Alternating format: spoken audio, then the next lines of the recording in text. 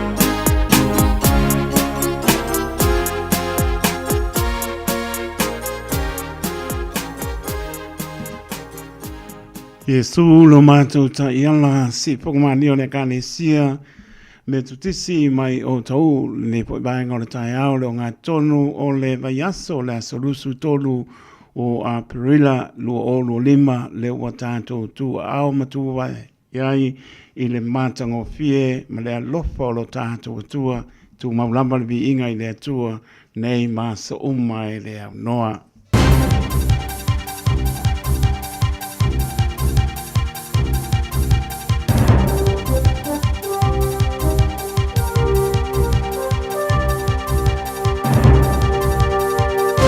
In this update, praise from Britain's Prime Minister for the role New Zealand's playing in helping Ukraine in its fight against Russia's invasion. Sir Keir Starmer has met with Prime Minister Chris Luxon at a British military base where a coalition of forces train Ukrainian troops. 100 members of the New Zealand Defence Force were among them. The two countries have also signed a weapons contract worth 66 million New Zealand dollars for a Kiwi-owned drone company with a factory based in the UK.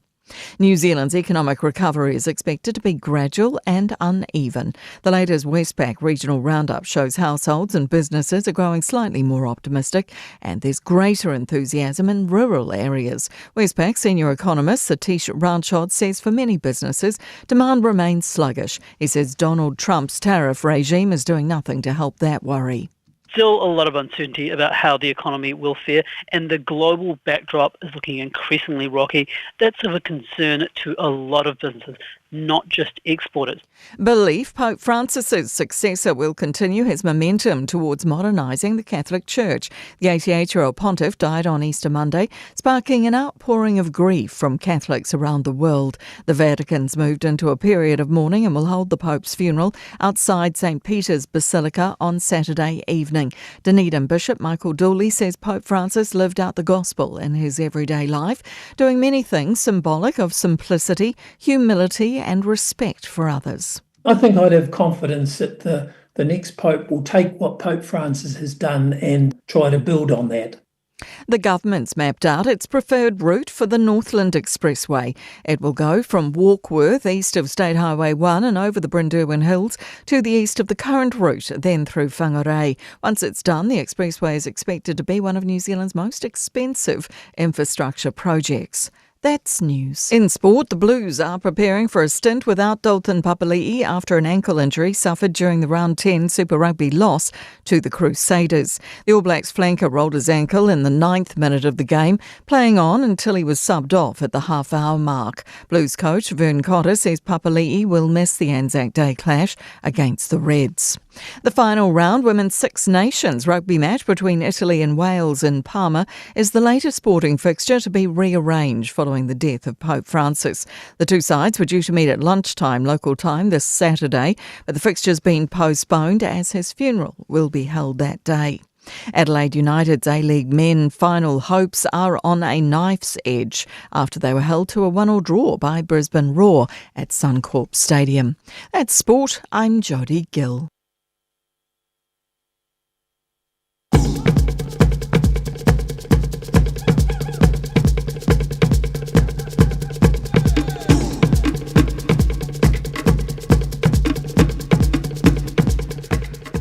Tavi jora mai lua mara minutu wa te ai le tu lai ono tau tua pa wa de Radio Samoa sulima I batolu a mo po kamel manu tai au ya le po tonu mai le pengon pantua ya Natasha vai lua baba lua po ne aso tau tua sui po I o le sunga le au ya to by many time po I ia la pa o ina pera tau tua sunga le au ni se po pang pa ai ngolo penga yai pa pon manu le tunu Tatu talai bai whanua au nātu le ngana Peretania ia spa pongbo stai me o luma tatono lo nia naman manu tātu tunu I le ne po I vaenga o le tai au tu aum tātu tu mai lo ngā tono le vai aso le ase tātala tali atu I le atu o leo tā biimpa amanu e la ngona I o tau tino e la ngona I o tau nganga o mātou loto le alofa o le atua o ari tangata o manatu mai ai leo tātu mau ai le nei tai au pou Tai au toa I ulaman pa malu mai ya le fsinia le lofa le ri pa talo pa toi tapa pio ke lo pel malu le tunu lo va pena no pi ai le tu male tu lo longa ne so ya to nei le au fanga le venga to fia le tu lo fa no manu ya wasa mo tai au pa lo pa talo pa tu ta lofa lava le fanga lino fo I ta le fala pa le pu ma pu si o to fanga malu le tunu So se motanga sengase moto malawa o polopan pa talofatu le tautua le Radio Samoa ta lofa lava e le pangarino fo le uso tulio lato fa salanga o uso ma tu pa pine tinao tulio lato fa salanga ioe pa manatu al salamole wi ona ta mai ai le ia ma to e fo I lona ainga ya alofatu la se la le lei tuli pa maoni o to fa salanga fo mai ia o langona salamo tātou fo'i le li paulio le alai manu ai tātou lofa tene atu o lamana ialon whanau ma lo mai a o onga tā lofa tā moutene pai tau tu sipa ia tā lofa lava le tautua le Radio Samoa sulima I batolu a mor por kamel manur tai au tautua mo e fitu aso le vai aso lua spul pai tula ia patal batu le pengon partua ia Natasha vai lua matango fierta ia ma ngai lo se ngalo so se patal batu Natasha ma lorta wasa mai kau malu lurka ia Io e lau sunga fo I taito le nei tai au whaatalo whaatu le nganga whaalo whaamalo le soifua manuia le nei fo I tai au vi ele tua wau le nei aso fo whaatalo whaatu fo I Samoa la tunu pele malo le soifua manuia Ya mai le wala I lo ta wasa ban ta ya pe o lolo traffic wa le fo I school holidays ah Yoe, mana ia lava fo I le fi le mua le awala le taiminga o kasawai. Ia kongu fo I wa whaakawhakafa u maunanga na uwa e fo I lavo usau. Ia, lala ngan whaakakafa uma fo I le tai au. Ai mana ia lava fo I le tai au fi le mu ia se vanga na fo I lava nai tangata o la wa amata na usu inga ruenga. Ia paunga ngai ka avale le fo ina ia I le tai au. Mana ia o so le la un palasi ngai read out road ia nga sao mai a o ke vai aku pe se popila nga ia ku le sipiko bani pa ponga le tunu ia nga sao mai a pa pe moi ko por fa la me wa maka na ta shalma por ka o ke o ku ia so ia ele ia so ma pa la o wang e popole le se me e o mai wa le si taimi e o mai lo panic lo le stanga o ngalo I le o me nei nga ke ale o so or pa ok io ala sa nga le mua le mesto tia mai ate oi o nga ma me no fa le me ate oi te ma fo tonu ai Natasha Ia, le nā tonu lava. ala sa ta ia lo nei tai au Se tasi fo I o mausii mai saunoanga a la fionga I le pope, ia o tātou te talo ma whaatonga mo le fi le mu I le lalolangi. Ai maise, le fi le mu I o tātou loto taito atasi. Let us pray for peace, peace in the world and in each of our hearts. Pope Francis. Manu e te le lau whainga malanga sa moa le nei fo I asu fo. mana ia ta ia le na mo tātou nei aso a matai fo I au ngā nuenga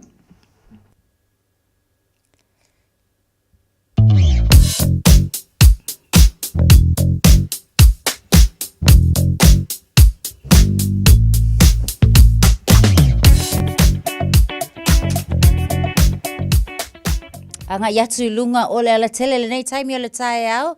Tātou ulua ili poti a vita avale. Ia o lo so longa le le tātou. Mana ia o lo file mu lava lunga ole ala tele. Ia ele o iei fuis wha lava tau ta avale le nei taimi le fo o mai tau atu lunga o tātou motorways. Lunga le ala lau papa. Wha pena fo le tano. Ia o leo lo so longa le le ia tātou le taimi le nei a vita avale. Tau lava o lea ia wha te lava. Ia wha tau tai le le lo sai le nei fo tae au manu ia tele lava fai ngā malanga nisi wa usuai ia o nisi fo i o le foto a mānawa ngaluenga mālo le wha a mālo losi I le poana po se mālo lava ia te utau le onusai ia manu ia tele langa ia tu I fai ngā mālo longa I le nei fo i aso fo ua tātou au lia li potile nā mo oi avta avale I le nei fo i taimi o le mālo le Tau Radio Samoa fitu minute te aile te lai ono. Ua mawhai ana au ina atu le tala o le tau I aso taitasi ona o le langolango mai a le Pacific Finance Limited. Telefoni o Varselau fitu whawha lua lua fitu.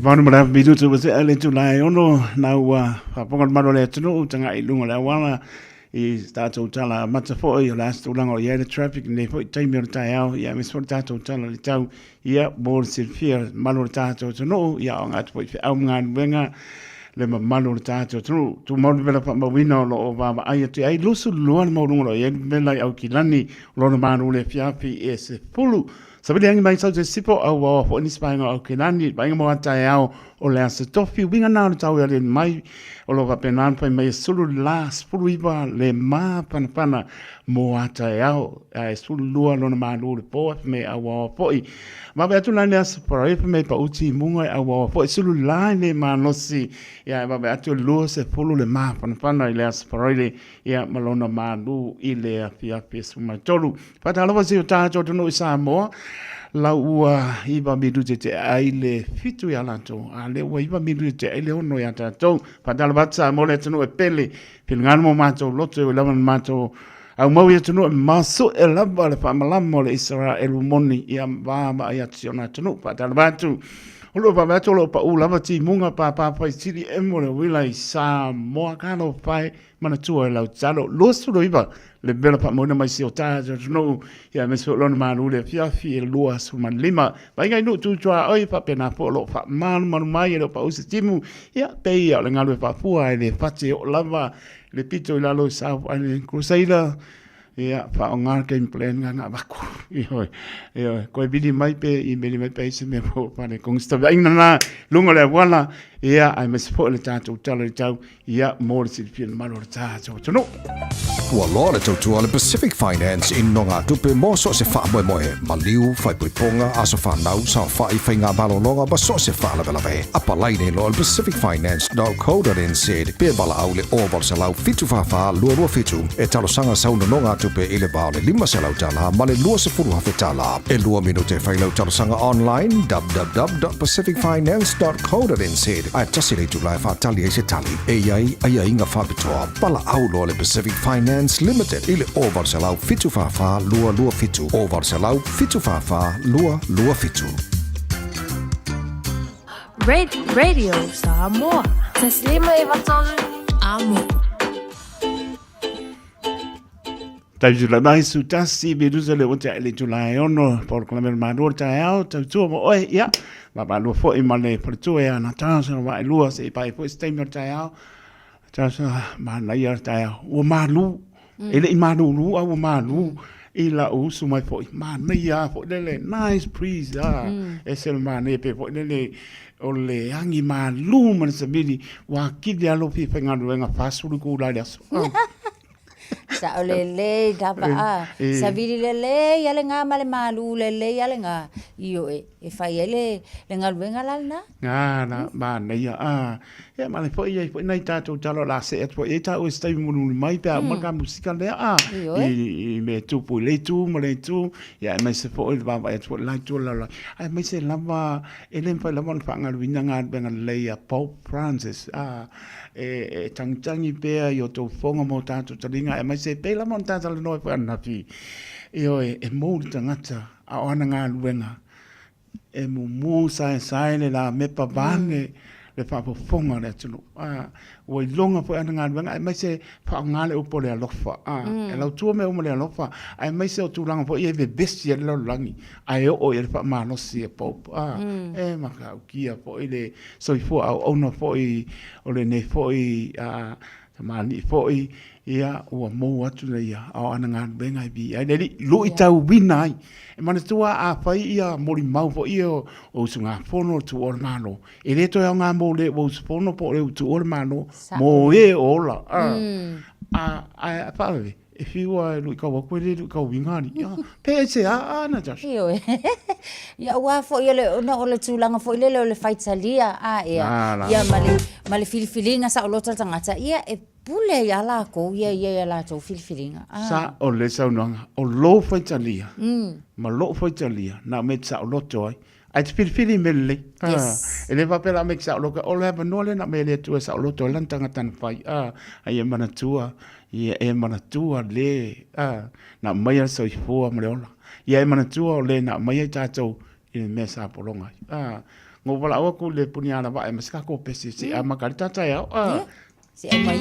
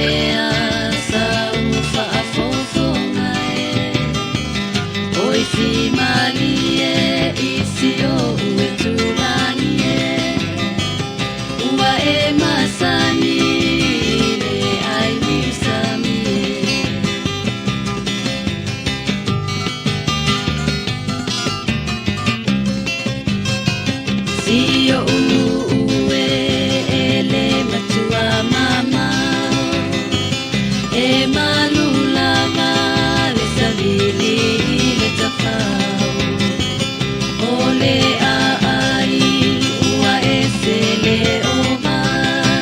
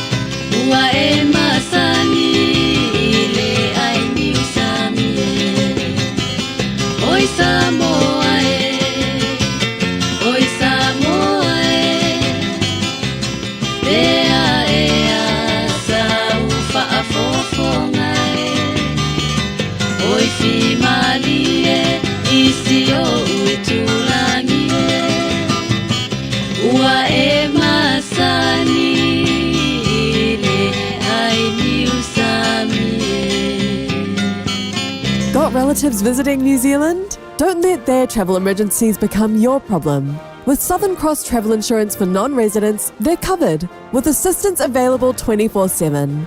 Get a quote now at scti.co.nz. Awani avealo popole vale ma mafaufaunga ile mafai ai ona whaatau no ulfai poiponga alo walo po o sau tafaunga. E mawhai e api o le Finance Direct Limited, ona fsosoani e whaatino o fuafuanga, au aloa e tito e whaatali. Ai wala au loa api o le Finance Direct Limited, i le olu alua, o valu whawha, 5 tolu tolu. Olu alua, o valu whawha, 5 tolu tolu. Mo se fsosoani mo sau tafaunga, po o se whaipoiponga a se tasi o le whanau. O e si la fia me e whaatino e mawhai ona e umia iso fale motu le lumanai. A fai fo i so fale motu o e sira fia ma fai na faatilu ni si o fuafuanga e whaonga aile equity o lo fale a wane e misiere por kalame o le malu i fale ia fiafi o soruru taitasi le se fulu e te aile wha o le a e sira fia ai au wala e ma fai e ona e umia se fale motu le lumana ai ma au wala e whaonga aile equity o lo fale motu e whaata wai se isi o fale le por kalame o le malu i fale ia fiafi o soruru vai aso taitasi se fulu e te aile wha.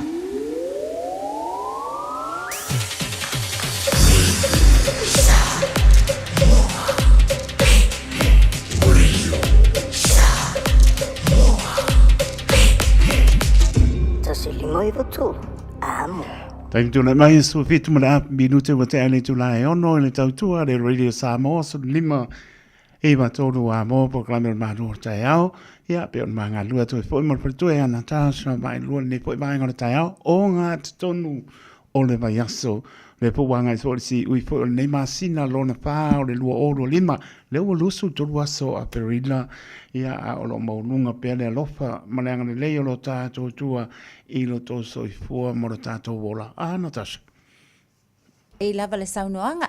Le lava se loto e whai, ia pe ana wha apea e o mai le nei tai au, ia wati e ni le hata, ia e whamtai leanga leo le tua.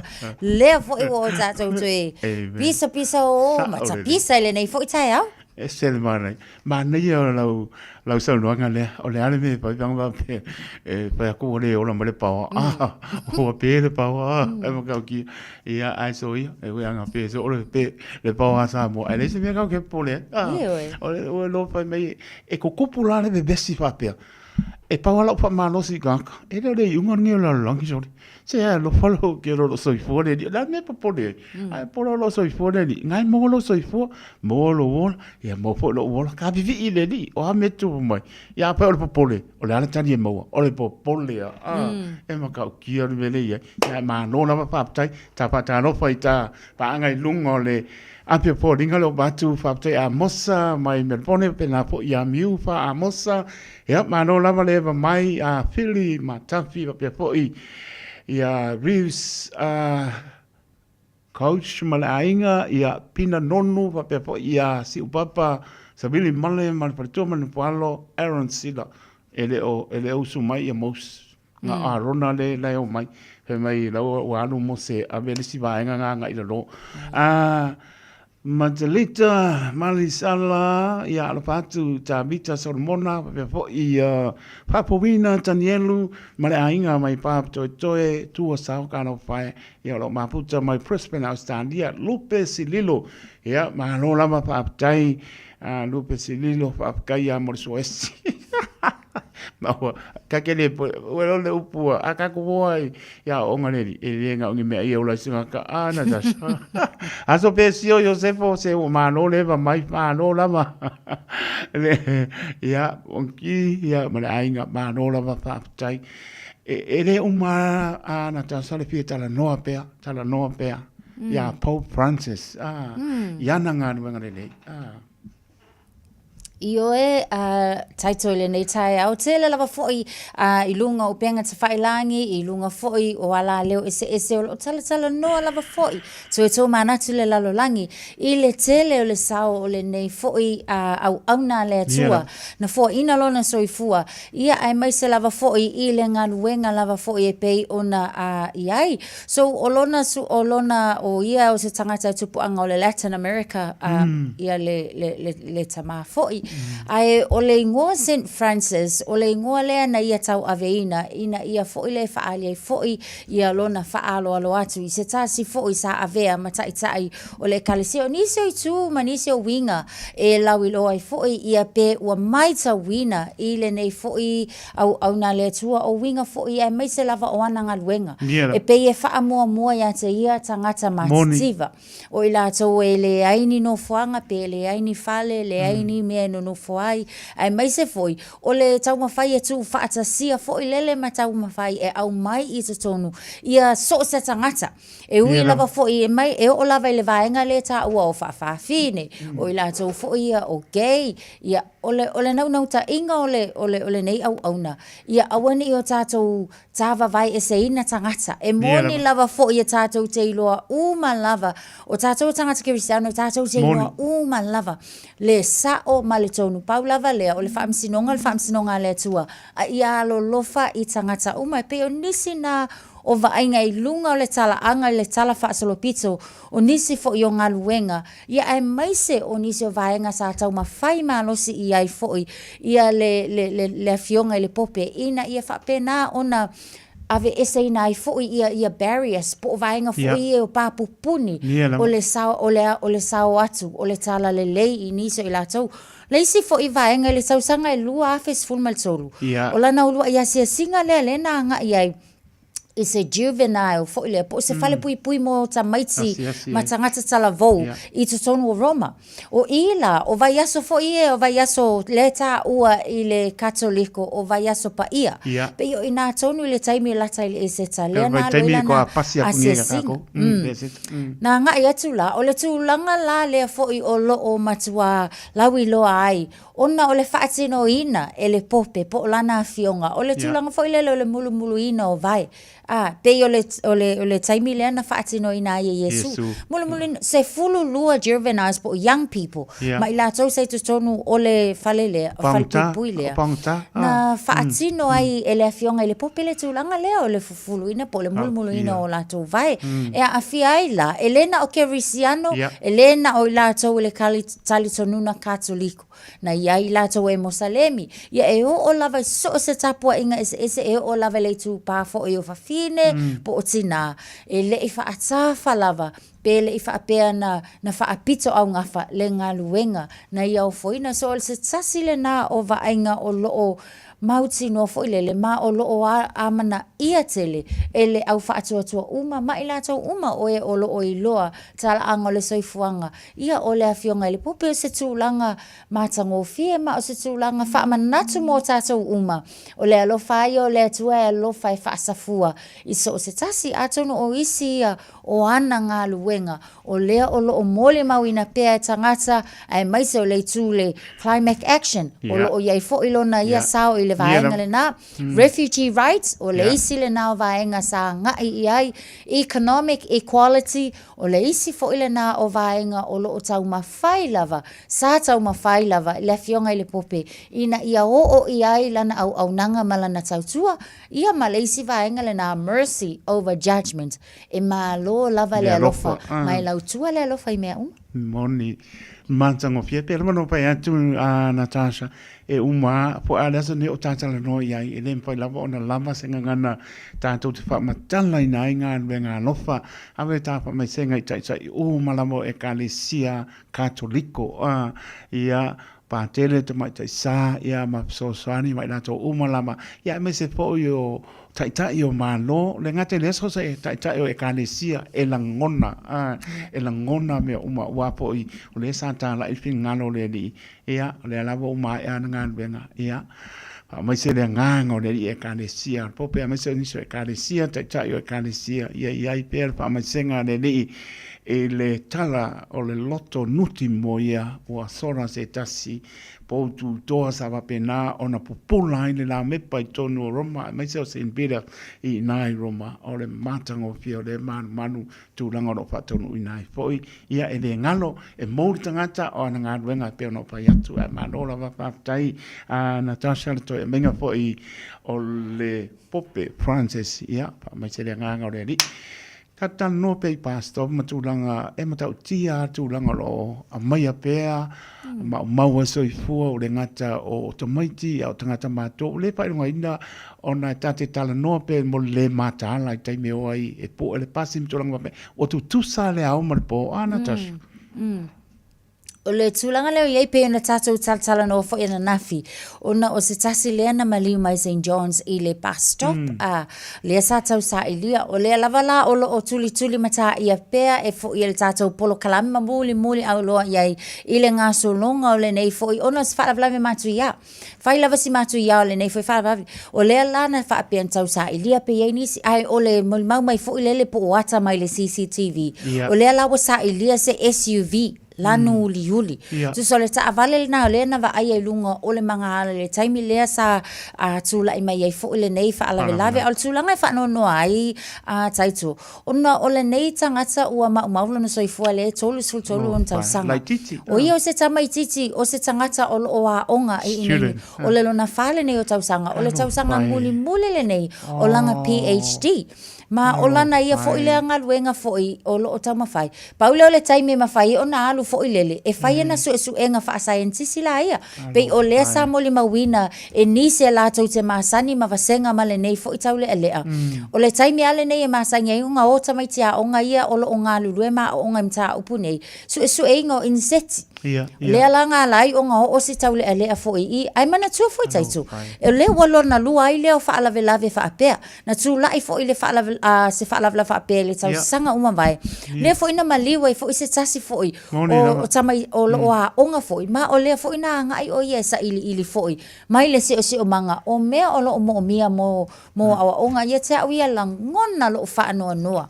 Ona o lupe whaalele nei a nei fo i a inga. O lea fo i sa o onga e no fo mamao atu mai nai o latau a inga. Au le nei watu la ile nei whaalawlawe ia te o lau kakalo.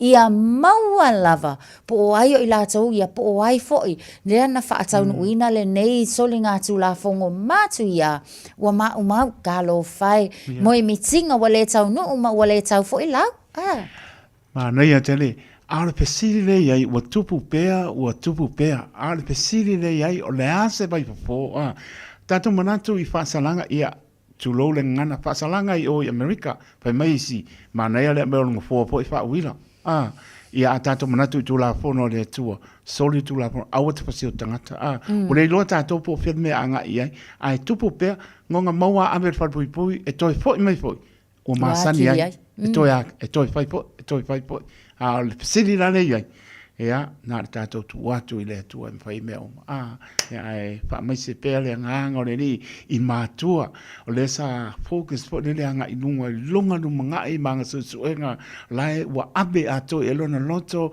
o lona manosi ia i umani a me se o matua wo o mai tato pe abe tato walon pa nau e fai lato suenga e tu ato po ia yo tato loto ina ia tato pa nau ina ia tau lau o le fa mo a pangarea ia e momoe ai manua sau mana e ale ni ro le wa tatala mai ai se uka pe mai po le asi e se kai mi po le pa upo anu kai kala po le ku langa le ai o West Auckland po i nei se me o ke lani pa manu na ta mana ia le vaingala nai Pont Chevalier no inga o le tu si fo ia fitu se fulu ma le tolu miliona tala le tau a toa lava foi ia o le nei ngā luenga ua whaatino ina ia lona winga o le New World lea ile mai tau tu taimi nei o le New World pito sili la lea ona te le foi lea it's tonu New Zealand ia so o le la a mata foi ia ona ia vainga foi ia whaatala noanga ia ai mai se foi le anga a whaapea o le ai se ngā luenga foi whaapea e te tau lava foi ona mauti noa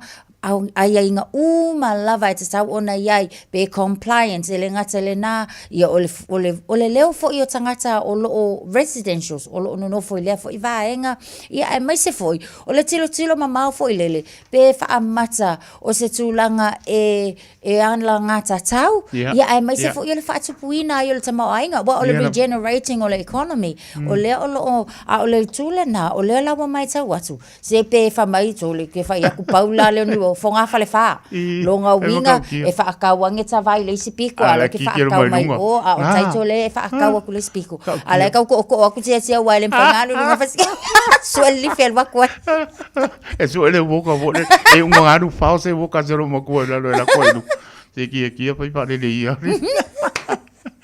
e matau tia leo e sau no tu langa lea o se tai mo mora fitu su toru milong pa pe au pe me fitu su toru afe so le sau fitu su gol milong ai la kasi luo ko fonga prepa e maka o se tai mo lea ya me o I westoni ai leo se no foanga e lao e le lenga paka tele loa po o fea tonu lava po o Ponsevilla Road po Carrington Road wai paunga a pa ko le vesi o trafficking e maka ukia ia ai se ia po ia se sau ia te tiango pai le anu mo ia na sau le pai se kana ai onga fa se wo ia ma no lava pa tai o le wa tu lai ma ta tai le wa lo suluiva minute ona tane o le tu lai fitu ta tu tala I vai panona ngan pertania pa talo vantu nei tapa anga ia Olofa, right? Ia pada ainga manola pa tai pa pena fo ia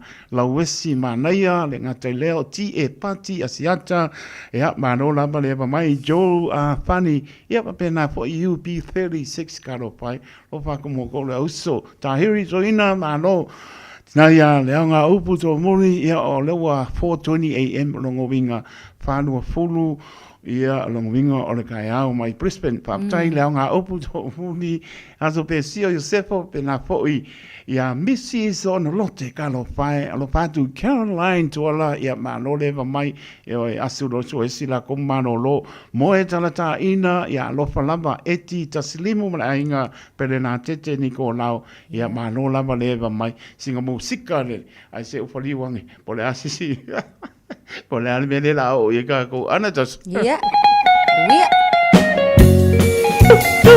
yo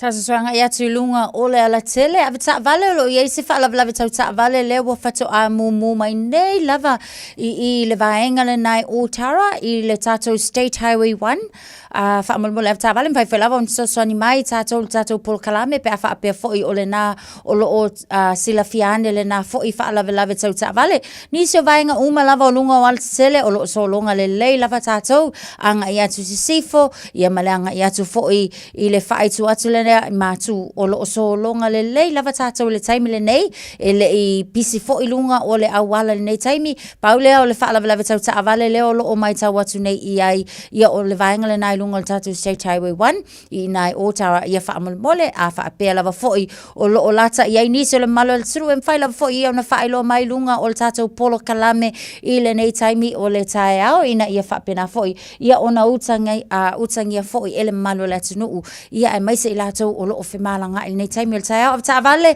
fa mole ia manu ia tele ia tautua na le sawa o lo ao fa mole fa malo ao nei taimi o tae ao ia e fenga ia foi ma le fainga malanga tolu suma le 1 minute te ai le tu lai hono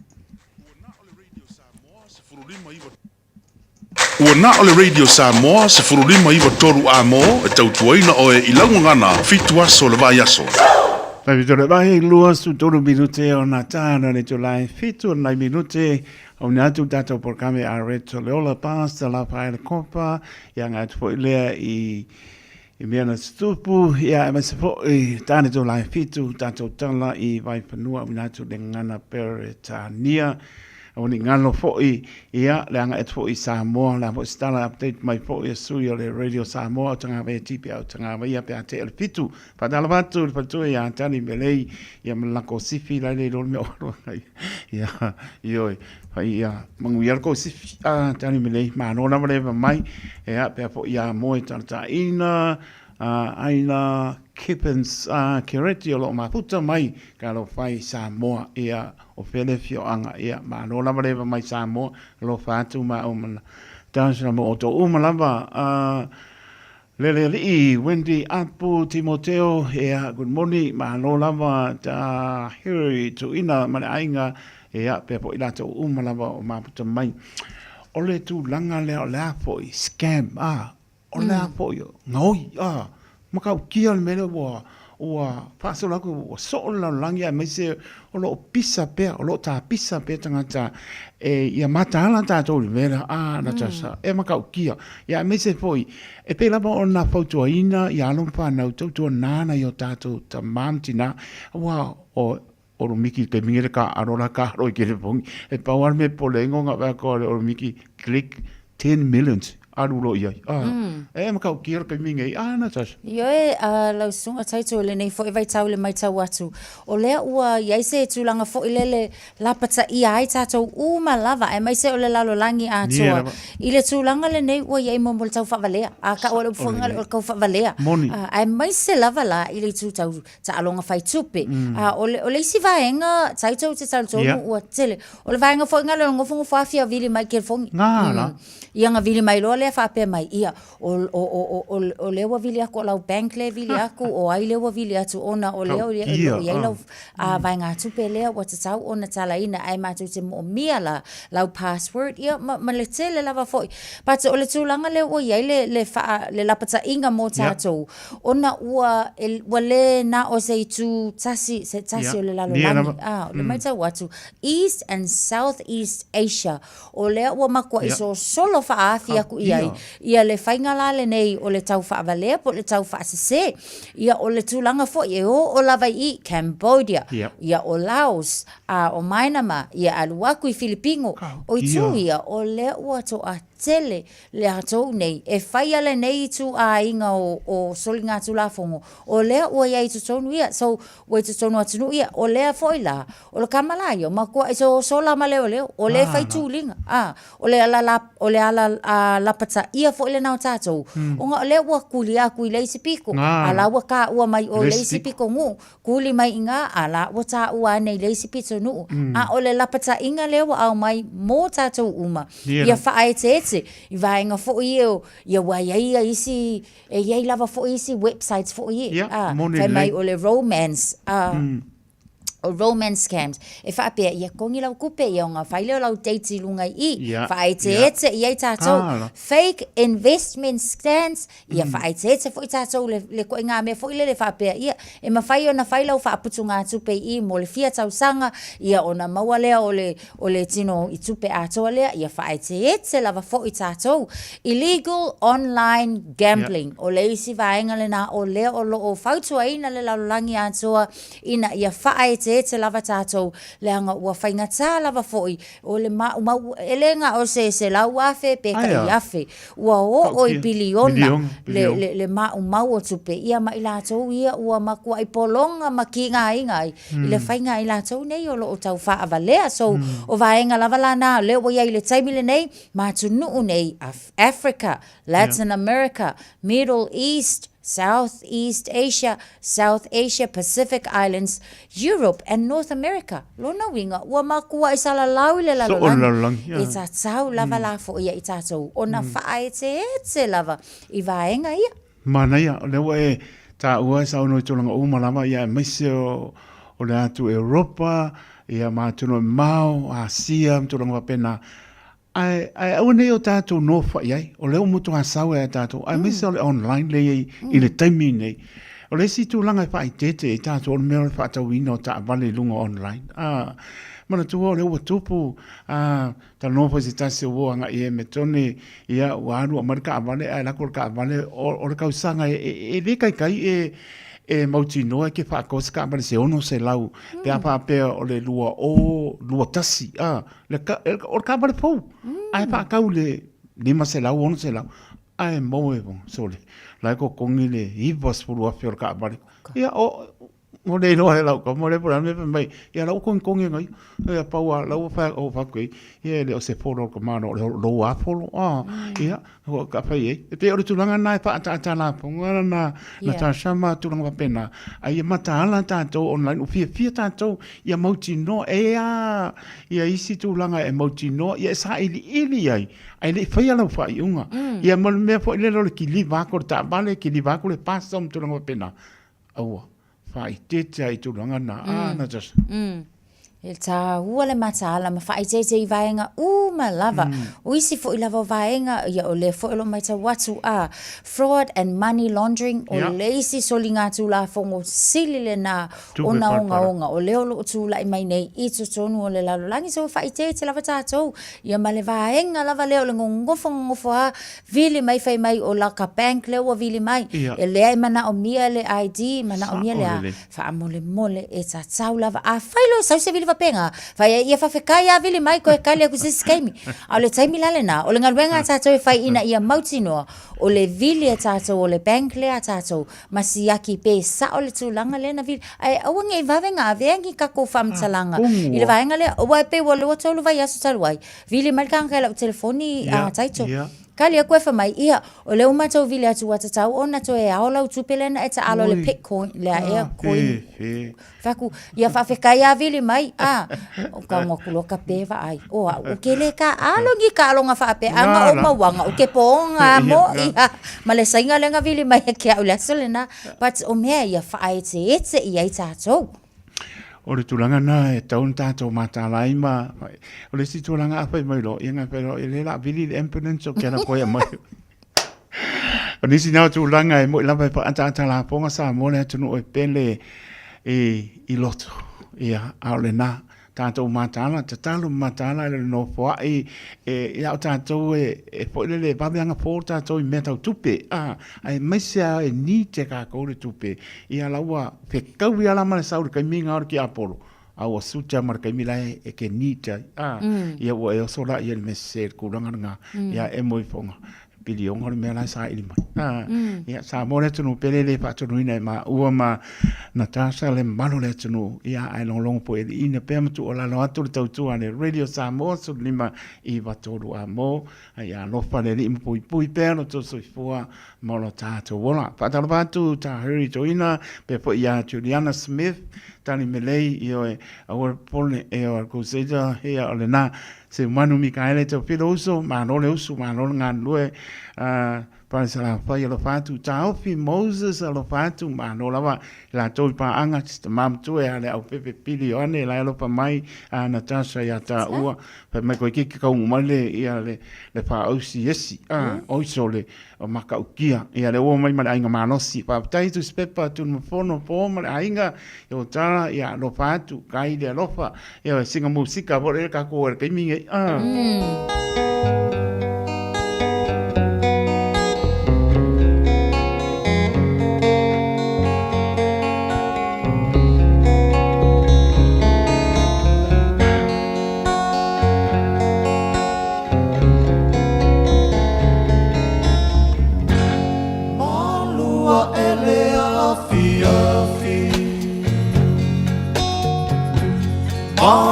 Fau ya oe hani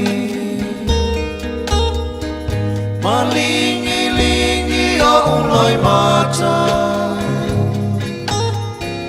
Wa o misia o la utau sala Pe a fai funga ua e musu Se I fai mai o saupu Darling ia te au Le vai malu ai si o fatu Le a fai po iwa e le kea Ile na mea mana mea Ai so ia no wa paula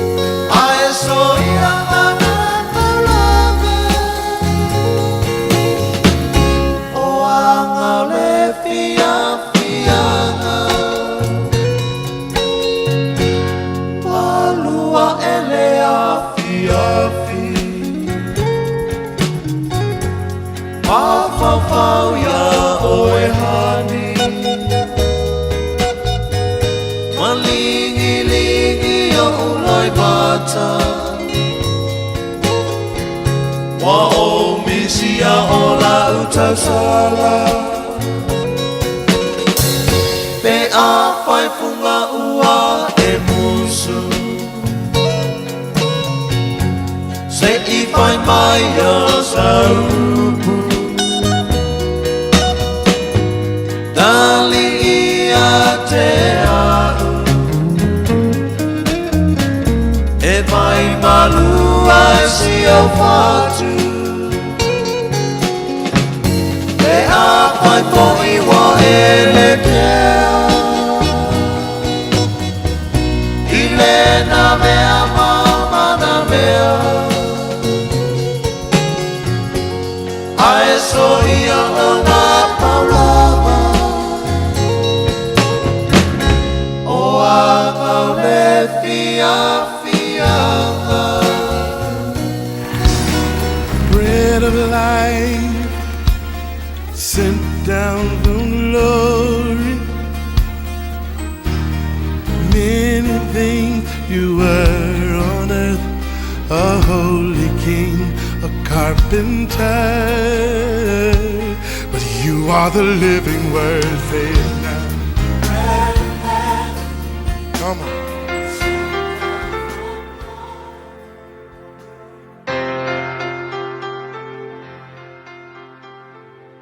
Au au te fifia la vai whawhiloa i tatou tunu o mai tatou pol kalame masani o le a retole o la ma lol soi fua manuia.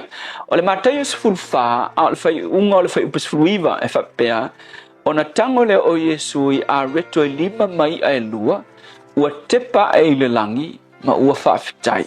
A le upula mo o le aso le nei whapea tepa i lunga aua le tepa i lalo. O le whesiri mo oe o whea o tele i ai lau tepa. O e kepa i lunga, pe ngā rau kepa i wha i lalo. You know, wale, o whatu seina, o lama ia whai tau le tala lea le ina ua whaia Yesu le wawenga i a reto e 5 mai e lua. Na amata i le tepa i lunga, e le kepa i lalo. E tele taimi, tātou te tepa i wha i lalo. O lo kako kepa i wha i lalo, wa o whatu seina o lo tepa i wha lea ia te oe lava, le meka o le human effort, o le humanism, nono winga, o le tali o whawhikauli, always lava, e ke whia ngailo ma whawhitauli, o le me mua e ke oso iai, o lo ke paifo ia oe, o le au tūla, ke pae, awa a e te pae, nono winga, ua e te pae le tua, i lana fisosoani, pe a o whawhitauli i te oe. E ke maua le mele le tala sa whaitawina nei, ina ua umona la unga Yesu ile maunga ile vao o nga whai akule o Yesu ile ona so o sole o le kaunga kou ave mea ai whawhanga tangata wawo mai so o whai a Yesu o le mea tu fua le mele ngei ku uka ngakai oe whaataungi mea ai le ai a whai aku Yesu le ai ta ngofi o kou e awengi mea ai tangata a whai mai le tasi o le au so e le ingi mea ai nga o le nga o hia e lua ma a reto e 5 so ua mea ua le kepa e le tua i mea ua maua a ua kepa ifo ile mea wala tu maua ia kamalo Yesu fa mai au mai te lo la le se ngo Yesu ma le so na ke paifo i mea wala ko maua au Yesu fa mai na te pai au fa mai tala inga ua au mai ia Yesu ia a reto 5 mai e lua o nga tango le o Yesu fa mai ua te pai i lon tama ma fa fitai ile tua i mea ia ala le menkup o nga tupu le o le vavenga awa ngai loa Yesu le me ke pai ke pae. So le songa foi la le mo o le aso le nei. O whea nā e te tepa i ai i le tele o taimi. O e kepa i lalo. Ke lo le winga le upu kepa i lalo. Pea o aku e o kulo whawhika o e kepa lo i lalo. O le winga o le kepa i lalo. Always lava. O e kepa i fo i seisi le whesoasoangi. Kepa kui lo ka maa. Kepa kui whaife au. Kepa kui lo ko luha. Kepa kui lau whangau. Kepa ke pa e lau ke pa ifo i lau ke fomi ke lo la tele ka ngaka ai vai tangata Yesu ngai so se me ke vai ka ngaka sambo pe ke la ku pasia le fo funga ka lawal ele me se fa pe lunga pe na fa pe uma e ala fa pe lo ke pa ifo ma ke fomi yo le tele tangata Yesu ngai ma le ke pa ifo al ke fomi o se tangata ke pa e le tua so le upula mo oe le asul ngai ai so fa fitauli se me fe ngai ma oe whataitai ngā aue ke paifo i kamaka e te pae i le tua so le upu mo oe le aso le ngai a whai o le lua unga lii wha le kongu aue ke paifo ke pa solo po le ase fo e ke ilone me fo ai le lua unga lii ke pae i le tua fe soasoani i le lua mafutanga a whai o lau whanau a whai o lau ngā luenga wha le kongu aua le ke paifo ke pae o lunga e whaia le tua le wawenga pe a e wha masangi ke pae wha pei o na whaia e Yesu le tua mo le nei aso ai se tasi o Yesu wha whita uli a o ina i lau upu i loa le me te pai ai aua le te paifo te pae ia te oe wha whita Yesu amen. Wai nei le la lao le Bluebird Lumber and Hardware i Mangile. A wa whātau molo ainga i Samoa. E mawhai ona whai umai oka o loa whauwhale. Pusa aisa o ngā umu TV moenga. Se tino forma le telo o loa ese. O whātau umai mawhai ona tatongi le tātou ofisa i Mangile. Ai piki i whale o loa o le Bluebird i a pia vai tele po sa le longa. Walau roa le olua tasi 5 tolu whawha. Olua tasi 5 tolu whawha. Pe i meli le info@tlmarketing.co .nz Moni si from Talanga. Oceania Career Academy, Saudi! Lako hoi, kaule kaua! He whai ana whai! Wāste lumangai maguia! A whaia sa ili sa la asanga fau mo e, awa loa te no whai, o le OCA e au tauina ai o e imtata e sese. Maua visenga fau fale, vali fale, palasa, male soifua maloloina. O le nei awa noa e anga wa ai tangata no whamau masiti seni New Zealand o loo halala I au kilani. Le sitala nei loa I le OCA, I le go.oca.nz/apply, po le vili mai I le ovar selau ono lua lua valo fitu tasi. Ovar selau ono lua lua valo fitu tasi. Hey, don't be that guy or that auntie ignoring a sore throat. This isn't just some drinks and lemon tea in your sweet situation. Untreated sore throats can lead to rheumatic fever. Nobody wants that for their family, eh? Go get your Pepe's sore throats checked at your GP, school nurse or pharmacy. It's quick, easy and most importantly, free. So come on, whānau. This summer, take care of your tamariki. Get it checked and get it treated. For more info, hit us up on socials at Stop Sore Throats or visit stopsorethroats.nz. Talofa Samoa, o Ateshna Ryan, o le Licensed Immigration Advisor mo le Auckland South Immigration Consultants. E visosoani mo so se tu ai ngā visa e malanga mai New Zealand po Australia. Telefoni mai nei loa I le o valu o tasio no valu fa fitulua. Po le olua tasio no valu fitulua tolu o. Taraflava o David Tua le nei, o lo e whaafonga mai pēi le Radio Samoa, tasi lima I watolu a mo, Samoa I manuia le nei aso.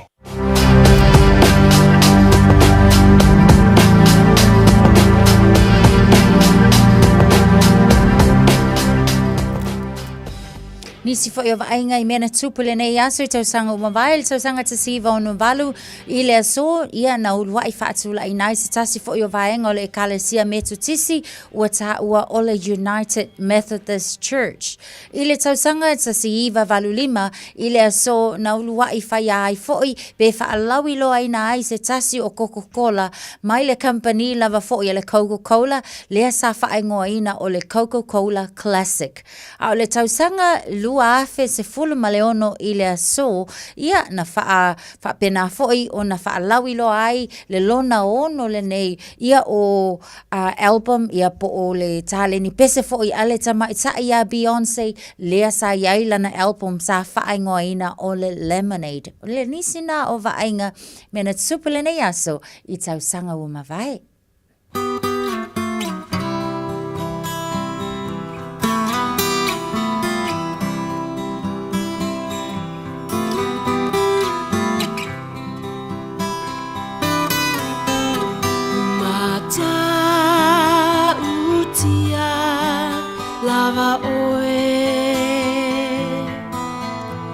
Mata utia lava oe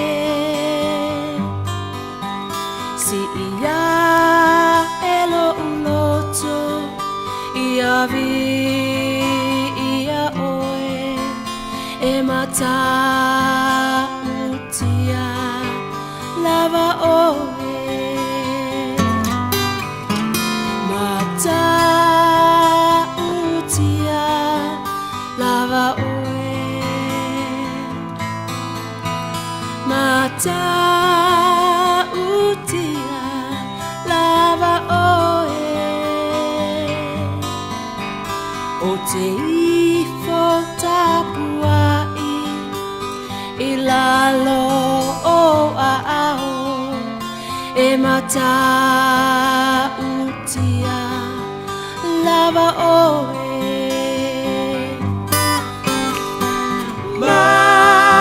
Matangofie na ua Loa lofa filemu Angalele Faa pefea Ona o tala tala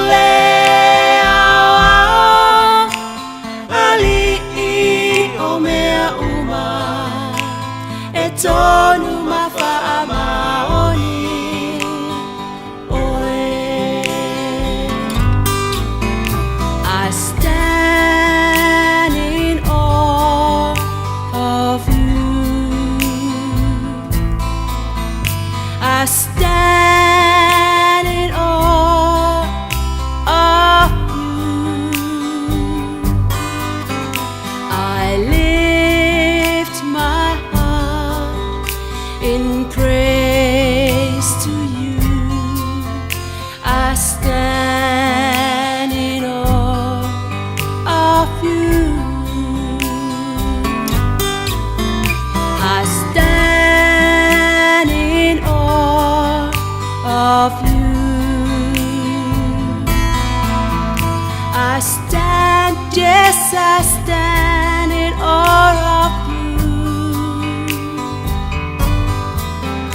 I bow in worship at your feet. Radio Samoa, tasilima hivatonu amo.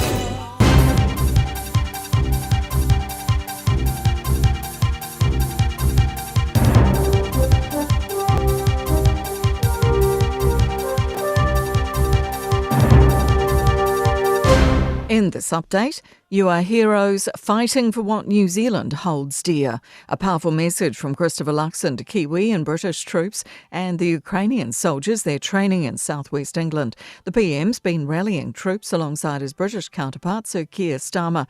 Luxon says they're standing up for values that are important to a small remote country like New Zealand. New Zealand's economic recovery is expected to be gradual and uneven. The latest Westpac regional roundup shows households and businesses are growing slightly more optimistic and there's greater enthusiasm in rural areas. Westpac senior economist Satish Ranchod says for many businesses, demand remains sluggish and Donald Trump's tariff regime is doing nothing to help that worry.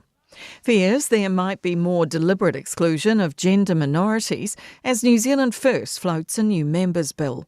Leader Winston Peters is seeking to write the terms woman and man into law with what he's calling biological definitions. Queer Endurance Defiance organiser Alice Simpson says trans people need more support in legislation, not less. She says New Zealand should be improving healthcare access, addressing disparities in employment and housing and reducing crimes against trans people. Also ensuring that our freedom to live full and healthy lives is maintained in the face of what is escalating political and physical violence.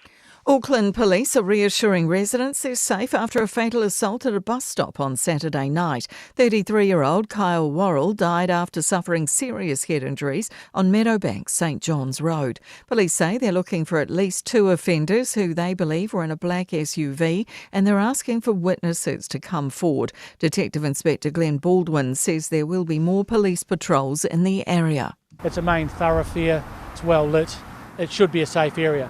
It was an incident that was over in inside a minute. That's news. In sport, a blip in the Blues preparations for Friday's Super Rugby clash against the Reds in Brisbane. First 5, Beauden Barrett has missed 2 training sessions this week due to illness. But coach Vern Cotter is adamant Barrett will be good to go for the Anzac Day contest. Beauden will be fine. He's just had a couple of days where he's been a bit under the weather. Former Highlanders and Crusaders outside back Josh Mackay has signed an extension with Glasgow as he closes in on Scottish eligibility. Mackay, who joined the club in 2021, will become eligible late next year for Scotland on residency grounds. Adelaide United's A-League men's finals hopes are on a knife's edge after they were held to a 1-1 draw by Brisbane Roar at Suncorp Stadium. That's sport. I'm Jodie Gill.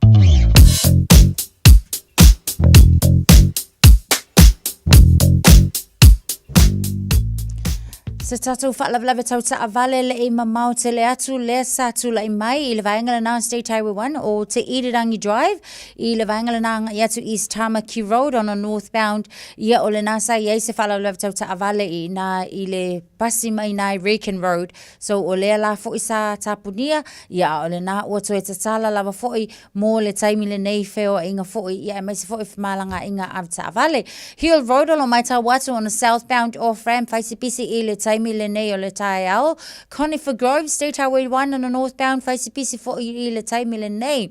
Ma le vale na Papakura and Takanini, whailawa fo isipisi I le taimi le nei o le tae ao, le na fo I o iei vaenga wa amata o na poloka o lunga o le ala tele, wha amole mole ia afta avale, se I tautua na lava fo I le nei taimi o le tae ao, o amata fo I o na pisi le muane lunga o le ala tele, tautua na lava le saunga le mumani e tele lava afta avale, lau whainga malanga le nei taimi o le tae au maftamai malo le tae au radio. O mawhai an awina atu le tala o le tau I aso taitasi o na o le langolango mai a le Pacific Finance Limited. Telefoni o Varselau fitu whawha lua lua fitu.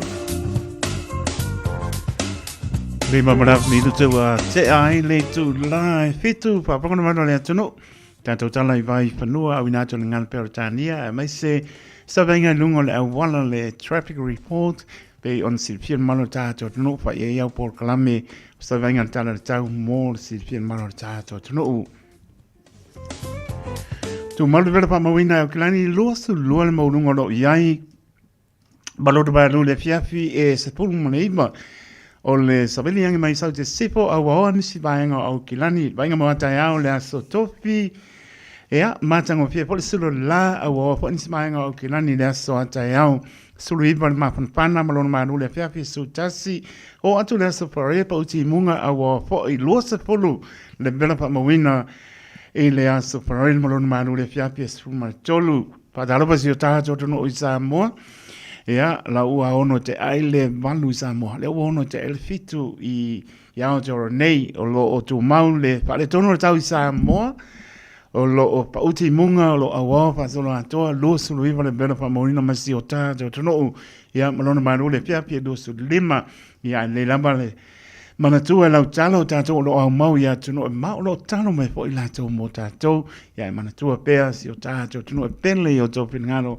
I la tātou tano. Vainga I no tūtua ai o winga pa nāra tau lo alien mai o lo pa malu pa uti munga nga I lo I sāpu anen kalai stete ma ona no tūtua ai lo pa uti mo ele o mawha I taimi nei ia o lapta ia pe tātou I matangi mano losi o lo longa ia tātou no fauta ia aungi o kako momoe a mai e le kako sika I pe a mai le po lele longo po ili ina malo le atunu wanga ki whaponga rau ke pongi tik e whapea ngai sika whapea e o le ambulance la koe mai de ai ngai lapta I me tātou mor whare kongo kauro e taimi nei sta venga nā tala le tau ia walawa por kalame whanga solo ina ua Tula merita so taimi fitu mla miruto wa te ai le tula fitu I le tautua le Radio Samoa su lima Iba todo a mor programa manu tai ona minute se sa ile atu pe mo sui le Radio Samoa ta pena mai foi ia wa foi ni me tupu mo fa mo mai si o tato to no o Samoa wa lo le tautua le Pacific Finance in nonga tupe mo so se fa mo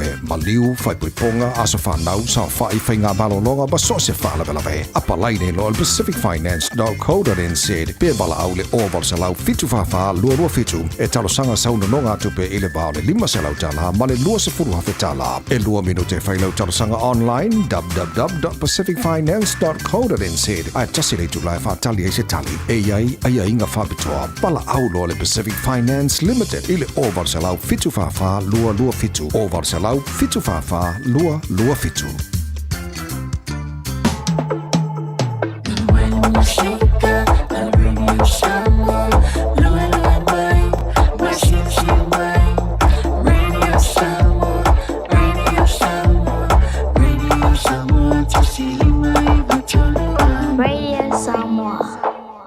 Iwa mirute wa te le tula fitu Natasha o ani ka alonga ngi kaimi o manga ia po le au le sa ka aloi ia o pa pena e to ai tonu mai po tonu ia o toro nei sa ka alo au New Zealand o sa o le pe ia ma tau la de sa au wild vai nga fonga le au ave vai oi o le ngala au ave vai oi au ke fa ko mu linga fo le fitzer au ka alo le fitzer au la vai mo mano lo ka mo e mai lo a mana lo panga solo po le ta longa le le Super Rugby nei po taimi ia ma se po ia ta longa po pe ona mai mo po ai ia wi lava mo lava le taimi ma lo le taimi po e ma lo ia wa pe la bonta to tu de upu le mo ni ba ia ai le ia le pa pe e fa ia nge a ko mo ka ia ai le fa inga so yo ngale mo ni le upu le sa o le a io e ta vai oi io e la sunga a taito le nei fo ta ia fa pe nga ia ka wa fo inga fai singa malo longa le si taimi io ia ko ia mai fo le ko maka mai ia ko nga sa wala wa maku ai ko seki al ko fo mai ia fa pe na unga so fonga nei ia wa le la ma cha wasu pe yo le o li ta longa fo ia ale sifi o ka se ke fai aku. Ia. Se talonga le sifi Talonga ma le le sifi. force le lo mana nei. Ia fa pena fo le talonga le vale Reds ma le Blues. O la o fa longa ko ka ia mengi swing ale a le Blues. Le tau nei ia le manu ale si tamata alo. Ia se o tato va ava ai ia matali tali pe fo ia po fela o le a fa ia fo ia le talonga le nei fo weekend. O le la lo ta alo fo la ata alo fo la tato au le Mon Pacifica. Ia ma le Fijian Drua ile fa unga lama fo ile vai aso nei. O Le si talonga Highlanders ma Crusaders. O mana ia. Ma ia ka longa ke longa la po o popole po ia Highlanders ia wa so se awa ka ano mane au le Crusaders. Ia e maruru inga ile i o kongo le malai pe o ku blanga nga ai a wala ko lo fa mano se ko ku sa ke mi uma pa me ia ar ki ka ano e ma pana a pa pe pe ar kam pusu fo le maruru inga i ko ke le i o kongo so le e mangingo ai e ke o ke le i o mo ko ia va ko i fo le pa ponga mo le cha tru ka longa manga ia mo ka maka ka longa le Warriors ai ya wala sole me le umar kai me fa me ko fa popole skaimi kalmana ia a ke fa kurar ka ka len ki ki le polo sole ore me esa ingu se poala o ki ki le polo po lai no mo ko kam le ma ko kama me la nga fa longo fa longo le ma fa ku va ai le kule le enko le ka nga e fa sanga ye ya alo ia nga ko ngala pe umanga ki ki le remote le aro le polo sole ka ilo fe ka ngi si au ngani au skari o ki ya ma no lama ta si e ta longo le weekend ina ia manuia me uma o lava le au e malo tanto fifia pa wan meta ano le polo e te ta ano la tino e ka le ngano bane fa ponga le tunu ila o ka no ki ka ano le polo wai va ya Michael Jones pe tu low le so fa ngai e ta longa ka ano mai le ano le tu Michael Jones pe pa u la lo soria kan ka ku a Michael Jones anu so le polo e le su kan ka le soria kai pe umar ka male o mako e ka e le maka fa le kong le nguku tu low le ngana sa mo e kua runga mako anu so le polo e le su o ile nga ku ia wa le me ala nga ka anu ka mo vo ie kua lo o ile ku ia ia si le ko sa ku sa no vai la pa pango mane solo sa fa ila ma e anu pe se le sa ili po pe e o tanga ve tipi o tanga ve ana ta ia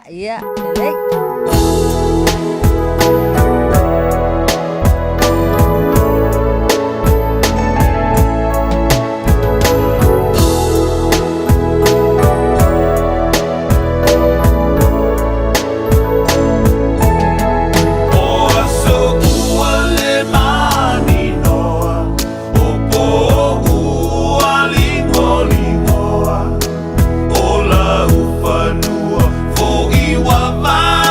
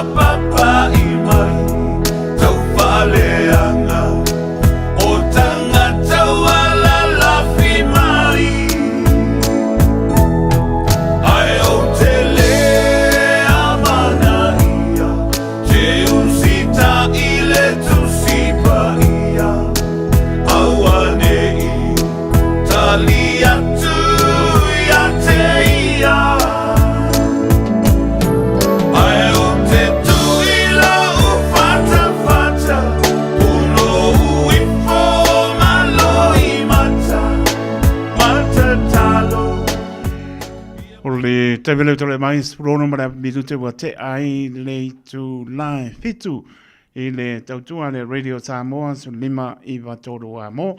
Leo molso ta inga male suyo le Radio Samoa mai Samoa fionga ngan mana au tanga vaya tipi au tanga vaya ya leo patisi mai ya se i pai po si tala la po si me o lo tupu mai ya ma me o la tupu me o tupu mai si o tato tunu ya tato tele i o atu le tu lai banu i tato tala pe on tape mai au tanga vaya a sasa patala pani manangang pa alon Fatalo faatu i lawa fionga au tanga vaya ile nei fo i tai au fo malo lava le soifua manuia.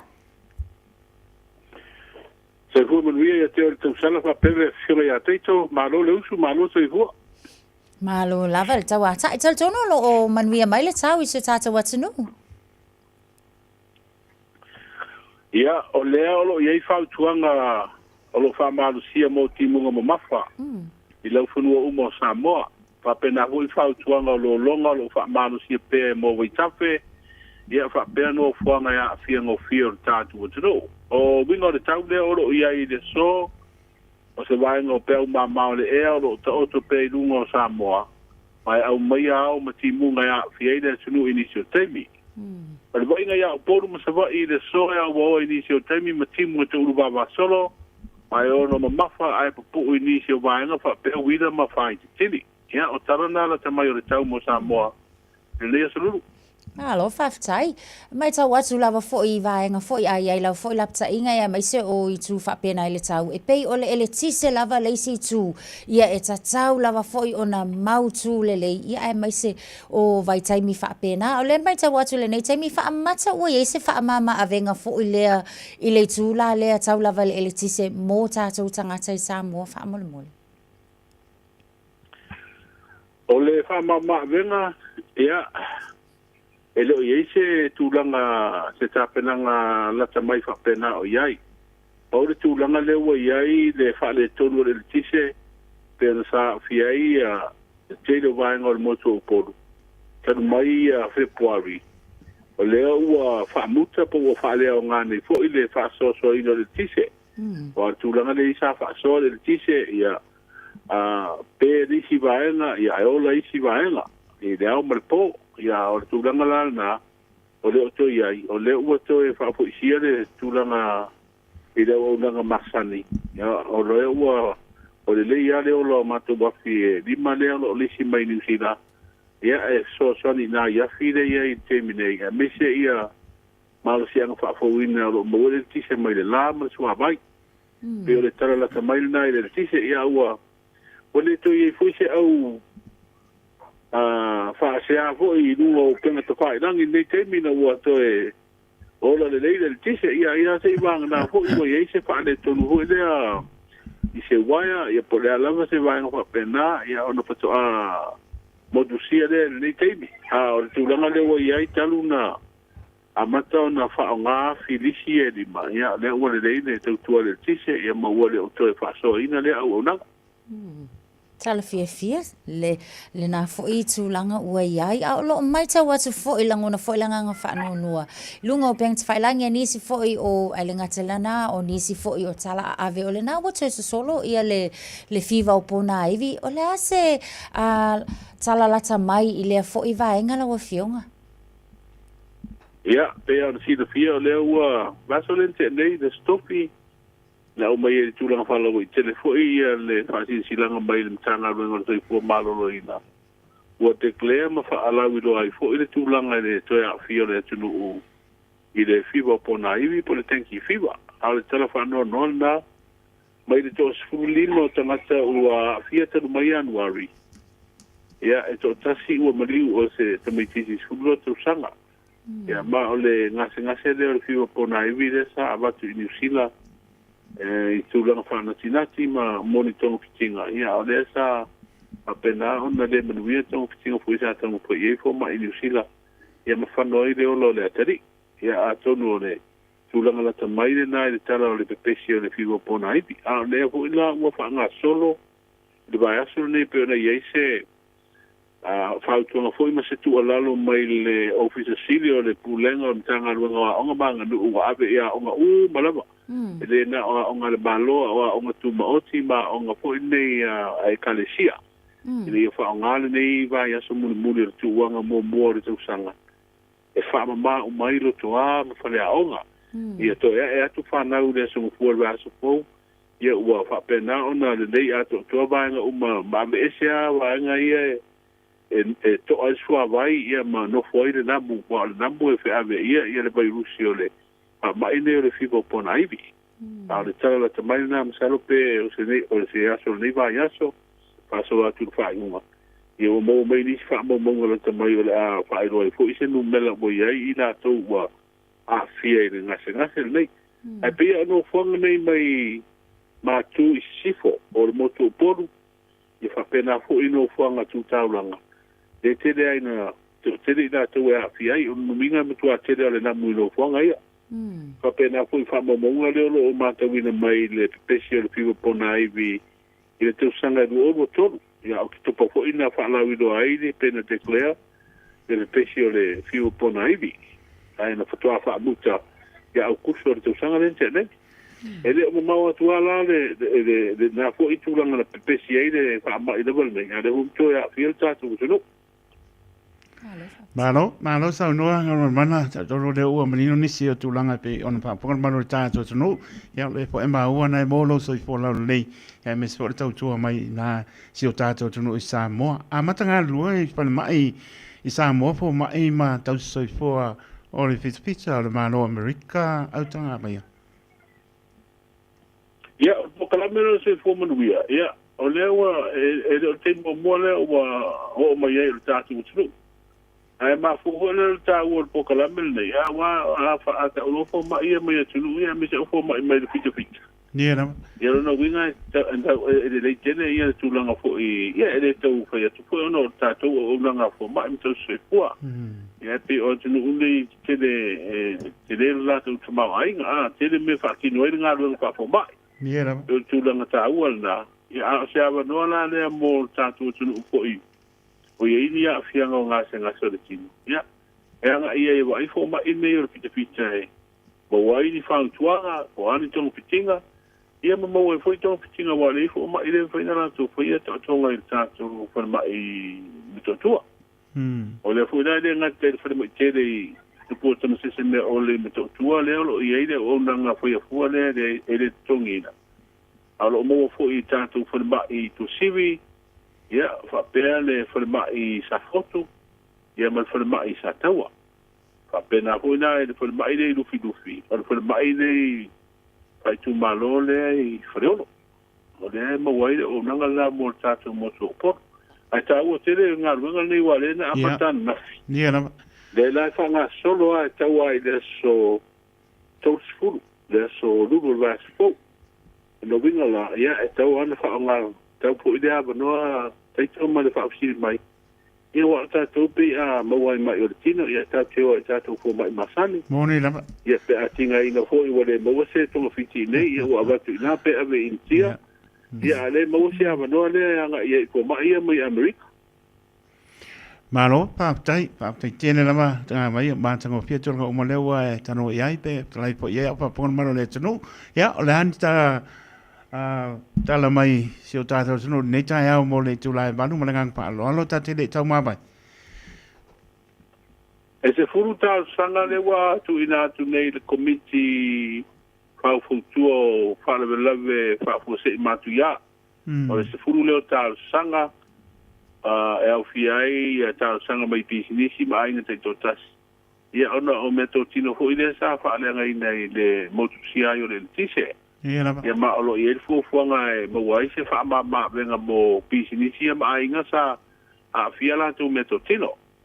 O leo bata oto le fuafuanga au tū mo le whaalelei o le tātu e le tise maua i tonu o le tino. Ma o se fuafuanga o whaeloi le whaeloi ngā fui masani a tu sitala. Ia, ma sui fu o komiti whaukutua nei ana māloi le asua nafi.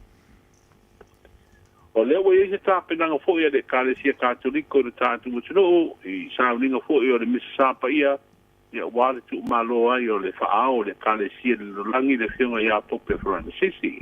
Ia lama. O ta pena fōi e le company telefonia le Vodafone Samoa ia se tamu whainga tu ina tu ai le whalap tonga ne le tō manga moe pōpunga tia. Mo le whiriwhiringa o le whaerunga tau walua ho ne le langi e whaingoi ne o le Nobel Peace Prize.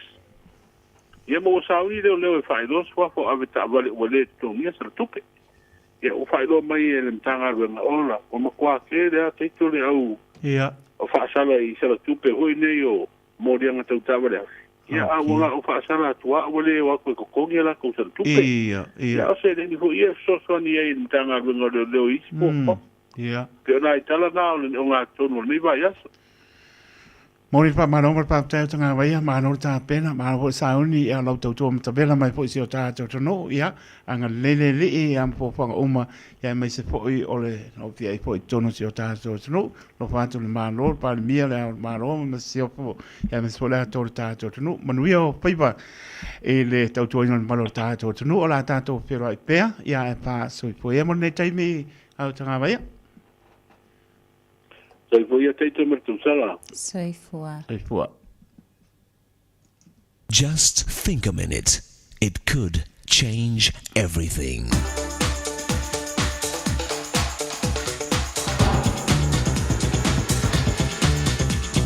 Think a minute. This is a true story about a 19-year-old girl who rebelled against her parents and ran away from home.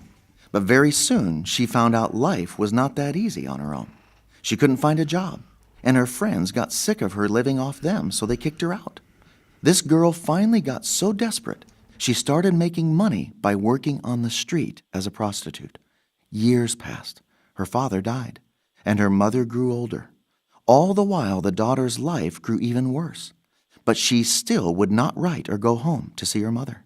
One day, the mother heard that her daughter had been seen in a certain part of town, so she went there looking for her. The mother went to every store and cheap hotel, asking to put a picture on the walls. It was a picture of herself, now an old gray-haired mother, and beside her picture she wrote, "I still love you. Please come home." Months went by, and nothing happened. Then one day the daughter, who was now extremely skinny and sick, couldn't believe her eyes when she saw her mother's picture on the wall of that dirty, cheap hotel. As she read her mother's message to her, she began to cry. That night, she started walking the many miles back to her home. It was early in the morning when she finally arrived at her parents' house and knocked on the door. To her surprise, the door was open. Afraid that someone had broken into her parents' house, she ran inside and woke up her sleeping mother to tell her she had finally come home. Mother and daughter cried as they held each other. The daughter said, "I thought someone had broken the door open." The mother shook her head and said, "My dear, since the day you left, that door has always been open." You know, it doesn't matter what wrong things we've done or how badly we've lived. Our Heavenly Father's door is always open for us to come home, even though we've all rebelled against Him and chosen not to live His way.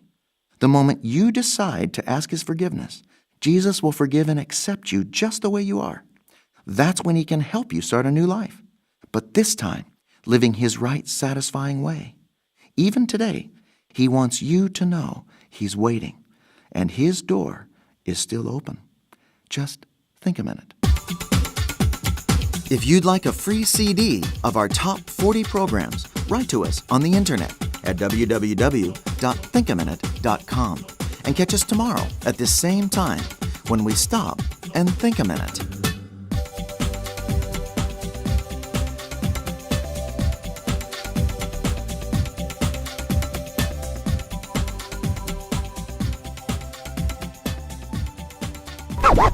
Hours a day, 7 days a week. Radio Samoa streaming live on www.radiosamoa.co.nz.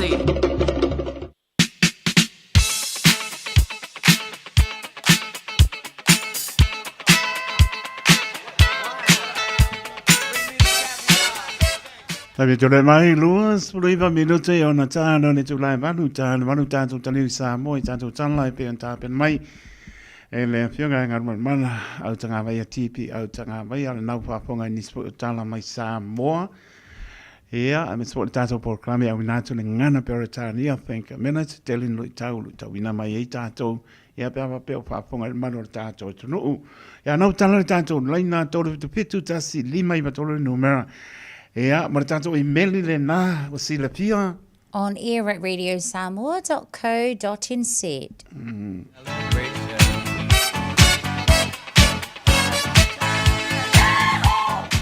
Ea, nau e esta e meli po se ta I lunga apia po linga ana tasu. Ia, lewa iai le tātou whaamanianga le lunga lai pe fōlinga e mai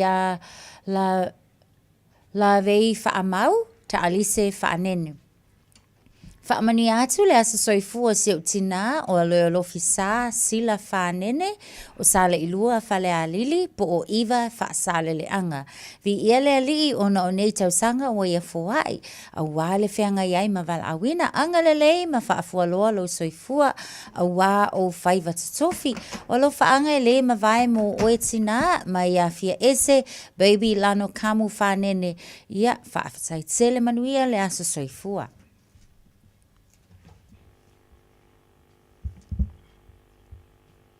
Hello. Na wera tāpala o lunga le laina. Whatalo whatu leo o ilunga le laina ma wala wavanoa? Whakakai mo le avangoa. Whamangui akulas whanga o le li leo kamiango po lia ngei mesi. Whakakai le li whapopo nge kausanga I leo lo le akari. Ko ngai alofa le li whapopo pengi sia so skele ngai ao ngā moranga luenga. Ia so iluma. Ia. Whamangui anga e wako e kia ngir ka mama. Nisio usomani. A whinge. Manguia lava ngai aso kaiko, lua wa se rua, ngaluenga fofanga ngai aso, kai lau mara ngoa. Oh, whaatai. So e whatalo whatu I le wala au? Whalofa. Malo le soifua I o mawala wavanoa? Soifua manuia rau sunga tausala whapera o au. Ia taroso, tai mo le avanoa. Ave iere ne avanoa mo le tero whaanga. Le tamale ainga ia fuli vastili papikura le so ato ia kitis puto na tausanga pa tai tele le lofa maranga le tua mese tina pa ia Maria ila na tausinga ia mal ainga ia lofa le tua me te fa poponi tausanga stele awata wa mafutanga le tumau ni la langi le tumau mo te tātou sa mapitanga pia mo whanau a mesi a inga. Waro whaanga nai mori atu. I ramatua a inga. Ka pera whanau, your grandchildren. Mila Martina, Cassius, Eva, Fortino. Walau whanau Christina, Claire, Epifania, Deo, Roa Tario, Wesley, e whasi siero whaanga ramatua le runga telefoni, e tina Martina mai papura. Whaftai rao marawa nua manuia le ato. Whaftai manuia fōile nei aso. Le sta pa au te nei na tasa po to e silsilane po esta ai meli po le lunga le apia po linga pa mo. Ya o sal tonu le pauia o tatou whaamanuianga lewa iai mo nei fo itai ao taito.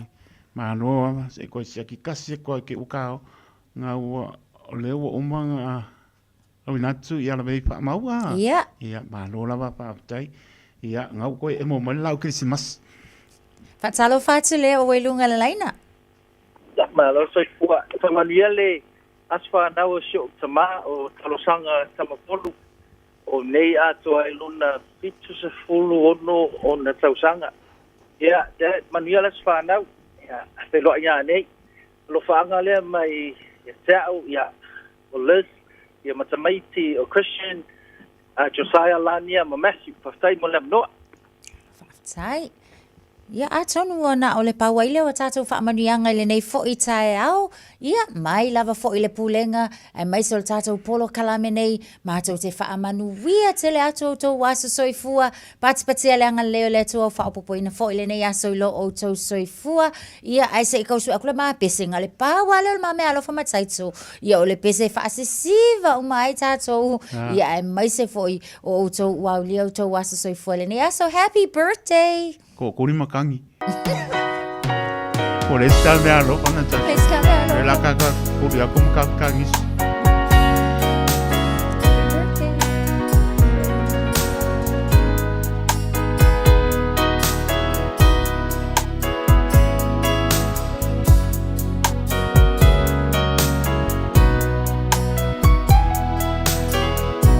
To atulima o tangi. O fia maua, o se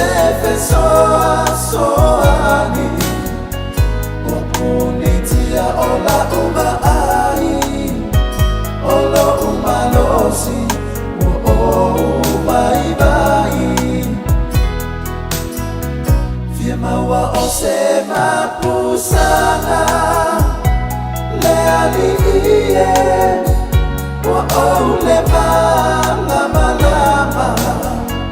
tafia ba ai ino wa fia mai lo uali e so ani mai mawai o uanga ta tele moe yo uloi mata e a o mafau ya o elefa aola sisila lo fa mai ia te au wa o fia mawa o salape ai tamai o tania tu feso soani ya te au to atulima o tani o fia maua o se feso soani ola uma ai olo uma losi o vai vai fia maua o se mapusanga le aliie o le malama tafia ba ai ino wa fia mai lo uali so ani mai e taimi o le faa mana tunga a o taulai o uma fau i le la ahu na e foa ia o lo hola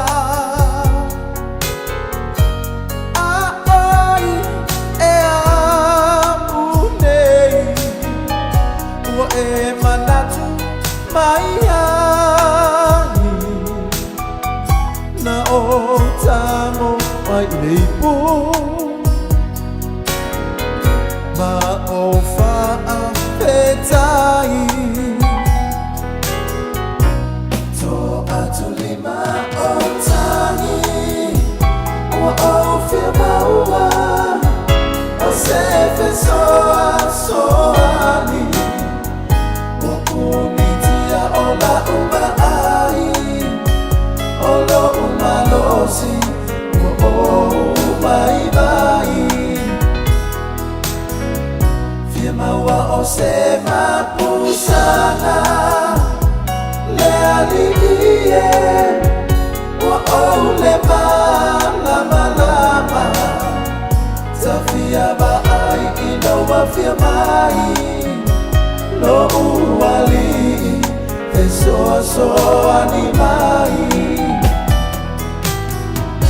o mama fatuni ai talafu lo mafaufau a fai ai so fale motu wala au mai loa api o le Finance Direct Limited e mau ai le fsosoani e kilia ai au ai talafu ma toi fa afo i mai lo fia e ma fain fsosoani atu e toi fa atu langa le fa ngai no au tupe wala au mai loa api o le Finance Direct Limited ile o lua o valu fafa lima tolu o lua o valu fafa lima tolu e file muailo mafaufau Ta alofa Samoa I mawhai na whasoasoani atu Dr. Chen pe a whai te a fiele mai suka tō mawalunga le maua se whanau ma I sela whatungao ti ngā le ua po tuli whaalusi le tino puta kānesa ma le tino mangeso maua fo I le kulini fulunifo mō nifo ti ngā ma toi whaafilesi ai lau mānawa tele nisi o loa e whasoasoani I lo soifua maloloina a whioane loa e ai Dr. Chen I le tuatusi lua ono Great South Road Orahuhu Telefoni lua fitu ono tolu fitu extension numero lua. Mo tupe wha moli Samoa mana tua lo le Pacific Easy. O lo wha wau pea le tātou wha petoa e nao le lima tala te tongi pea e wha ngā ina le Pacific Easy app. E wha tino ai au tupe wha moli mai lau telefoni wha mehai. O lo awanoa fo le tātou direct transfer. Ti posi mai ai au tupe le tātou account. Ma wha mali aina fasili lungo le telefoni. Ma wha tino la fo ino lau tupe ai ka wha petoa. Mo le tongi no pili o le vai. Mo li te ngā tupe so se whale tupe Samoa. Pe le tongi nino no ngā tupe le nupi wha. Samoa House Corporation po le Samoa Land. Ma so se au nanga Samoa. O lo ma whai ana wha tino uma e le tātou au nanga le Easy Pay. Maratua e lata le fitu se fulua tātou la wa wha sopoli ai New Zealand. Wha peo tātou ofise tolu o Tara o Tāhuhu Mamangele. Pe wha ngā le Pacific Easy app po le direct transfer. E wha sawa ilo teimi. Ai sili atu na wha sawa inau tupe wa taunga tāle penisini. Mo nise whamtalanga pala au le o varselau o tasi ono.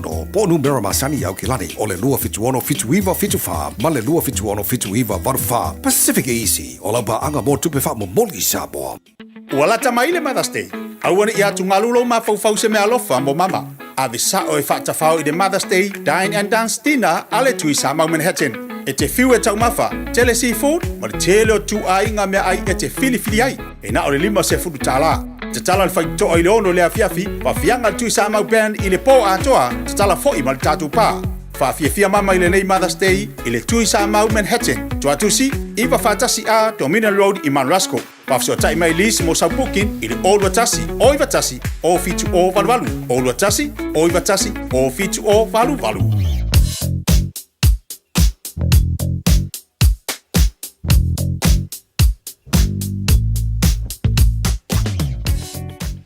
Lo mai tau atu le nao lo mama lava le traffic i le taimi le nei na pau fo i si vaenga o lo fia whaeloa mo avita vale uma i le vaenga le Redoubt Road i le vale na Hilltop Road and Hollywood Drive anga i atu Goodwood Heights ia o le a whaataunuina fo i po o le na fo i o whaataunuina nisi o ngā ruenga mo le whaalelei o le vaenga a toa le nao le alatele so o le vaenga le nao le fo i mai tau atu ia o le a vave fo i ona poloka ia matele ina slow down le vaenga le na o tato wala te tele o nisi o vaenga uma lava ma na ia le mai tau atu o ma lava le traffic i le taimi le nei i lunga o tato wala te tele mai tau atu lunga o tato o le tato wala lau papa lunga fo i o tato motorway so le nao so longa le lei lava i le taimi le nei le o iais wha lava tau ta avale manu ia tele lau whainga malanga ia saunga le mu foi le nei taimi o le tau tu is full malona minute o na tālea o le itu lai valu.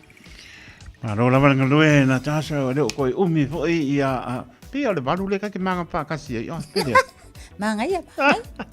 Ya ma lo lava pa tai te tono lo ia lava le maro le tato tono pa talo bati ia panti meki e a mespo mo tu loa ma lolo ka lo pai pa o ia kopo uso ia si va aku por aku longa lo ia lo va ngalengo mo yang lela ia pa mai o ngai sa ko aku ila lo kala fa ko ia or pole ko yo marco su fa in kali su sa ia no maru ka ia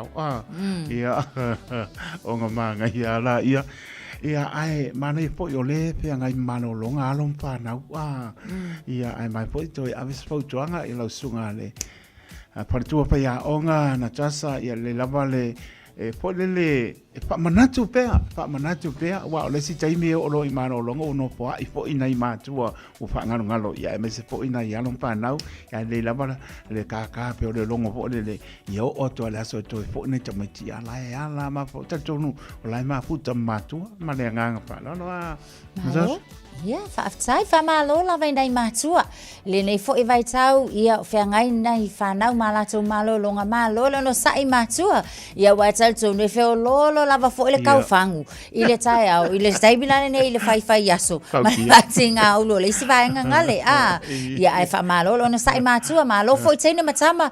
Pahau lava le whautuanga whai a onga ia te utou. Va ai se taimi o le aso whai sau mea onga. Awane i ngalo la routine o le aso. Ala pope le tai au alu le vai io e fa refresh atoa sauloa faila o mea ai le tai au fai singa o mea onga a faila maka sau TV ia fala ikiki kai mil TV Ia. fai tau le Ia. le tusi tātou la iai ia tātou assignments fo ie o le anga ku ua mai tātou e fai o ka se ke leo le kai mi fai ai a ngai le tu fo il sai mi muli pe ko alu ko fa ngoi se extension what's why talu le fa au ngata tau o le taimi fa tuanga na mo tātou tene matama fa ngata tau le taimi i le nei fo taimi o tau mafuta se so soangia sa mama tina yo ele vai nga le popo ko ye kuka yo i fo ko e fai le yo e fai ka mafkanga mo sa mam tina le se fefi se imalo lo fu sa mam tina Ngala. Ia wa me uma po le o mai tono la onga wa po kai me abel pidio ka kuka. Abel pidio ka le ku mne ku.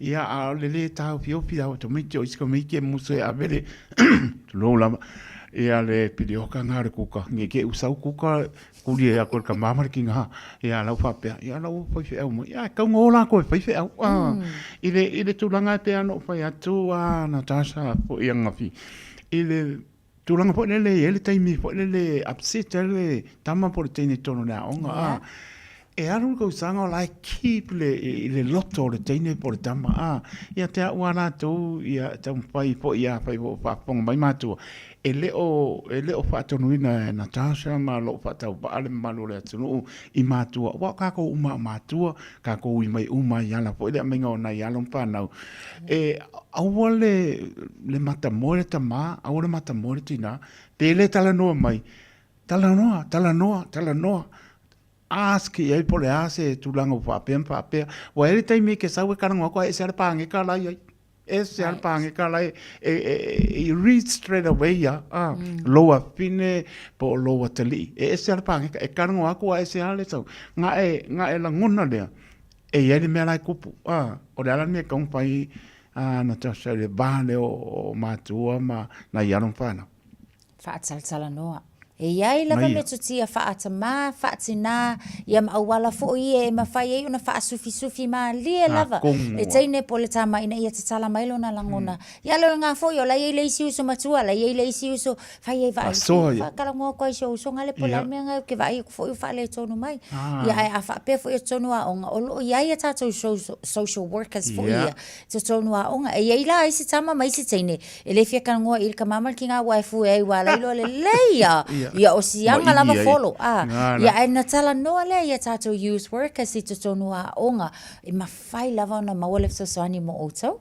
ma ia matu ai ia ele fa pe os patonuina mo tato uma au te mata moe ora kaimia pe ora kaimia ke kuri moe kaimia ore li la ora tempo na o te tala fa to I lo afine o tala fa to lo tali kaimile kuri moe ia fa mai ore tu ele kuri moe le moe e matala mo tanto uma vai mai po fela nga e Natasha vai mai po fela e taito ia maka kingo soro ko mano o ngi ka ko mo fiu fingisi me pare ko wa le fa mai e o le mana tu na tunga lilo o le lotto tangata fa mai pe o se ata e to I malai sir fanga ne tu Natasha sa ole le saunoanga ia e tautua na fo tene matama matala o tau nei taimi ia wa ia isi o le ufia sa vali fo ile le paka ia lo mosina e fo fa malo sino au wale o kai kokasi au lava nei to fe wa ita to tasi tato le taimi le nei a mautinoa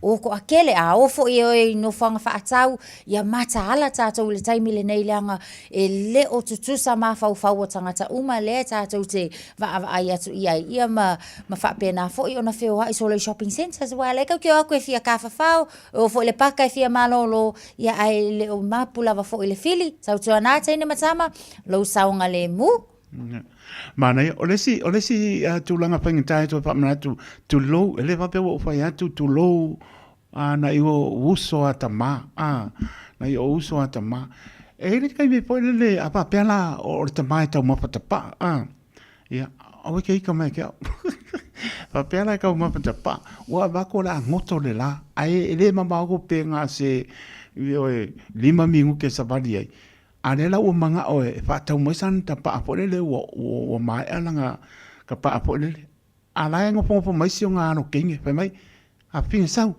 ka mo e mai ka pa au ba ko la ngoto la o la sa fu tuanga le bale E se le ia wala to e le io ia lo ma fo na tas e la asili pa nga ia longa pa ye nga ka oko ala man lo sionga au e sa vali e la pe me le a cose 5 minutos ai pengo pako o le kaimia e ke pa ye ai mai fa bai ke minga o kala le to ke a por sa lawa kulise wa pinga o po fiu ko fa kadi o le fo mai nga o la me ko kangi na ia la taimila a fai mai lo sau si ofingi al merka a fai la ia sau tama ka sa valvali vai le manga ia vai le manga cosa ko fa sa vali io o ke la ngar kausami ia kausami mai se kai ki mai ska pangeke mai ska papa fai mai lo let's going lo mako Amerika ari nga lo mako ku le lo e mari ari nga le malo pa tai ya ole tulanga lamba o tam pa tu lava mota to mama o po e le pa pe e fo tu atu le radio Samoa ai le o mato ia nga leo kasi lo tia male o mele ia mato tala ia tam pa ma no si to mano ta to tro ya ma no lava pa tai le pa pong mai e mo le ne fo ba nga ole tai ole salulu le solusu todo perida lo lima ile tau tu ale radio Samoa su lima e va todo amo por camel malu tai au ia se pa e po se tai mion ni tai au pa mo fo ile le tu la iba ia ona nga mai fo ile o te maranga woka ia e kau ave to ele tau tu wa ola wa pero ele woka ano fai ia wala pa mano si e se mango e kau mo por para kau mo ia ai le ka mafanga fora. Sole. Fatala batu ia manua Beckledge ia manola ba pa tai map to mai tai mo pa nianga ta hiri tuina mai i sidi Australia tu vale te lesi marainga pa tai Mariana Lesa mai tokoroa ia pe po ia pati marainga ia manisol maru le tunu tu stala sila fa tu mano palo stala sila ia fa tu Georgia fai loa ia manga pa mai manga ia lo sei ale rai viso sei kaftai ia nga ua pa ponga mai jo ngo pa ka ya ko ko manga ia sei ai mai wa singa musika ia ai le yo or kai po le e alo le sum par ngo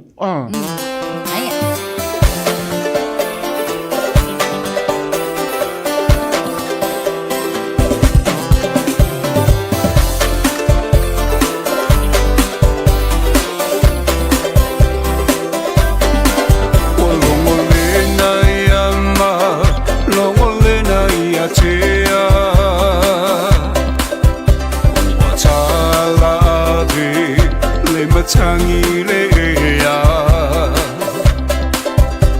o ina le manongi o funga la au e o le whaia e Samoa o tama whanau nei ti o le toia ina pepo a patita oto i lo nanga sa tau si yeah.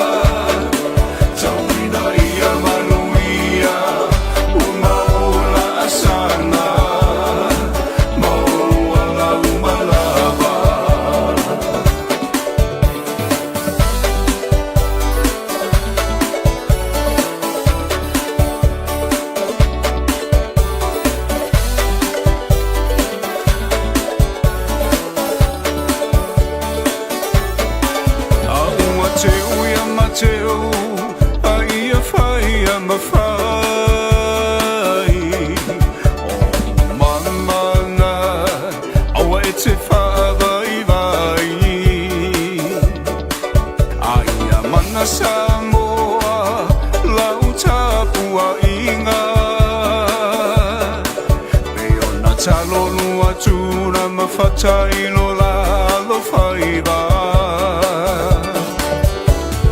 o se fai matapua ia le mea moni e manuia tawina ia e mana toa tunu le male tapua inga Yo e mātango whia ne si ponga o le sunga ia Fiu sema o le tupunga yo e whaiwa e tāpo ia e manuia.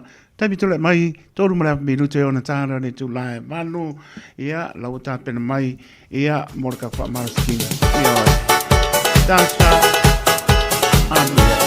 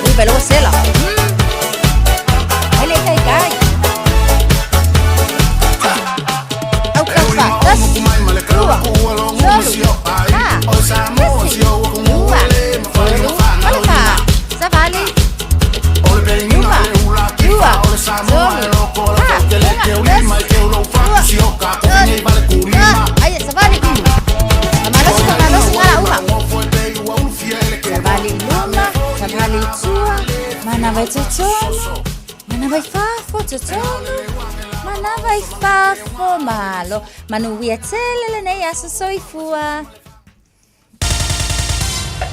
Usi mai alau whaafafonga. Talafo mai Samoa yaso taitasi. Wa au mai amo oe ona o le langolango mai a le talofa voucher. O te whatalofa fo i lo tātu watino i au si mai alau whaafonga. A o iei pea aso lo te toe, se iau ria leas Freud nei luas furulima o Amperila. Le ua wha moe tāpuni ai le awanoa tu ina atu ai tālo sanga. Mo ni visoa soani ni mea tō tino na wha leanga ina, ona o le motu sia wha fuosei o le tise. E se furu tālo sanga ua tau au nei ar komiti whao fautua, o ngā ruenga la vea i te mio wha vilawe wha fuosei mātu ia. O le au wha inga ua au fia ai le lima o tālo sanga, mai a inga te to tasi, ma leisi lima o tālo sanga mai pisi nisi. Mo wha iloa le teitei whono lea komiti whao fautua, e leo iloa po a tonu mea tō tino wa wha lea ngaina ma ia pisi nisi ma ainga, ona ele i te talaina tālo sanga utu inatu. Ia o taimi nei e le talaina tātou tāsanga, e no tā ua o le komiti lea la komiti ngānu bui. Lea o le atu whātasia, ia o la tōu ia lea la ngawha ma le ilo ina o tātou tāsanga nei. Pautu lango wha maunga o le awha inga lea numero tāsanga, lea o tau anunga mai le tātou ofisa tu tonu. ma o le foi ai so ta inga foi ni si foi official malo ini tar sanga fa peona fa o na ti ia ila to ia tauna tau au na mai i le fa ti mo ta to i lo pa le me le ta tala le tai ni se pa ia le so bos fu li no a perina ma e to i lo fo ia na to tu la mai o le ta to tai a le bua va ia so le tu na tu ma to tele fo ia la wo fa pea ona so ta i mai le ta to official le tu la no form ma le tūlanga o le lausi le fia fo i o le mane le tunu no fuanga i wa fia. Ia le fo i ei mātou po kalame i e fuafua e sosoani ai le whaatino no le fo. E le tātou po kalame po si tātou ta mai video le tāpena. A nisalo si tai nei, e a whai ele i a vei nātu i tua. Ia o le ta mai video le whaatino no le fo, mo ani si tūlanga ma lo tala fo i laina le ofisa. A ia ni fa fesili le lo ia le office ni fa na bala al mai fele ma no la tulu ni se social ai lo tele ia le ila to le au mai la to interest the form na le tele foi le form one tua ia taimi le ia le la vai le I longa le ona au mai to ia salo taimi le si lua so na I lua fe la ia le tu la no le tapenanga ma le au mai le to le form le ma le tu Le fionga leala I Salanoa Francis Brown Raupena, o le teite whono o le komiti whauwhautua, o ngā ruenga la vea I teimi o wha lave mātu ia. O le asorua le nei vai aso na whai aide whiro I ngā masani atu stala, ma le teite whono o le komiti whauwhautua le malo I ngā ruenga la vea I, ma whesoa soani I teimi o wha lave whauwhau se I mātu ia, e peo na au fia I mo le pura sili, o le wha la tonga o le malo si tau ere tise. Na whaero ai le whaururunga o lea au nanga le malo. Le toe so longa le lei o le maua le tise le motua uporu. Talu mai lea so lua uma vai na amatai. O na whaola afi le tise lisi e lima. Na whaero ai fo I le fionga whaumui ese to I moana. Le tāpenanga au tu o whaata oto. Mo le toe whaale le ia tiri o le au nanga le whaalap tonga. I le tūlanga o le tise maua mo le tunu o atoa. Moloa umon patatia tatou matu ki tau o holo le master plan le se fulu tau sa le master plan ko le IPC awa pa pe tilo I le development ai o le tatou fato le tise tono le tu ele tilo na pa pe na wafi e tilo le infrastructure ma le network atoa e tu na to le tise e a fi ai la ia pomoli o le na le tise transform pa pe pona tatou wafi le la wo umon patatia te mili le tatou master plan Olo yele fu fonga fu le au mai tato wafila e lua le au mai yele le fonga fu le fami kawaki so sonia tato system yona fatasele male la wa matal tato procurement process o tisi tato wafila ko le lima me kawaki ia fatawle mbole si lua tau sanga ke tai pele increase the demand ia male tato polo ke kia ia e fa ngai renewable sources fule ia se me ole se fulu me ka wakilo o mona fu mo polu tauna online ia December to sanga ne e fa pena fu la mo sava lo o ia fu fa tati e fu li se fulu me ka waki ole energy mo mai la e fa tasi mama mo sava I fu ia fu fa mama na lu mo fa tati e si la fia fu le malo tato sala e ia fu isi va nga fu le fa nga ina renewable energy o lo ma tu tau pe pe tu ri company o mana sai ni fene ina ia o mai ngo wa le o man sai ni fene ia ele se me o fa ti no termine Le puresidio fa la tonga le malo si tau le tise le fionga fa mui yese toi mona. O le ofitia I le au pongi sa o le whaatua tuanga katoliko le rulangi. Ono le tuk malo I le songa fua le nei vai aso. O le whaao le kalesia le fionga pope franisisi. Ua wha ilola utele ai nei le whaururungo le kalesia ro tātu o sano. Le fionga aki epikopo mo sese vito lio tui. Le veo le aso sa o lumana I nei le aso sa muri leo le masino a perila. E o si ai e mtanga luenga uma o le pule anga sa moa pia. Sauninga o le misi sa pa ia e mana tuai. Le teita ia o le kalesia katoliko le rulangi. E tu malo le fionga pope Francisi o valus furvalu te usanga o le soifua. Ia, o te tatalo le tato pule anga o le asao le asao nei, le asao le Yesu le anga alofa, o le a atofa, mawhai le tātou whainga misafa le matanga luenga, nofo a matanga luenga e mo mole le misao le asau nei, mo le tātou tamapa I e langa whainga malanga. Ai tatalo at foi o le asu valele nei le asu lufu lima, o le awhai ele misafa pule anga I le kafido I pia nei le afo le lima le afiaf.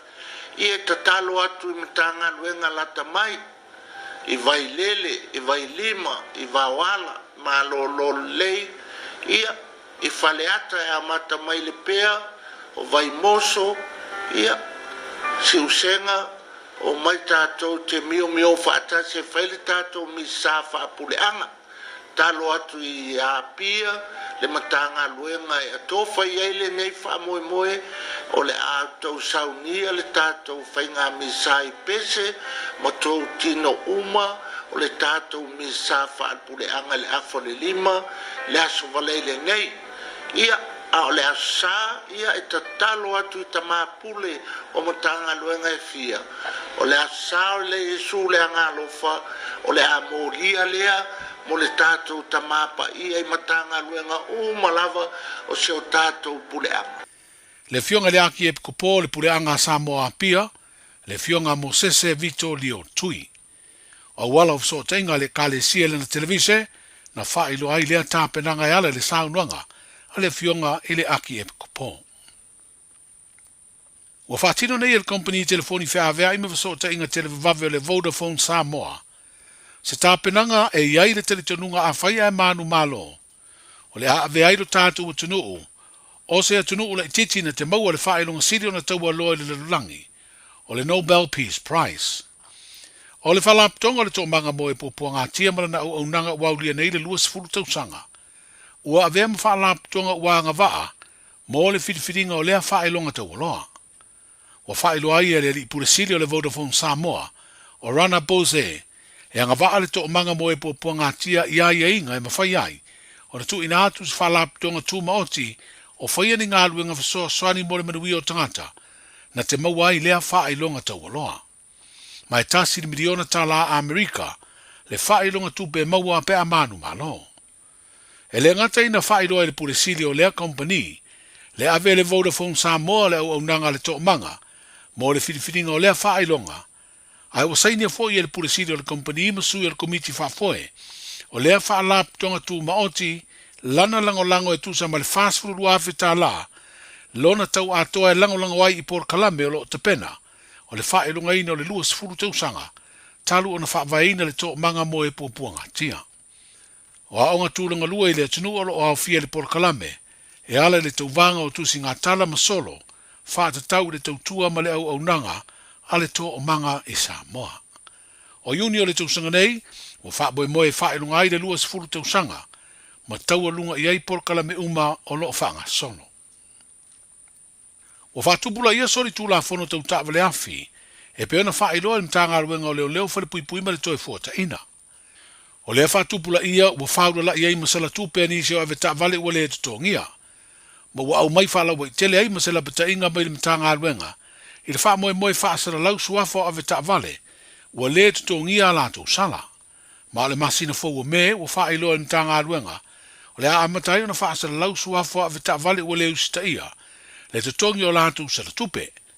Ma amai ale teimi utu ina atu e whaatino ai lea tūlanga ai le whaia. O le ao oloa I le wha amsinonga, masili au na te le se a fianga pe a wha maonia. O sori tū la whono e pe o le le ai o se leisene, o le leisene ina o le ta'vale, o le whaia o le fusipau e pui ai le saunga le mū, taranoa le telefoni ma ave le ta'vale, ma le ave ta'vale wha atamala. O sori tū la whono ia o tele iai wha asalanga tupe ua le tutongia.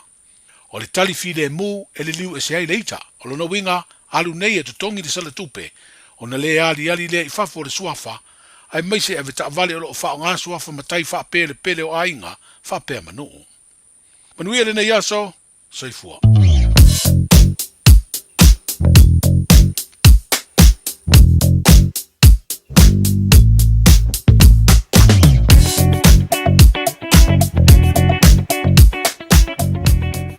Taimi tōra mai sulua minute wa te ale tula e manu ni tautua de Radio Samoa so lima I watoru a mo po kamer manu tai au te tonu lo manuian manu tātou no tala matana ne tai au lo ngā tonu le vai aso leo tātou iai tautua au tanga vai tipi au tanga vai misi le manu to el watu sulua misi sulua ia awala tu wale ia ke yoso koko maulunga ia le lava just relax ia la binat muli pe antani to live fitu sta venga nunga la wala lo proka sa mai Devonport Ferry anga atu pace border mko slow traffic la to sa momoe nunga le ferry la wa piki ala ta male la ka fa malanga mai lunga I Lake Road anga I Takapuna ia pe mai mai ia le mano loa onga tachon less traffic ia le la matala mai lunga la wala sa mai up north anga mai I Albany ia la slow traffic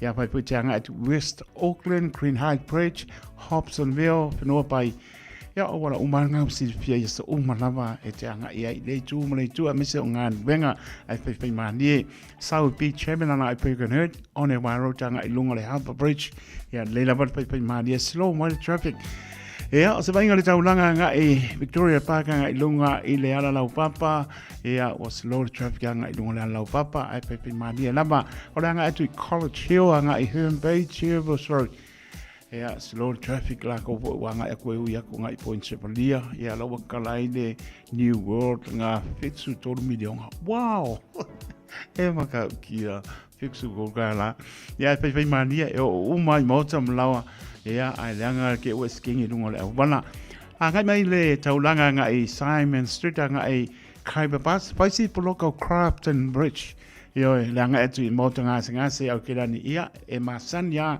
nga poloka nga Crafton Bridge ia pe manie wa nga yaku ia ngai fo ma ia nga lue ia mas fo ia singa ma ia kasmele tai tai kai me kalai ia o paisi poloka langa etu le mota nga se au kirani anga mai kai papas New Market Manuka Road ia kuri mai on nga Immigrant Bridge pe manie we si the fiala uma ke ui mai ai a pe nga I Remuera Road ai Pilkington Road anga I Pemioa ia Moa Pakranga Highway longo winga kere ko foi mai like we mai lai a Ellerslie Highway Mount Wellington Highway faisi ma mai ngai mai yo ai le lamba pai mani au ala se tiel mador tai au tato anga I mai West Auckland Auckland Sepo Lincoln Road line mangai from traffic anga I Henderson mo anga I lunga Glendine roundabout la ko lole nga Waikumete Cemetery ia ua faisi vamele I o kai mea singa ia anga I mai lean mo mai lo nga Tiverton Warburton longo nge ke ifo aku I Mayoro Road Hillsborough Motorway ia ke moloa ia Mingle Bridge longo wingo airport ia pako faso I fu iai o le anga I mai Manuka Road tana o le anga faisi slow more traffic ia pai te mai Green Lane lungo le motorway ia wa si la fia ke mi umai ke anga e ke usu nga wenga o lo faisi slow more traffic anga mai ia matou pa I mai lo ia mako ia kalo mai ata I tole ki ke lo fo ia ku ia Patoya Natasha ia mungwil po yaku Natasha ko filo ai kai au ia sta venga na ilungo le wala mor sit fil malor tato no ia por clame pa nga solo ina ua tula I marta to taimi le ua sulima mala minute ua te ai le tu la e malu Ua mawhai ana au ina atu le tala o le tau Yaso Taitasi ona o le lango mai a le Pacific Finance Limited. Telefoni o Varselau fitu whawha lua fitu. Hea, o le ua spurono minuta wa te ale tula e manu sta venga tala le tau lo tu maulu bera pa moina au kilani lua su lua le maulungo no iai o lona manu le fiafi spuru mo le ono lo tu maulu sabili angi mai sau te sipo au aoani svaenga au kilani I le so le venga mo tai au winga po ina tau e alian mai sulu mātango whire la aipa me tu maupole au aoani svaenga au kilani I le astofi suruivan mapan pana mo atai au o lona manu le afiafi e spuru matasi anga etu les parade mai pa uti munga e wa fo e ai o le bela pa mawina le so parade lua se furu maulunga malona manu le pia su mai toru o winga pa na tau ari mai la sto na ipa uti munga lua su Justin develop mawina ia malona manu le pia pulu mane lima patana pa sio tato tu i Samoa o lo tu mau pia pa uti munga o lo au pa so lo to tato tu mana tua e lau talo Samoa pele lo ngano lo loto lua su lui pa le bela o lo tu mau pa mawina mai Samoa malona manu le pia lua se pulu mane lima o se venga no tu ai sau up no pe o mai o pani ia o lo pa manu pe o ngalu e Papua e le pati ai lo pa ultimo e o mai la lo papa la manga ia suru mata ngo pe la o se venga na nga etu i lo sau pa ia o manu o to o timo de sa kimu mai nga po mangil ka ia lo mana ia nga pa manu e o manu lama i la tonga nga pai se venga na i lunga la wala e maso de tanto tala de tau ina ua tu lai marita so taimi so fitu mana minute ua te ai le tu lai manu tau tuare Radio Samoa su lima iwa tolu ango. Ua loa le tautua le Pacific Finance in no ngā tupe mo so se wha moe moe. Ma liu, whai puiponga, aso whanau, sa whai whai ngā malolonga, ma so se wha lawe lawe. Apa laine lo le pacificfinance.co.nz pe bala au le oval se lau fitu whawha lua lua fitu. E talo sanga sauna no ngā tupe i le bao le 5 se lau tala, ma le lua se furu hawhi tala. E lua minute whai lau talo sanga online, www.pacificfinance.co.nz. Ai tasi le tu lai whatali e se tali. E iai inga whabitu pala au lo le Pacific Finance Limited ile oval se lau fitu fafa lua lua fitu oval se lau fitu fafa lua lua fitu.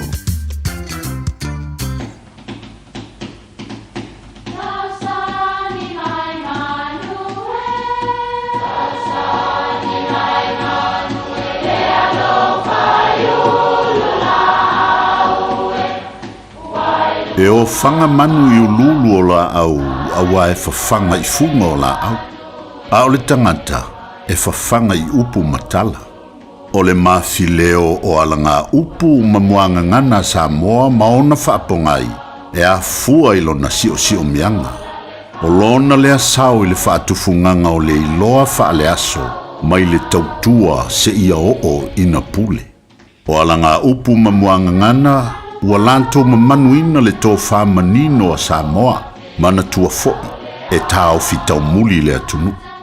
E te tuta whaatonga, e leo loia le taele o lo sa.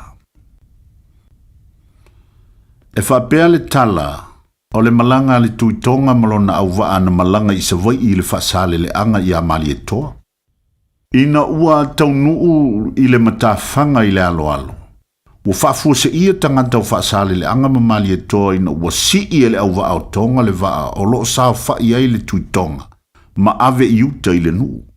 Mana tua foi, o le tū lea maleanga nuu o le malo tonga e whai i lo lato tupu pe a malanga i le sami.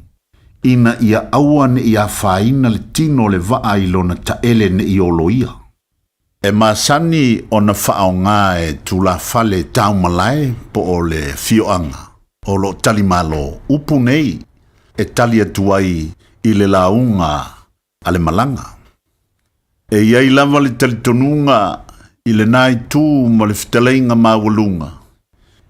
E tuta whatonga lava lo saa pe a tala mai ao ma maliu mai.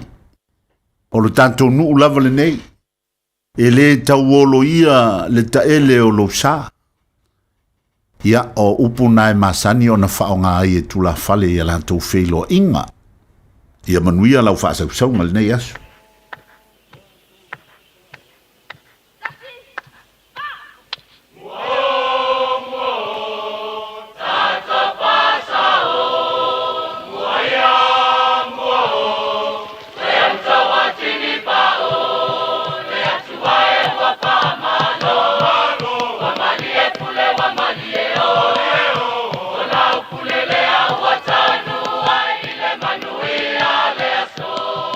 Let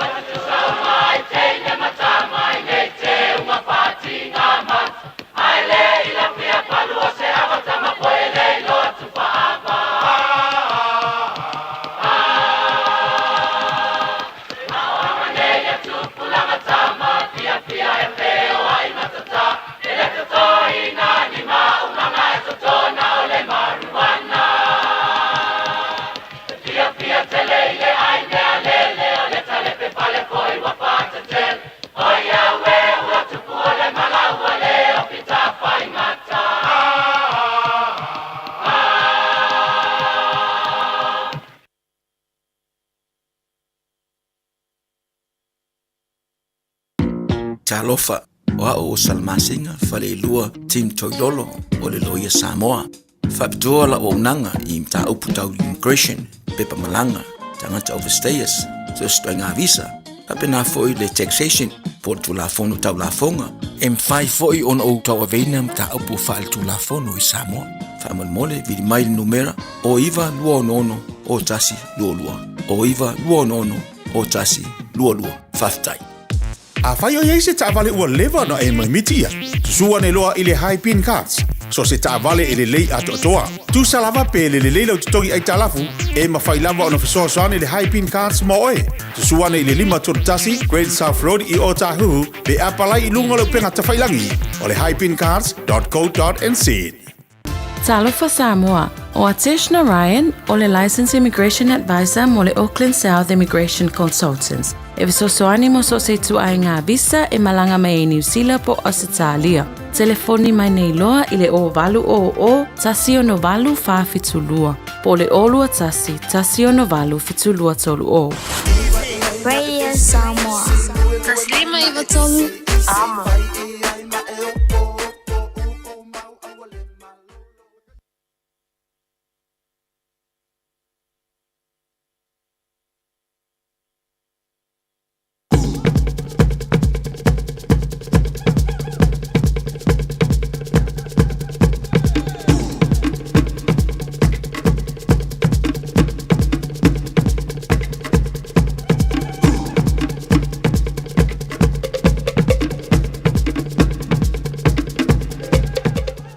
Tō mai a tōna lamale tō lai malu e mōra so ta inga male konsulo le malotu tō tasi o Samoa le pionga ia a whemata parisolua e papo le lua ia o wa e leo pō lama le siripil maro tātou tunu ia o ia ma konsulo le tātou malotu tō tasi ia pe ona no pia e po i tonu o ao tō nei leo o mōre amno le a po se saunanga po ia papo le maro le tātou tunu le nganga pa anualo.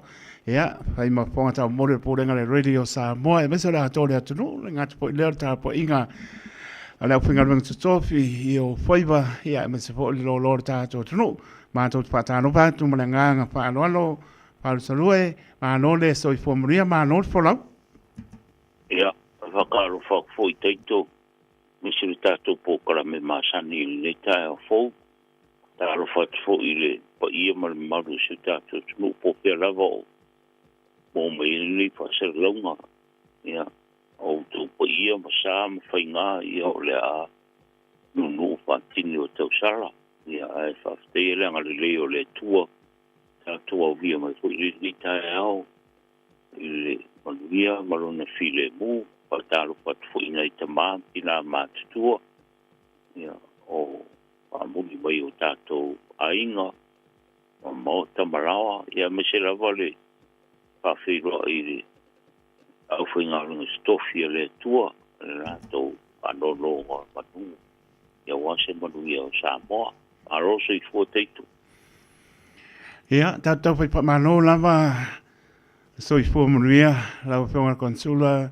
a whemata tātono o lo o manuia o nomar partua manu whalo ia mai se fua o tiute whai o bāna au le ni e ngā nue ai ngā tō tō ino mano tātou tunu ia me soi mōta malawa ngā te leo lo tātou ma huta pēa i au kina nei i au toro nei ia te tono lo manuia lava o lo marpatua man no poano haptai po le tani mai te tono lo o e pisi po le tai au ia pa no po lo taimi ia mo le manu le tātou tunu ia o mana ia le tau le baba atu a o so ai po le la ia pe ona lapta ia pe tātou i ti munga lo wa o sabido lapta ia mai tātou pe mata ia ia rawa le anga leo le tua o pa ia le matongo fiole ni tai o fo i no na ro fo maro na ngale lei ma kongo fier ka uni ka ao ni era ma ma dire la ma ko pi ko ni te ma na ia ana mai tau o tu tau ni vai aso ire o te so solo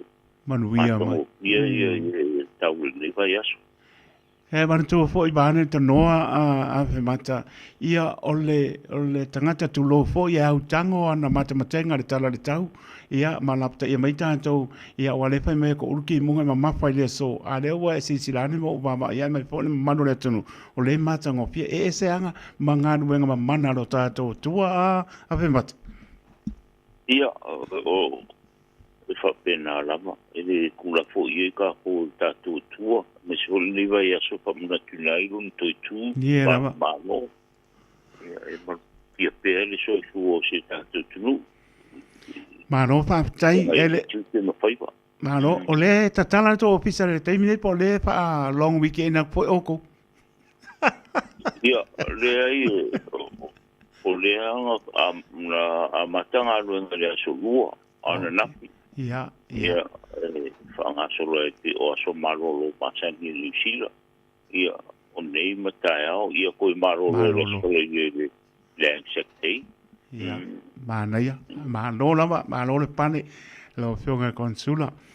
O le, e tate, no whaamo ta ma natu pēa ma mapau na i o tātou tua malanga mai si o tātou tunu.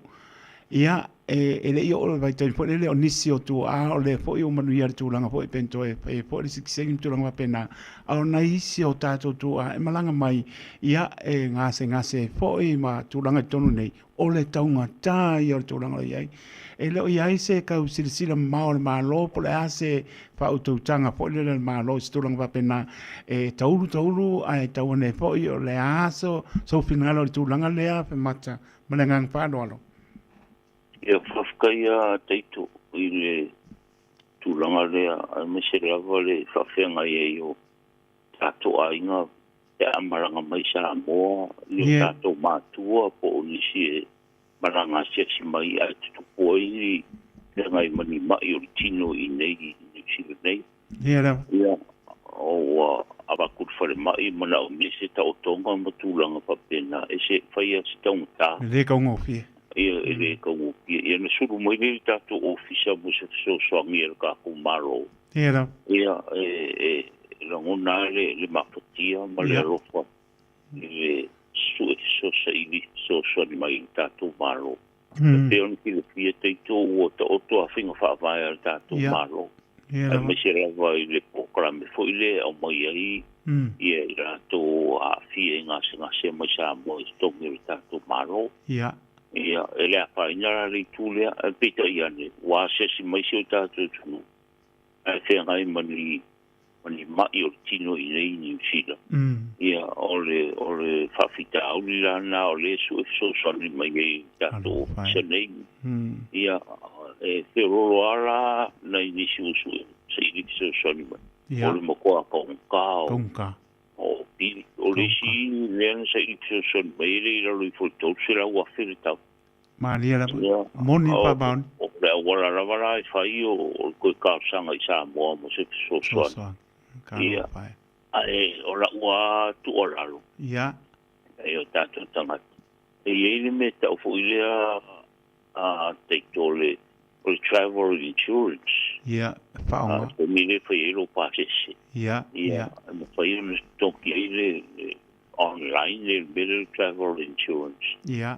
E ka whai la nei tūlanga whapea e le ka moina ma le pupoina o le o mai mai nei.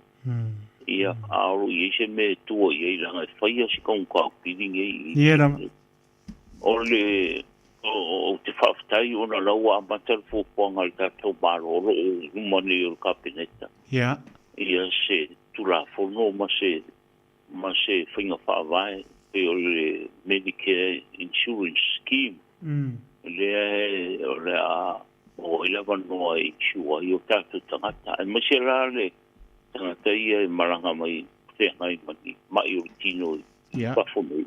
A whai ua e ai pāsi al kapineta le whamoi moi. I alono winga e kawaila i tūlanga whapea. Ia, me se pui tātou e waku i Samoa. Moni lama. Ma whai pui nga e join i le scheme lea. Ai e hui me kupu i Samoa. Ia, e ma whai nga kungi le scheme le vare le koe sa wainge.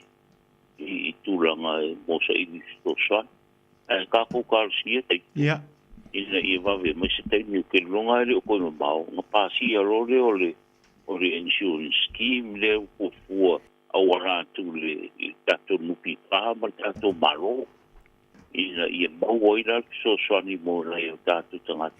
E asi mai sa i New Zealand nei.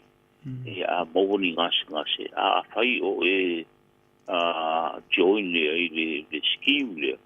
Ia ona mawari o le whamama venga nei o tato a inga i New Zealand nei. Pese rawa i tūranga i le. Ili o le mai whai a skonka. O le sile lei o le scheme le a whai a maranga mai e. A nei ka vai oi. Ia. Ia, ke re kau le vere risi whakalikari fui lea. Ia. Wala o mau ki ngoa, ora o ka wao i insurance. E mai pe a vea le priority fui lea, ngi sira i uranga tau risi whakalikari. Ia. Ia, uranga nai tau fō ia e whawhika uri lea teitu. Diero. Ole o mai a sesi mai e pe ngai mama. Ia, pai e stang tā mona e o tātou ai ngai nei. E tātou tāu sia whamui moi. Ia, a pāsia o kabineta ia o whangasolo insurance scheme lea. Ia, e so soani ma mea pamamawe kare tātou tangata maranga mai New Zealand. Malo sau noa mata ngo fier tu langa leo wa e pa mano si e fo I ya mai se leo e tu no tu langa uma fa ponga mano le tato tu no e langona e o ai I o tato tangata tato te langona uma le lofa e le se lau sau noanga I le taunga tā pe apa pe tu lo le ngana pa ngaina pe apa pe na faisi ta otonga o le tu langa na e o ia ya ru se lau afe fia ia o ai e nyan pa le tu pe tu lo ia ai mona o le lofa ia o le lopo pe sulfa ia e pa pe tai e fo to file o fionga le se watu ia la tu atu pe e lo fionga consulo fo le ia wa o na tu la lata le vai tele ia o le apo se tu langa o e pe na sa no tau tu ia se mo fo tupu ai ia ma so ni ma no tu langa a le uma ne wa tu langa le fa tanga ta uma pe fo po fe lava o le tu la langi e malanga I tato e ta tau ana faile insurance le travel insurance le sa o le wai e matua e le lopo le ale le me tupu lo anga ia tu mau pe po me le wai tano ia e se na mana ia e mo ia alu tupe ai le se tupe tele ala wa kavai le sau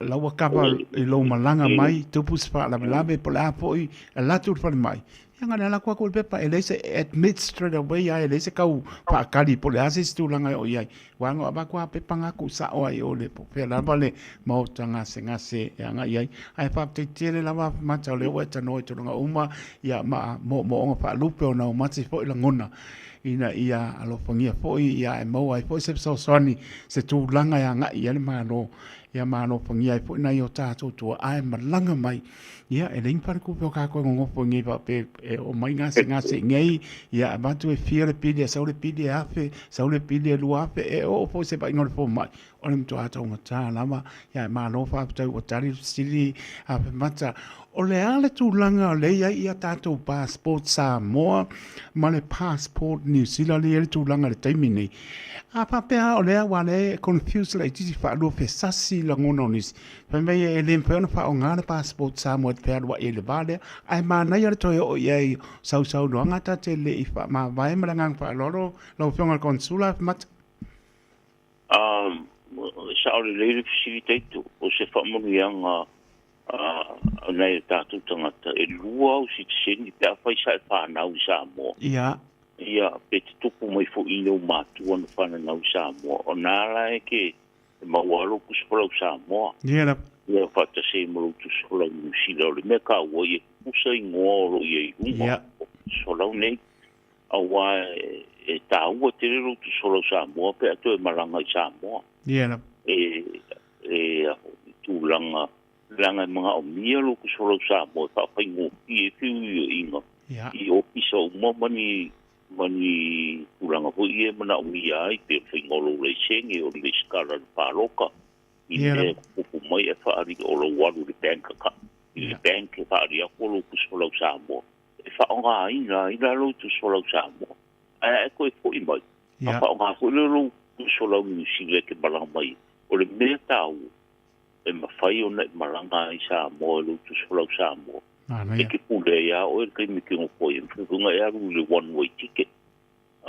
Ngai la kuare e ngopoi o si umopore a le alawa le umi te no poi Samoa. Ia mpa o ngare lo tu solau ni sine te maranga mai e ni sila. O wala ia e au ngai te re lo tu solau Samoa. E a pape o lo yesu tu solau Samoa. A whai le ai tō tu sforau Samoa. Ia. A o oi o Samoa. E whai ranga e sau e whai mea ngā o le exemption stamp. Ana ia. Te aru. E aru le one way ticket I Samoa. Al tu langa i ku solo sa mo pe un sili teito. Ia. O la ua tu o lalo si ta tu. Fai lo tu solo sa mo. E o nga pe malanga sa mo. Ia. O ani ia ke ia inga mani tu langa i to no sa mo. E fai mo pie me mo pe era como ku solo sa mo. Na ia. Na ta ua te. Ia. Le fai lo tu solo sa mo. Tai. Ja, o manino tu ngoma. Ia o le passport New Zealand. Ia o le ata tala le alu overseas tu ngoma pena. Ale fo ia nga ia le passport Samoa. Se ibanga nala apa laila le visa i le vale anga Australia, America, pe e te fifa nga ina le passport Samoa ape mata. Ia o le winga lo tala. Ia.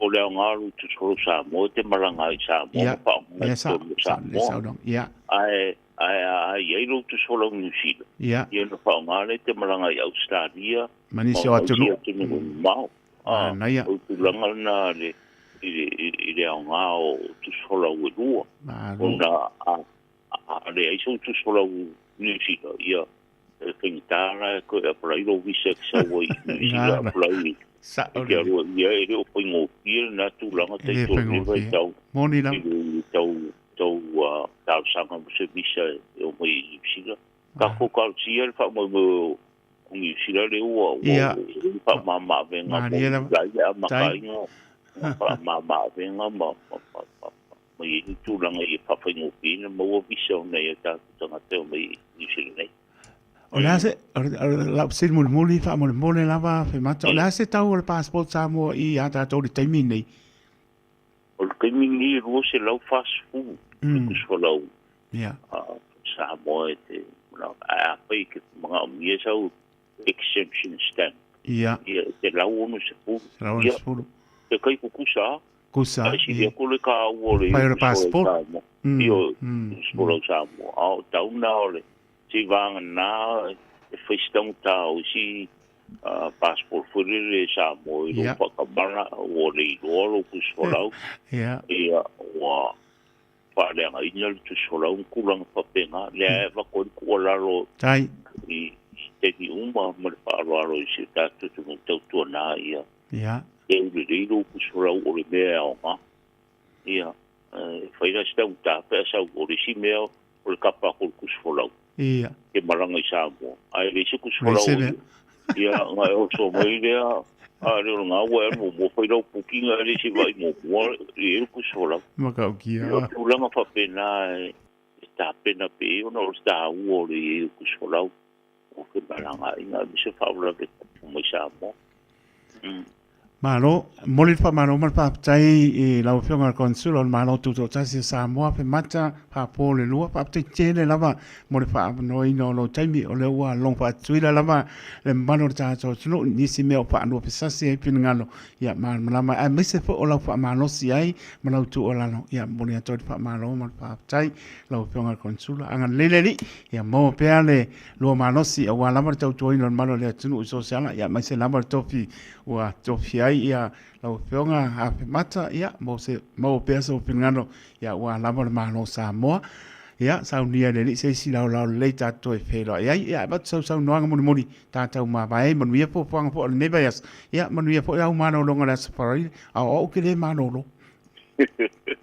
ia pa ko ki le tai to lo mo fa tai no le ba no tu ina mai pe i le va yaso mo le va yaso ia fa tai ke ko ia morta po kora mi dita po ai ia manu e tere fenga ye mo to fi tu te me so ite ta to tunu i fenga ye manga ro ngai ni aso morta po inga ia manu e tere le ni aso ia ko fi ro i po i le vai aso mo mo le lo pa manga le tumo ia aso tu ia dai so foi ia mata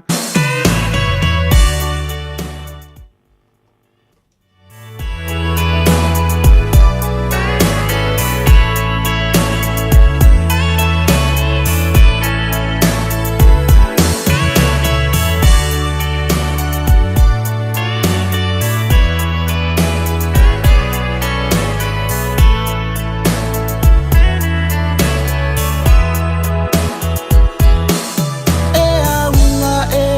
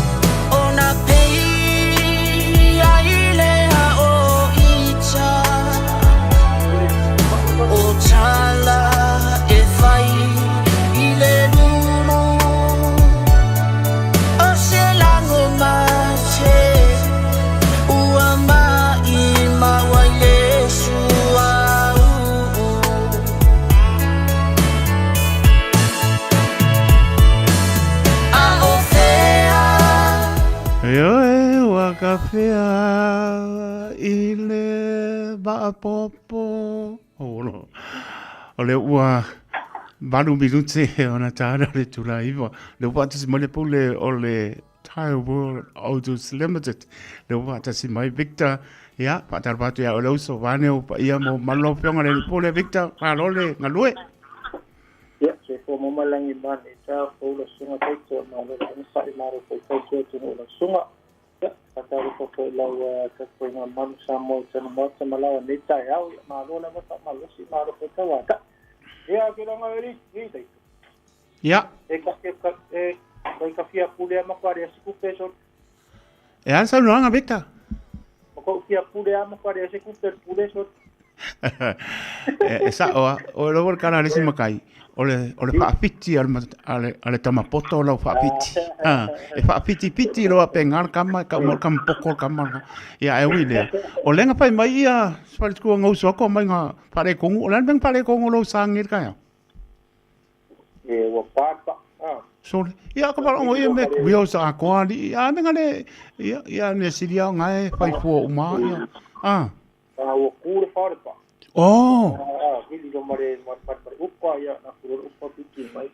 Sorry. Kwana deke. Yo ke pai mai os pare ko tai tu ngau so wa mara ka mangi wo vili me pare ko ngurka mare upa ku ya. Mo le fer fangi o me e fanka ya mo wo fer fangi o me tawana. Ya ala po ku ya. Victor se pasika kan. Malangang pa ano. Ya ka sai to matondo Paulo ya. Mata di ka to compensini ma tua su due sene de so lei che autoro sai ma so va ni sai su due sene se pe autoro ta vali ma ta due sala faiva ka ko diso ta la ti tu va sene ta la ti tu va sene ka ko diso ia mana tolo Apple ka se nga ta fleta to e point scan to ta to para lo e ma wala ti stampa pe autoro ta ia ma to ko ngai na pro ata pe ta pe ngai pro ata pe autoro ta vali I tato compensini ngasta porea compensini la PC iba kur karame sa intuisio ale lua so fitu sala so mia fa pia ngai sa compensini au amaka ngalianga pe o idea ko ya finga shop so compensini ili tato pamu ya fa su sala i so mia ole shop man malon de gasto buritalo ni sila I oro fumanina ya matato gasta mone neiva yaso ya ngai metato farisinia ya mato sa tuki kasi de matovi sta makivolia le foi aso malo no tato da fore di nei pe ngai yo fu fanga tia fai con de vai aso au malo ka vale to saki pa por a turanga no yai po fai fu service po service ya a fu malava no I tato fai ni ale la vale mau no a te di silo sa go inisi maudunga so di disi pa so pa de o le tato loving ka kosnoko pu pa so wi pa tal pa rapeti pa to amene pero tongi vai aso dua sala pe mina mata aso mo pro gasa luto lota vale ile tato pa pesini tato fole fali pe mato ta vale ale tono fa foro chapa pe ni fali tono ka skena ma ero ta vale na ye pe por wo pe wo sala te tonia ya pu para no pula o da son que sa wa te por wo ile tato fali ni fa ta una pe mato ta vale fo ta vale wai pai lo ki siling pa te ngai so ka request ya ma trade in tong tadi pa ma tadi trade in lo mo te SUV cars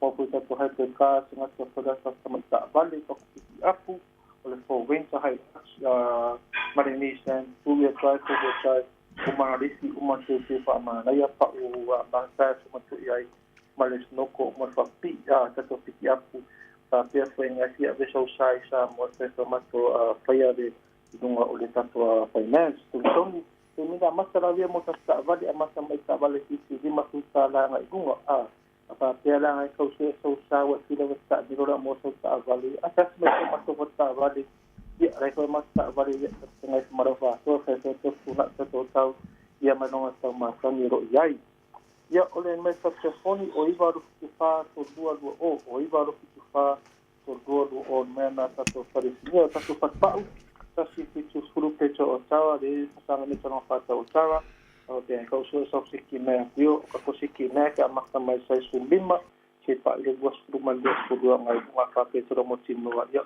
ta no po na iso sa mo te ngan fenga venga ma to yo o la futa mai ya me to to fa ta ba de ha ke so ko wili ke ma su ya ipa fala po a ko ipa makta to ko to ni mai no ia pesa ma to fana tu langa o ko pa makta so se friend lava no mo I le tatu a pa tu sura ma al pa ure mo I temin nei te o kamai no to ko sa palaia ile te tatu vi mo le sekina ti westful westful inisi so no la tele mo tata wal ko wi sa malaila ia malea nesta PC50 ia lu le ate la sura di masudu ia tatu vi ma le ko ke ka ko se ke to ia fa pena ko so sa vi tango fia ia sia se me foi de mato fa pa o ai lava tatu vi fa ro filinga ia ta vale nei va yaso ia ole so la vi la te malvan ko tanga le to su sala te mina mata yaso tasi tau sanga le reto ni work in service tolu tau sanga le mechanical ti le ato to ta pe ya so ta ban sa ta tinga benga ia lo le tau to ta vale pe lo fitile va ita to pa vale ta dia ta tol si pay after pay le pai ma de sco pa le rosa I le tanto fa si ia ato po le asu po faro ta va I le tanto fa no me te poni o iba ru tasi tolu o iba ru tasi tolu for on man na le tanto fa ia te giri mai ai su por esa o pa o la ta vale ia te suma formato fa si tasi tu sturu pe o ta mani ta fa fa va te como más no ta ma io fa por prima e se ma sunga ia te me se come ma via fa tai Pena po I mle po le aso Victor pero I pea pa se fuia. Ia, se fua pa. Hello.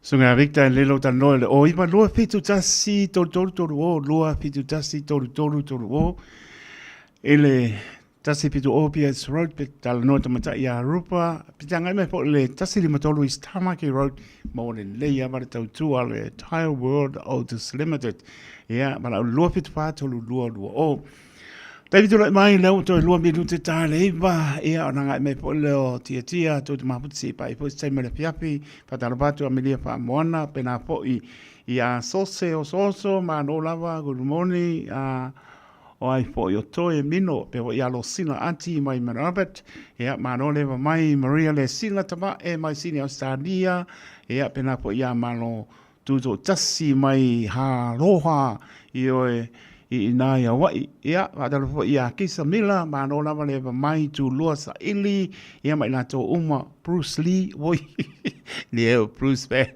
mai seki a to ia lo batu mia tau lunga sta tu ne aso sa mo le tu pele fa mangalo le ona stalo so poutu ia sa tu lava lo nganke usiano te mangalo ai pa tai lo ta po inga pa mia ne li ne aso mon fo panga mai se fo te au dia aso for le anzac day ia file mo le ni mangalo le ona tai to loto le ona soi po ma ia manuia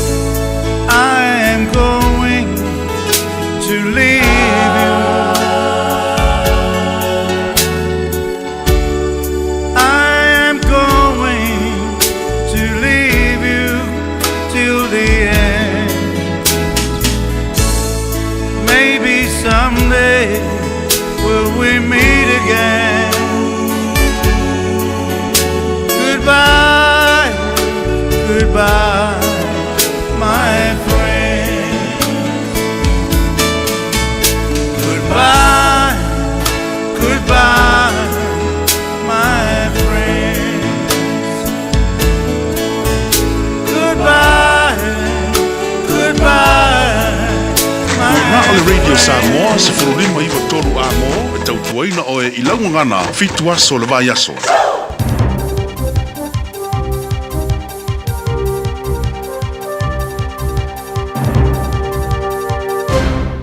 o tala ni mai au te roa, mole ni yasu. O tai o whainga malo ni sila wa awai whaatasi tunei, tai o tunu o rirangi e mana tuaina li te iulo re kale se ka kori ko pope whalang sisi, o se tangata mo tangata lau tele, e maasa ni ona tu whaatasi mo tangata pito whainga o fia o na fia toe vai tele atu. O le tu malo se urua i te iulu mai e tunu a Amerika Latina le kale se ka kori ko, ta forflaina le sa tonu o le toe tu taimi le a Europa, i le varsuman valu tau sanga o le soifoa. O le namariu e mun mai le aso matu i le taulanga o le Vaticana le sa ia aunga di ai whalawai tele le tau fia o le tau ai gasa le taimi o le taunanga. E whai tau vai aso o whea ngai maa whianga o le soifoa mano loina mamali wai e maa po mai le stroke, maa whai le coma ma le fatuoso e le ma whai o na toe la vea ina. E tu sa ma le pepa wha mao ni o le namariu sa wha matuina le Vaticana e le asona na fi. Ta uai sa ngalue pope whalangsisi lo no fisa nai tu lamo moatu. Ai le tu malo. Ta wha matala i le pārmia New Zealand Christopher Luxon i a pope whalangsisi o stanga tole anga malu. Malona tala anga wha wau e au fialan tau tua e le malue lue mo tanga te whaingo fia na fia. Fi nau le a mea tonu matala no anga wha tali tonu nga wha le wha tua tua.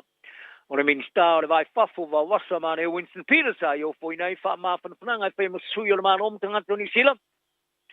Ele kale sia ka koriko te lope ma faalo ni alon tala anga fa wau o le anga malu ma le lofa o le tele pa tele leipa Chris Hipkins sai falia o le no fo inga ato pope Francis sai fa ilo ai le lotto lo na lofa ma na tau tu ele malu lu mo le me tonu tau fa ia umo tangata mo le alo i o le mamalu o tangata to tasi o le tama tai pa mi mo Helen Clark sai ta u le lotto lo na fa no anga il mario pope Francis e pe ona whaaro langia le kelope a tua ilana tautu ofo mo le file mu ma whaama sino tonu.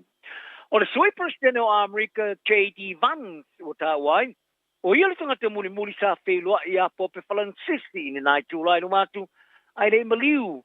Le sa i whaari ailo na nganga o tia mo le whaito miliona ma miliono tangata ke usiano i le rolangi. Wa mana ole panti ale New Zealand first le fa manino le fa winga ino le fa uputa ma tai politina maleli woman and a man ile tula fono ile fola sios tula fono to fa office sui fa pole members bill ina yamoti no ai le fa se ese ole tunu mai tel tunu fa polo kito tolo maria mai ina nai tu sanga o to na ia winga moni le fa ngai no le uputa ma tai maleli o le ngai o inga mun mai le fa ai unga le fa masnonga o perta ni le vasta lua i fa pea o le fa winga ino le uputina po le tamatai women e tu sa mare tu la fono o fa inga tu sa perta ni o fa sino i na o ila to e fa na mai o ni kene o se vai nga mun fo i leo fa longa o tal sanga fa tu la fono mai New Zealand first i le tūlanga e pena la tu fa ngoi o le tau i tanga tolo of mana malama le lava i mata upula tele mo fa inga fa por kicking o mana o ile pati e tino intinama tamatai women o fa ma oti ile tula fono o se tanga choice for ma tu o sa fana mai o se peine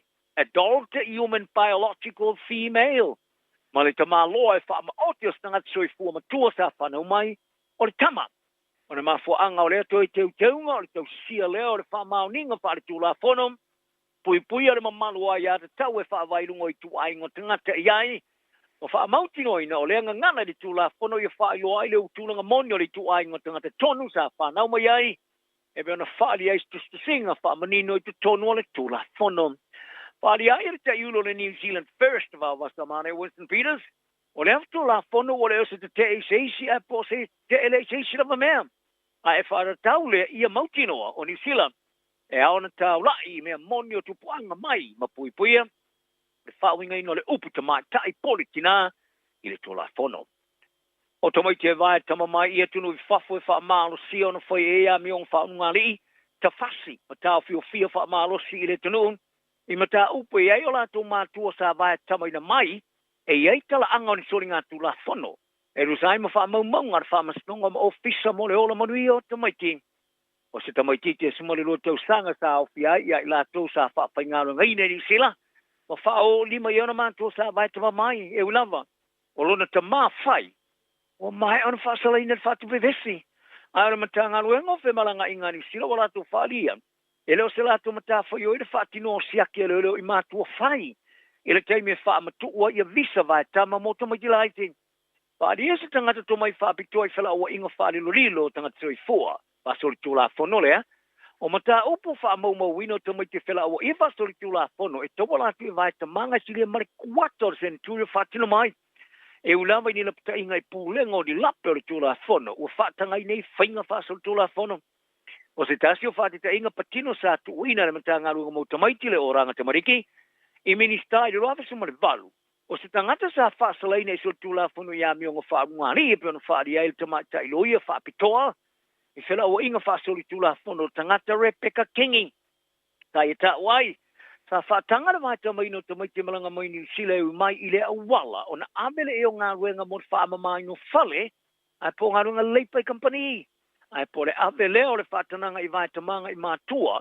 E eitala anga e matua I lelele. Kau singa mapui puingo tamaiti le matanga ruenga mo tamaiti. Ta o tingi e le sile mare lusu le mte sanga. E tu sa mare valu tamaiti o de nofu se whale Wellington. E ma se lunga li. E lata mai nei sa mōri ai le whaapolonga. Ma sa wanga e whai tamaiti. E ere ma anga o le tau tua mo tamaiti. Po le ofisa le mo tamaiti tupulanga maa inga po le sift. O niso ne tamaiti le mata upu sa vai tama mai ni usila ne I le awala. O le mata upu sa whasalai e Joseph a unga mātamata. Le sa ia vai tama ina maisi tamaiti te sfururo te usanga mai Samoa. Maisi tama maru tu e tō lua e ulawa I whaamamunga le whaamastonga ua mai alawa na whasalai na whaatu vivesi. O le ruafe ma le luas fulu sa whasalai mātamata mo le. E fulu tas te usanga le whaapui pui. Mo lianga o le whela o ia whasal tula whono man whaapolongo tangata Hawke's Bay. Ta au fia le tōs mo le tōru tangata Samoa le tō tōru I la tōn. Ta ia vai tamo ina mai. O lo sa ilia leo I se mori mau patino I le lato se suenga I le whano le olo se li sa maua wha manu alia se pali whaata li pasi le ai o St. John Te Aukilani. I le poras tonai. Wha alia le leo Assessing Officer Vili Detective Inspector Glenn Baldwin. O lo latu sa ilia tangata sa ia tu tonu sta vale o le Toyota.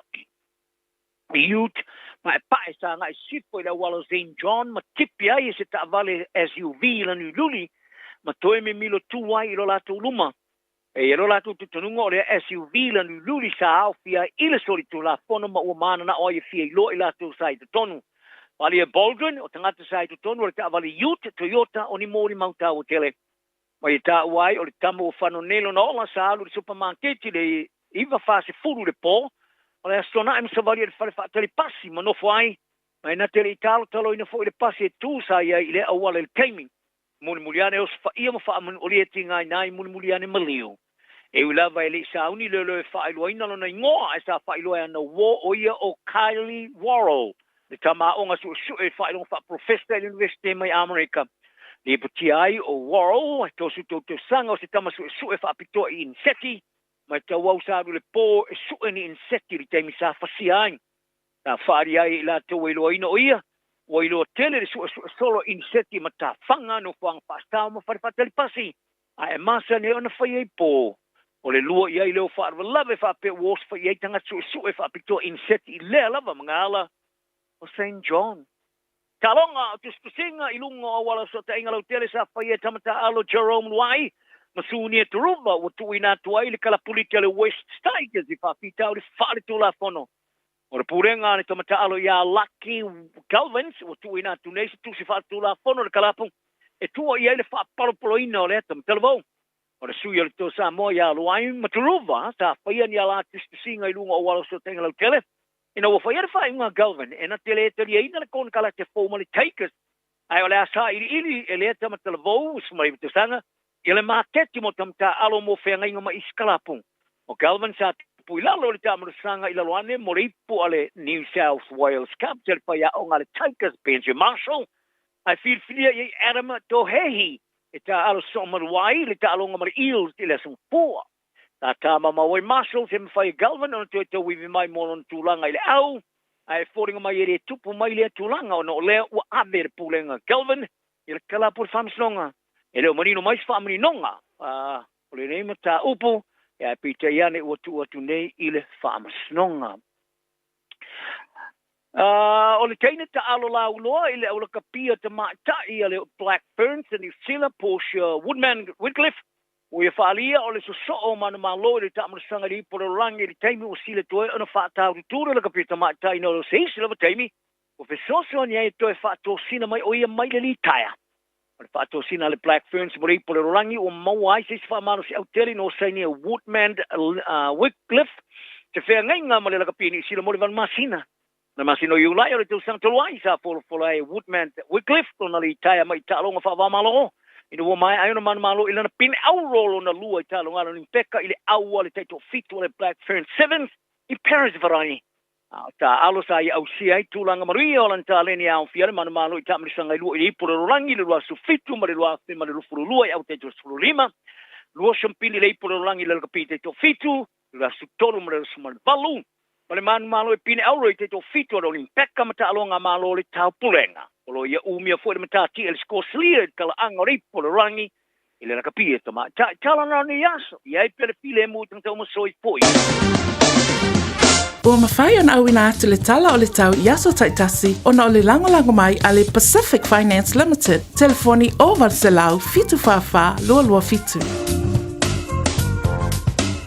Ua loa le tautua le Pacific Finance in no ngā tupe mō so se wha moe ma liu, whai puiponga, aso whanau, sa whai whai ngā malolonga ba so se wha lawe. Apa lai nei loa le pacificfinance.co.nz pe wala au le oval se lau fitu whawha lua fitu e talo sanga sauna no ngā tupe i le bao le 5 se lau tala ma le lua se furu hawhi tala. E lua minute whai lau talo sanga online www.pacificfinance.co.nz a tasi le tulai whatali e se tali e iai inga whabitoa pala au loa le Pacific Finance Limited ile oval se lau fitu whawha lua fitu oval se lau fitu whawha lua fitu.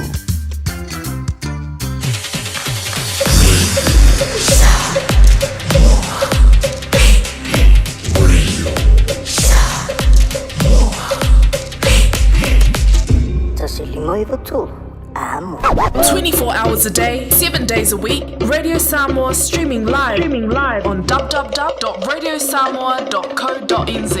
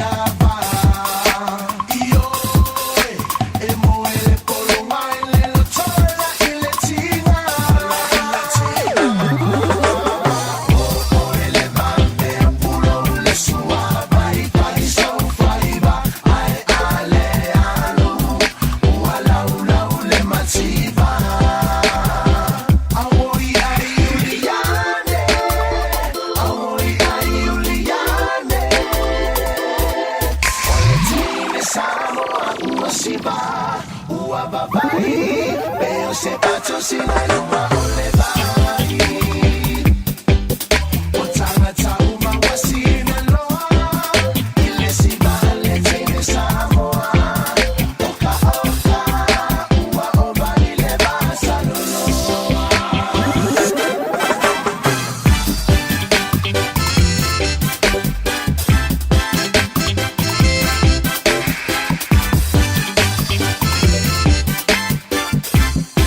Faitauina le upo le poto no le tautua matavela linga Fusi and Sons Funeral Services I Mangele ma Samoa. I taimi o mawhatianga ma whaanoanoanga ona o le maliu.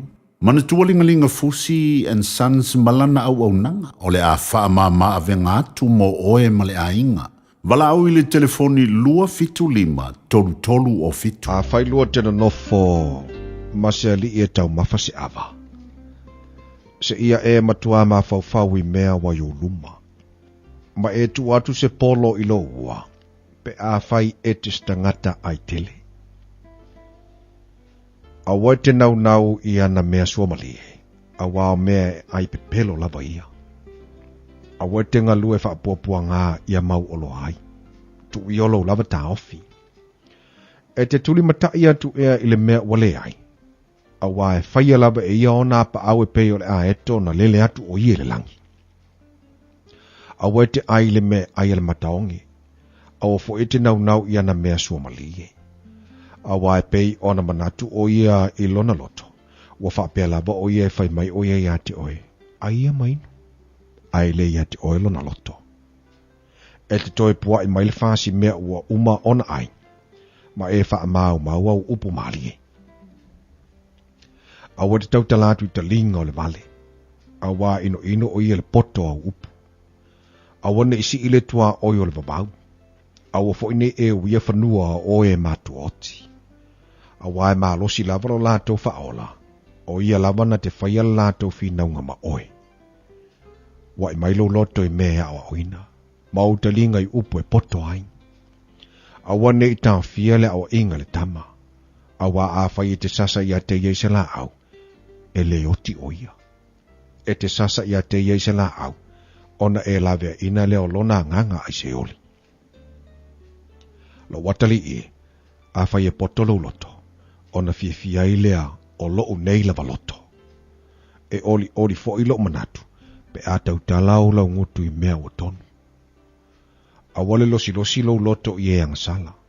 A ia e matau I le aso atoa. A wā a whai o iai le unga ona le umale le o lo wha moe moe. Ia e whalongo mailo watali I. Ma ia e poto. Ma e tai tonu lo loto I le ala.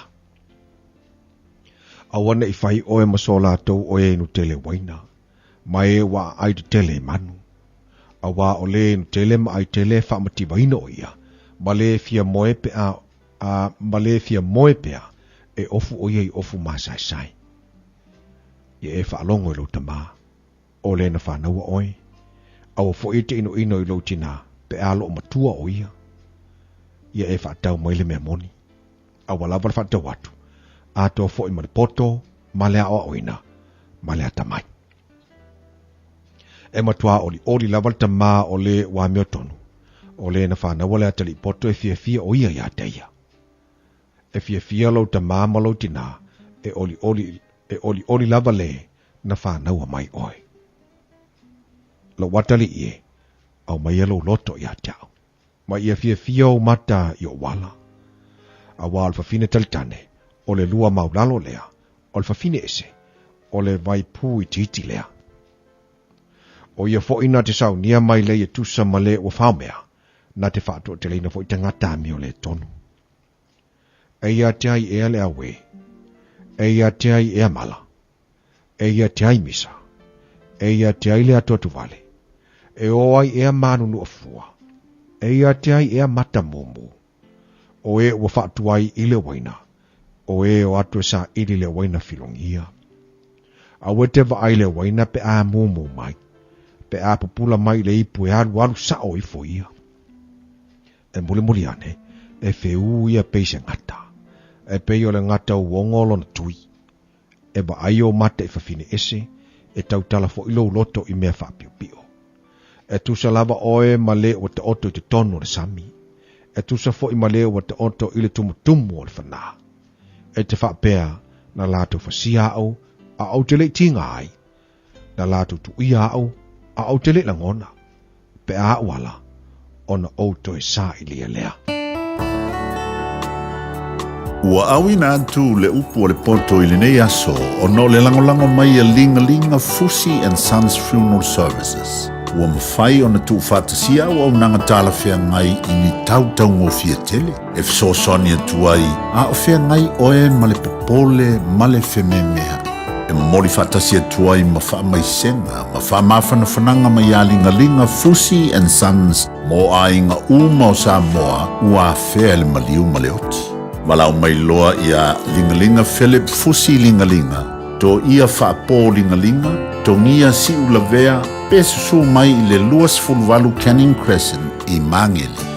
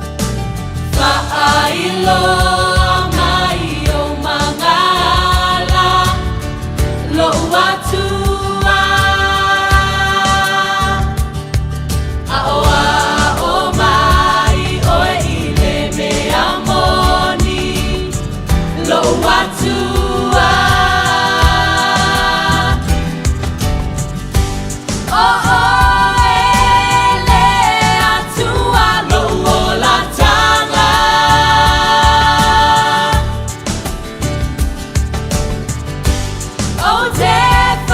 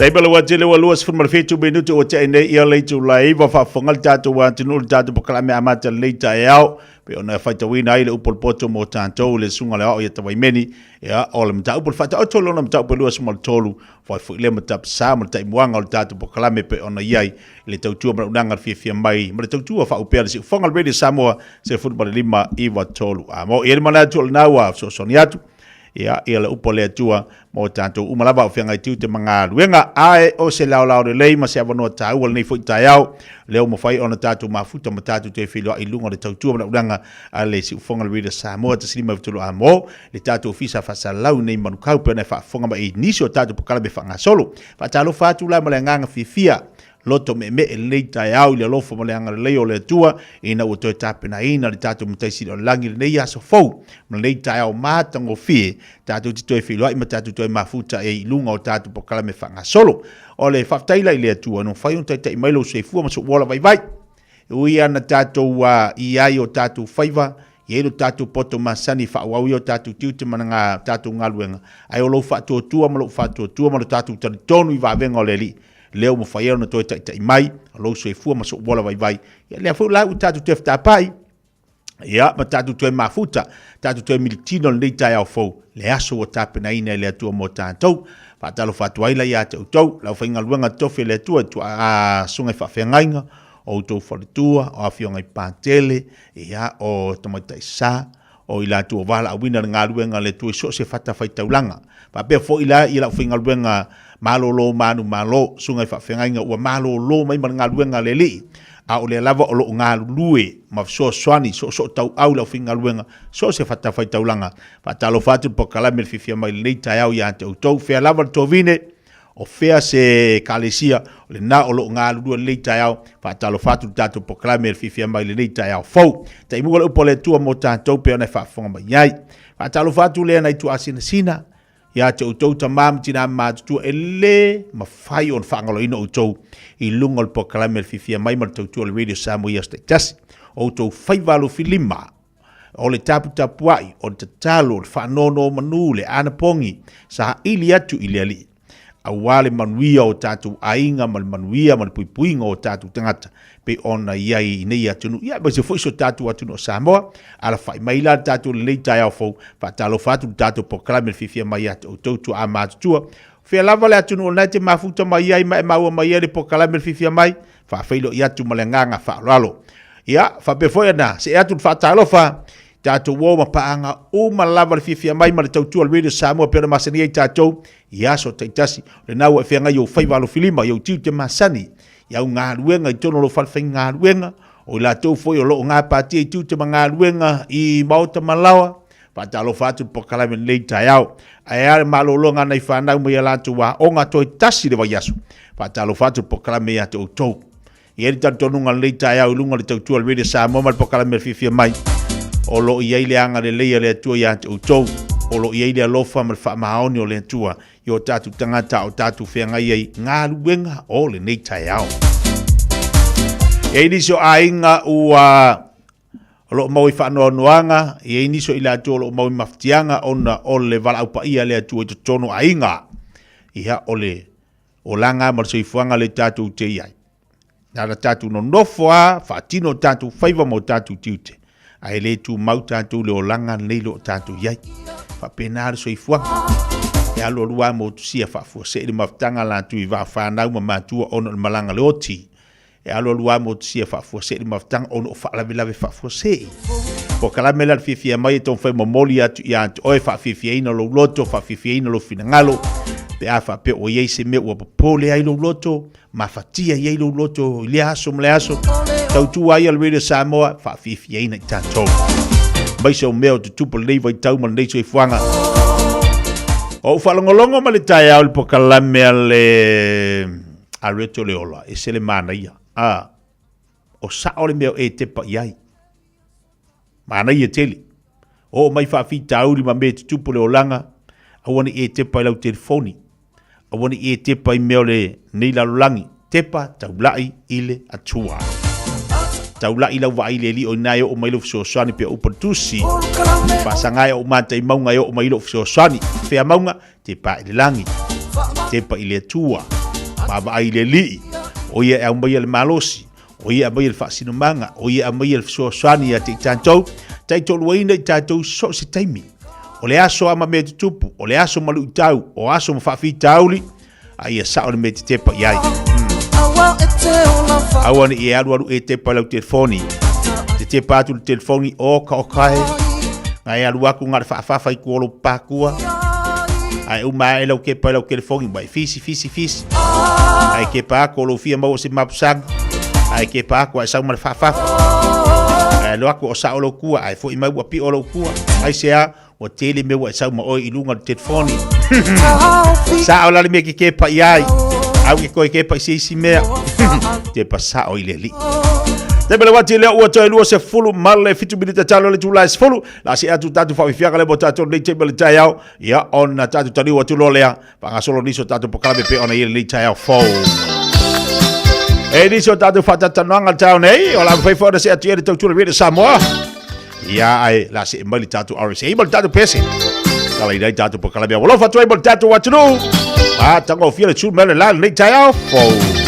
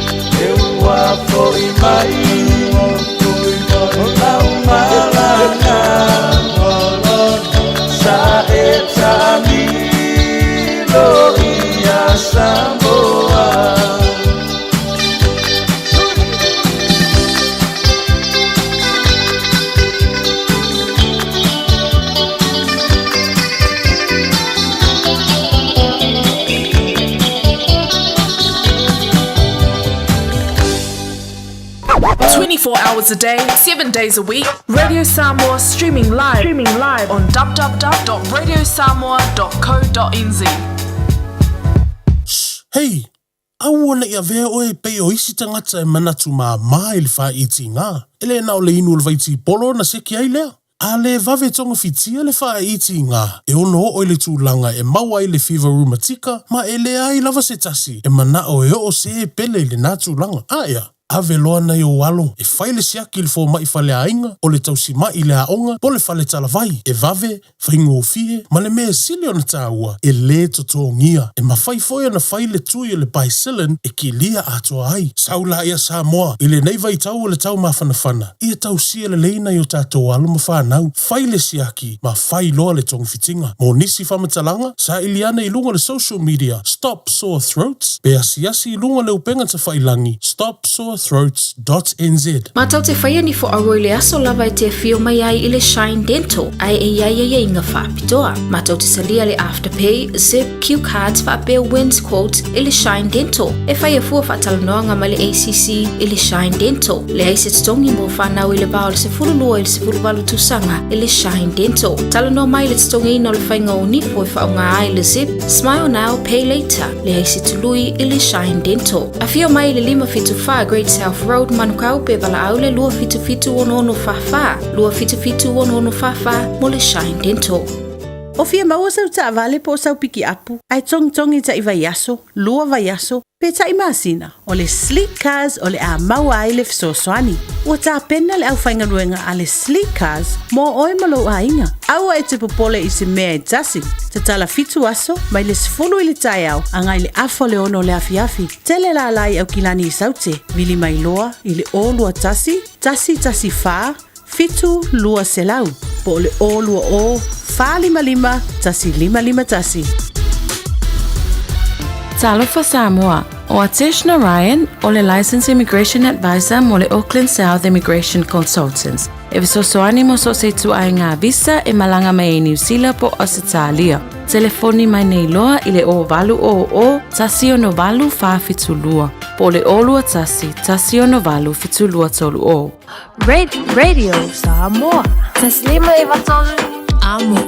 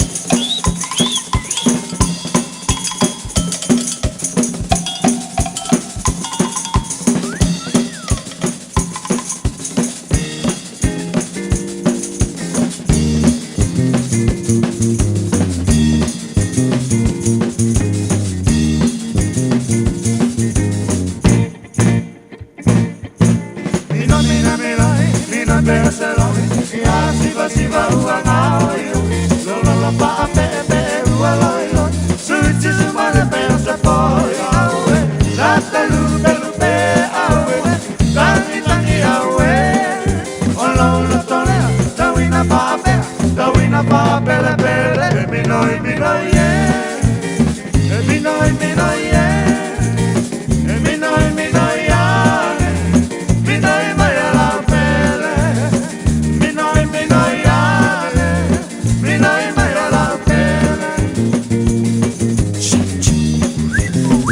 5 stars ma whawhiwhianga mo tātou le tai ao. Ina ua toe se football valu minute o na tale o lei tu lai se fulu. Tale tu lai se fulu. O na wina te fulu leo toe whasala wina o tātou tale vai whanua. Kako o le mingoi ia. A ele mingoi. Ia ele mingoi fo i se whamangi anga tono lau ako. E te tau au na e mingoi le mea mawari se lengi. Awa ki mingoi le mea ngara ai kālafu leo ai.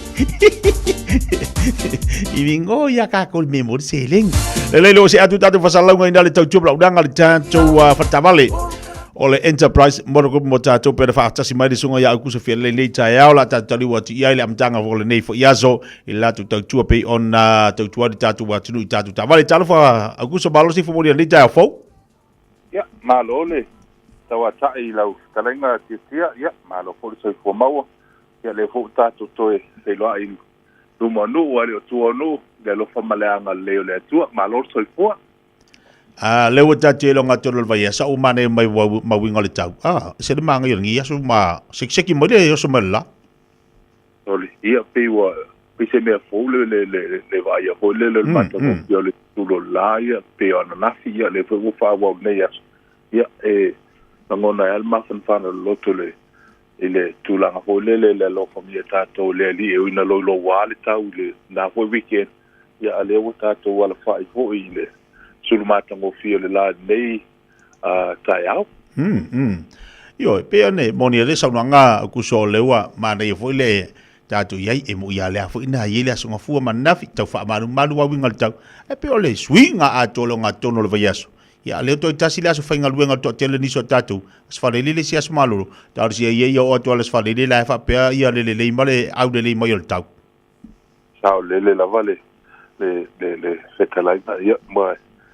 Pe o faisi levo tātou la bea i le matangi male ia e pe o le matanga o fiena ne yaso ia tarsia ia pau e mo le weekend matulanga uma wafo whanga fo i le malu se tātou atano avano le lei ma nei le sulo le la seki mai le tau taua fo i le avano le anga ia tol tātou atano ia awali sa ilia na la tu ta vale mo le onga ton ia leisi vaenga tau o vaenga fu i tau fa manino mo tatu atinu ua aukus mo ai le saingia le fom le saingia le fom fo ile mo le apala ino le tabali o ani vaenga tau fa manatu mo tatu atinu ia mana ia le tulanga le ia mo bon fa talo fat fo ile fa fonga alanga si tatu atinu ia lo fai fo na ma ua ta fa salanga le tu timer tai au ia sa le laval sa noanga ia e ka ua i o tulanga ia fo le i ai la tō wholo la tō sa iling sa ele ngata i le tūlanga whoilele o le ia le leile ti o le tāwale. Ia e mai se fo i tūlanga whoilele o le finance wai se la finance ma tūlanga tupe tului ma tūlanga whapea. Ia tā ua ia le tūlanga whoilele tau wha ia malama ma i loa tonu mea lo sainia. Ina ia awane ia se tūlanga whoilele e alualu whape wa foia o whatoa ai e tā ua le malama ia o me foi olo o a ia le e whatitau ia for commitment fo lele ai le i whape o whamautu umatulanga ia wai e o le tā ua na o le vaenga ia ai le i whape o le tā wani tulang whapea mana ia whamanatu ia mo tātou tinu o mo ia ni so tatu ai foi balanga mai ia pe o la lo tauranga e ni so la to nepia e mfano so so ni tatu mo ne tatu ai ia e sa ole le la o le sinatu la mo tele tatu customer o no le tatu website le o le enterprisecast.co.nz ia o lo mafaya on fatino umainga ia fufanga fo le mo tulanga ile fatu peina o lo sa le ngata o e au tilo ai le tāwale i lunga le website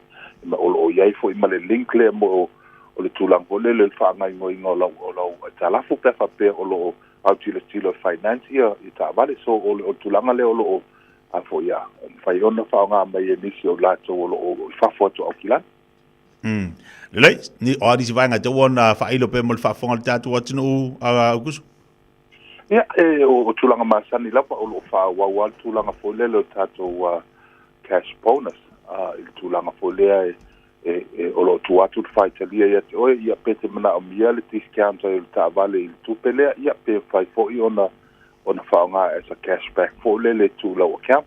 Ia, o le tō tele se tātou atunu, o le whaapea na tātou, e o palalangi e fia tūlanga lea o le maua ta awali fōu, a lei maua e misina tūpeli bank account fō lea. Tōne i whaapea na tātou lea e time for the weekend, whio o le whaana i palalangi fia fōu lātou lea ai kia e tūlanga fō le o le mosina cash o lo tele ma no na e tātou ta awali whapitoa, so tātou promotion na, hawhi tā la e amata mai ai.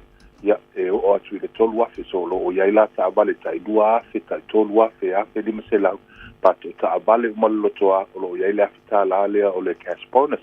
Ia, tulanga i tātou whaapitoa, tele mana noa e tātou whaapitoa, tele tātou ta avale lalo se fulu afe, ia, mo i la tofo, i o lo o iai paketi i a whapena fo i lea, ia, o lo o maua se tātou, tu ainga ta avale, i le tulanga fo i lea, o lo o i tono tātou lotoa.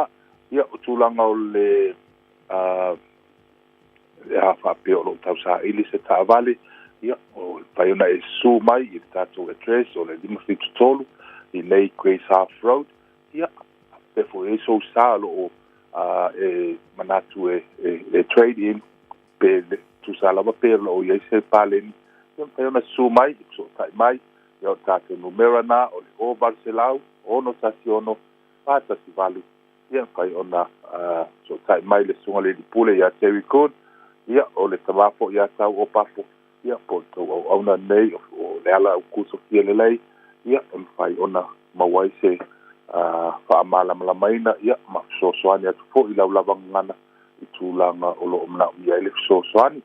Awari tau sa ilinga fo o sa mo le aina le fo ia vai tau o le tau sanga. Ia ke tia whaakai lawa i lau kitalainga mo le mātua wa vanoa. Ia, whaakai fo i le Radio Samoa. Ia, e ma se fo i le tātou atunu mo le whaonga ina fo i o se tautua vai an enterprise nei manukau. Ia, manuia ia whaiva lo filima o tōre nei aso lo whangia i le atua. Ia, manuia o whaiva ke tia. Tai lawa. Ia, le lei manuia fo i atutu mangaluanga li tai au, fia lei, alo fatu manuia fo nei aso i fo mai manuia. Ia, soi foi. Lei pere whafonga le tātou wātino o le tautua ranga le tātou enterprise mono group mo tātou li tai au nei pe ona i ele tautua le sunga ia kuso fia lei wala wane le tātou telefoni o le over se lau ono tasiono whātasi valu over se lau ono tasiono whātasi valu telefoni le sunga ia kuso wala wane le olu o wha o iwa fitu o lua ono wha olu o wha o iwa fitu o lua ono wha telefoni fia vea ina le sunga ia kuso mwhai ona sa ili ista awali mole ainga le ua mingo ya tu vale wati to is full minute and talo tu last full time na tatu le wa nei e nei tatu panga lo wa ya tu tele tatu yo mafuto ba ilunga tatu Facebook ta nei Marcelina Brown se fo la le fa talo vati a lavelau umi alor se fo manuia se so ya anae tu unga alo fatu prada anga ye fo ngi ya so lu su mai le lai ta faonga kisa so fa talo fatu nei ta ya fo Maria le sina tavae sini Ausitalia o ka vai su po mai ala usingi ma ko faku momu e se le kouli lei ko ke momo ma ko faku fa wina talia du fatalo fatu lei tai au fatu mai nai papa toe pero vaenga tasi fatu momu lei tai au malo se fu lau lei kisa so fai sau Samoa ya John Leota ia masulu lo mafuto mai nai Samoa fa mai lai langi le lei tau ya tatu Samoa lua fatu me mata e o mai Samoa lua faku me mata e o mai Australia lua faku mumu se mai tatu fatalo fa lunga tatu YouTube le tau nei Amelia fa moana ma lo se fu mo dia le tau o mai kako Wellington fa tai amosa me le pone Australia good morning o seta hates fatalo fatu for le tau ma lor se fo lau lei tu asao fatalo fatu tatu pokalame ya mal to telefo ila to le wailunga tatu Facebook awolo fatu mo to malava fai le mu le tayao i wa manga yo longa tono le vai soi le manga yo mayo le tau ya awa amata fo ona tau jei mor swinga le tau fai si malulu o aso la fa penge ya e lo folo mari le ka ya e lo fa le winga le ka Daisy alo fati ya te malainga lua fatu bubu so sia Daisy seki Pula Smith fatalo fatu nei taiao atapana saito finga malo si fo lau de lei wa ya le si chain malo sini Australia tolu fatu bubu mo le fo aute seki tai ao. Fatalo oi fatalo fatu fatua ia te ia opo. Ia maletina ia lei. Malanga mai mele pone inisio fofuanga fale ainga. Talo falei alo fatu mo tina. Tasi le tina na amataina le tatu walking Samoa. Ioi, taimi fatu amata malanga mai yo matua fo. Ia lai malosi ya. Alo fatu le ia te tina. Ya pese fatu ia te ia opo. Manisio tatu ainga wo pa anga umalava. Ia malanga mai nisi atu no fatalo fatu tatu pokalame ate utou afa perte malanga mai Samoa. Ia fatalo fatu malanga mai Australia, Amerika, fia lava na te mafuta mai a o leiti te tonu ala fanua New Zealand. Fatalo fatu e lal pokalame ate utou. Ia malole o sa i malole fa malosi oniso ila tu malanga mai ia ali ayangi i meo. O fa lave lave. Ele ma fai fu ona filo ai ainga. Eni o fa lave lave. Pe o fala lave e mafoi ona maua maftanga ainga. Ma ila tu malanga mai Samoa o ila tu malanga mai isi atunu ia ole o mawai filo ainga. Ele le yala ngi me o fala lave ah. E ma ngi fala lave pesek. E alvo se le ia la fu e ma ngi. E alvo yar se le ngi me fai fala lave. Ala e ma ngi ole mo ne maftanga ia wa ale ya ngi me o maliu. Kako kere vavaiak o saulea sa vari mai lea kako kere vavaiak ya fa pela nga kal filo inga le lua kausanga karuai pa ko kupo ale se fa la vetono lu ai ia ai ke wa ko ko mai lu ai wa vai la le va so wa nga fo ngi fa la vela ko va ia ko wo mo si va nga le o ko fi se no fa nga mai ko fa vai la le nga fa la voi lo ko fa nga wa ia ale nga ko fe ka wi le fa la velu kausanga ko rua ale o ficar unho com a e maga ia fala velave a ele le ia ngai ele le foi fala velave filho aí ia sa mo ko lu ale o sa ko fa lo nga wingo le si ko lu le si lo kausanga usawa ko va e ora venite talo le tulas fulu noise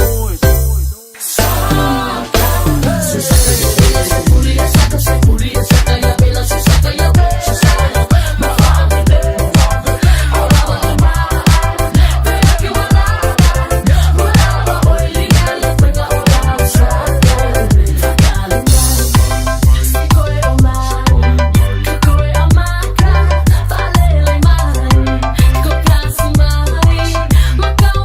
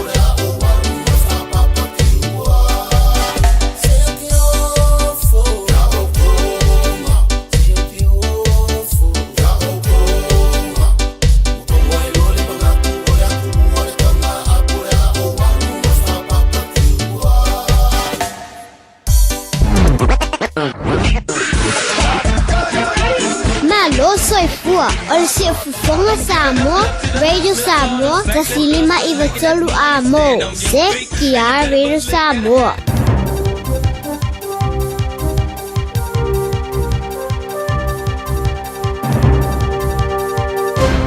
Mai o tala ni mai Aotearoa, mole ni yasu.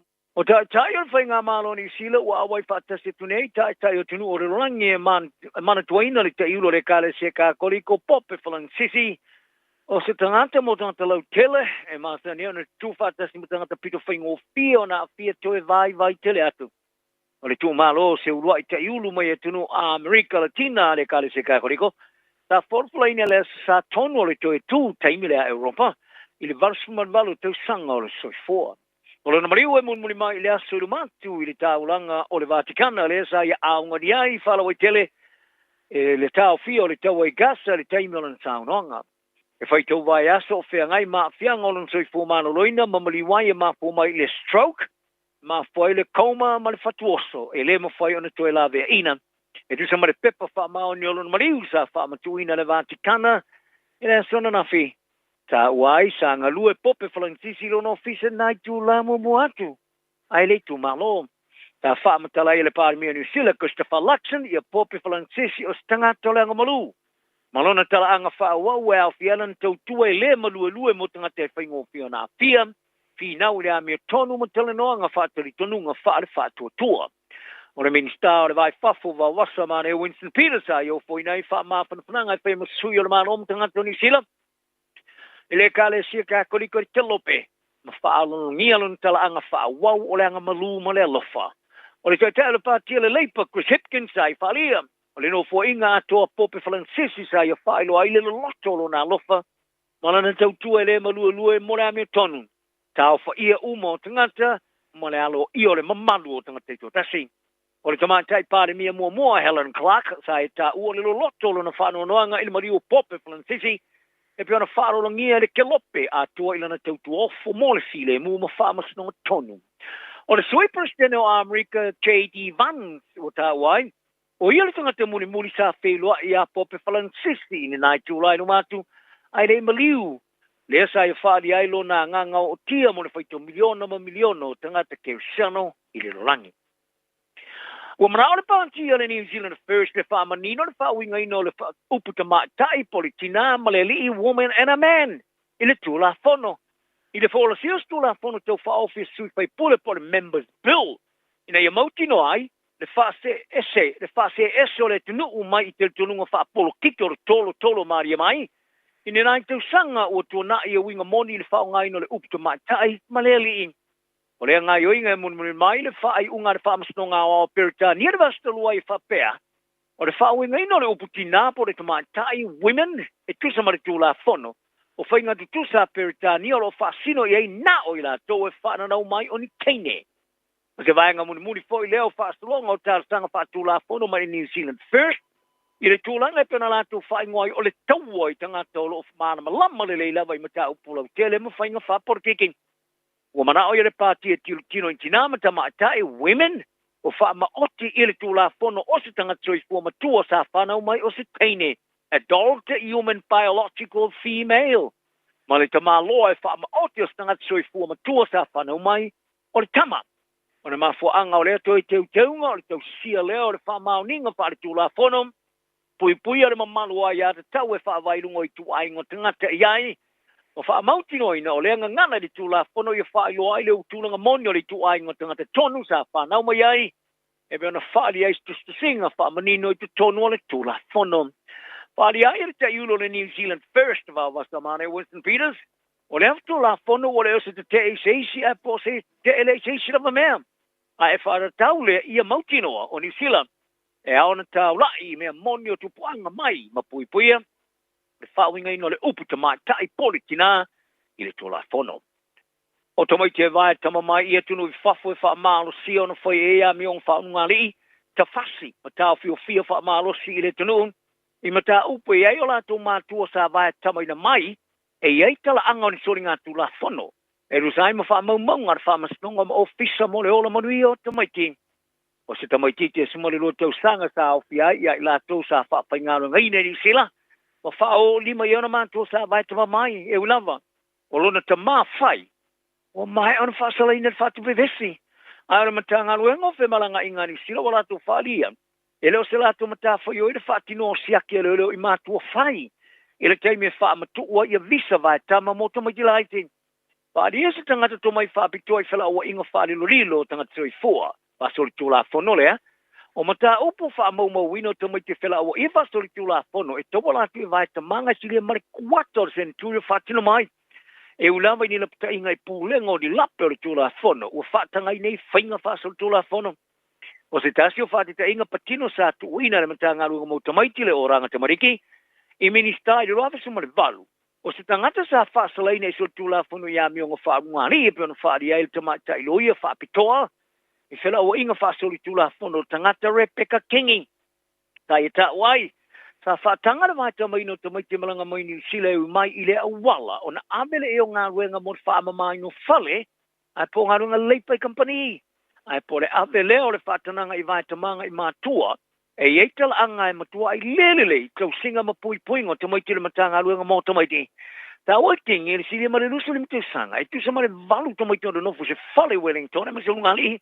E lata mai nei sa mōli ai le whaapolonga. Ma sa wanga e whai tamaiti. E ere ma anga o le tau tua mo tamaiti. Po le ofisa le mo tamaiti tupulanga ma inga po le sift. O niso ne tamaiti le mata upu sa vai tamamai ni usila ne i le awala. O le mata upu sa whasala e Joseph a unga mata. Le sa ia vai tamai na maista mai ti te sfururo te usanga mai Samoa. Mai isi tama maru tu e te olua e ulawa i whaama monga ar whaama stonga ua mai alawa na whasala i na whatu vivesi. O le rua whema le luas fulu sa whasala i mata mole. E fulu tasi te usanga ar whapui pui. Mōli anga o whela o ia whasala tula whono man whaapolongo tangata Hawke's Bay. Ta hau fia le tōs mo le tōru tangata Samoa le tō tōru i la tōn. Ta ia vai tamai na mai. O lo sa iria leo i se mori mau patino i le lato se suenga i le whano leo lo se li sa maua wha manu o lia se whaatali pasi le ai o St. John's i Aonkilani i le pōra stonai. Wha alia e leo Assessing Officer Vili Detective Inspector Glenn Baldwin o lo lato sa ilia tangata sa i e tonu sta vale o le Toyota Ute ma e pae sa ngai sipo i le walo St. John ma tipi ai se ta vale SUV la nu luli ma toe me milo tuai i lo lato luma. E ero la tu tununga o le SUV la nu luli sa au fia ile soli tu la fono ma ua mana na oia fia i lo i la tu sa i tonu. Wali e Baldwin o tangata sa i tonu o le ta wali Ute Toyota o ni mori mauta o tele. Ma i ta uai o le tamu o whano nelo na ola sa alu le supermarketi le iwa fase furu le po. O le astona im sa wali e whare whaatali pasi ma nofo ai. Ma ina tele i talo ina fo i le pasi e tu sa ia i le awala le keiming. Muni muliane o sa ia ma wha amanu o le tinga i nai muni muliane maliu. E ulava e le sauni lelo e whailua ina lona ingoa e sa whailua ana wo o ia o Kylie Worrell. Le tama onga su e whailua wha professor e University mai Amerika. Le puti ai o Worrell, to su to sanga o se tama su e whaapitoa i inseti, mai ta wau sa le po e su e ni inseti li teimi sa whasia ai. Ta whaari ai la te wailua ina o ia, wailua tele le su e solo inseti ma ta whanga no whang whaastao ma wharewhatali pasi. A e masa ne ona whai ei po. O le lua iai leo whaarwa lawe whape wos wha iai tanga su e whapitoa inseti i lea lava mga ala o St. John. Talonga o tustusinga i lunga o wala so ta inga lau tele sa whai e tamata alo Jerome Luai masuni e turuva o tui nā tuai le kalapulika le West Tigers i whapita o le whaare tula whono. O le purenga ne tamata alo ia Lucky Galvins o tui nā tunesi tusi whaare tula whono le kalapu e tua iai le whaapalopolo ina o le tamata lavau. O le sui o le tō Samoa ia luai maturuva, sa whaia ni ala tustusinga i lunga o wala so tenga lau tele. Ina wa whaia rewha inga Galvin, e na tele e tali ina le kona kala te fōma le Takers. Ai o le asa ili e le tamata le vau, sumari mtu sanga, i le māteti mo tamata alo mo whenga inga ma iskalapu. O Galvin sa pui lalo le tamata sanga i laloane mo le ipu ale New South Wales Cup, te le whaia o ngā le Takers, Benjamin Marshall. Ai whirwhiria i Adama Tohehi, e ta alo somaruai, le ta alonga mara Eels i lesson 4. Ta tama mawai Marshall, se mwhai Galvin, ona te te wivi mai mono tūlanga i le au, ai whoringa mai ere tupu mai le tūlanga, ona o lea ua avere pūlenga Galvin, i le kalapur whamsnonga. E leo marino mais whamani nonga, o le neima ta upu, e ai pita iane ua tu nei i le whamsnonga. O le teina ta alo la uloa ile o le kapia te matai ale Black Ferns and New Zealand Porsche Woodman Wycliffe. O ia whaalia o le so mana malo le ta sanga ri po le rangi le taimi o sile toe ona whaatau tura le kapia te matai no se isi lava taimi. O fe soso ni ai toe whaato sina mai o ia mai le li taia. O le whaato sina le Black Ferns mo ri po le rangi o mawai se isi whaamano si auteri no saini Woodman Wycliffe. Te whea ngai ngā ma le kapia ni sila mo le van masina. Na masino yu lai o le tau sang toluai sa fola e Woodman Wycliffe na li taia mai talonga wha malo. Ina wo mai ai ona man malo ilana pin au rolo na lua i talonga no impeka ile au le taito fitu le Black Fern Sevens I Paris varani.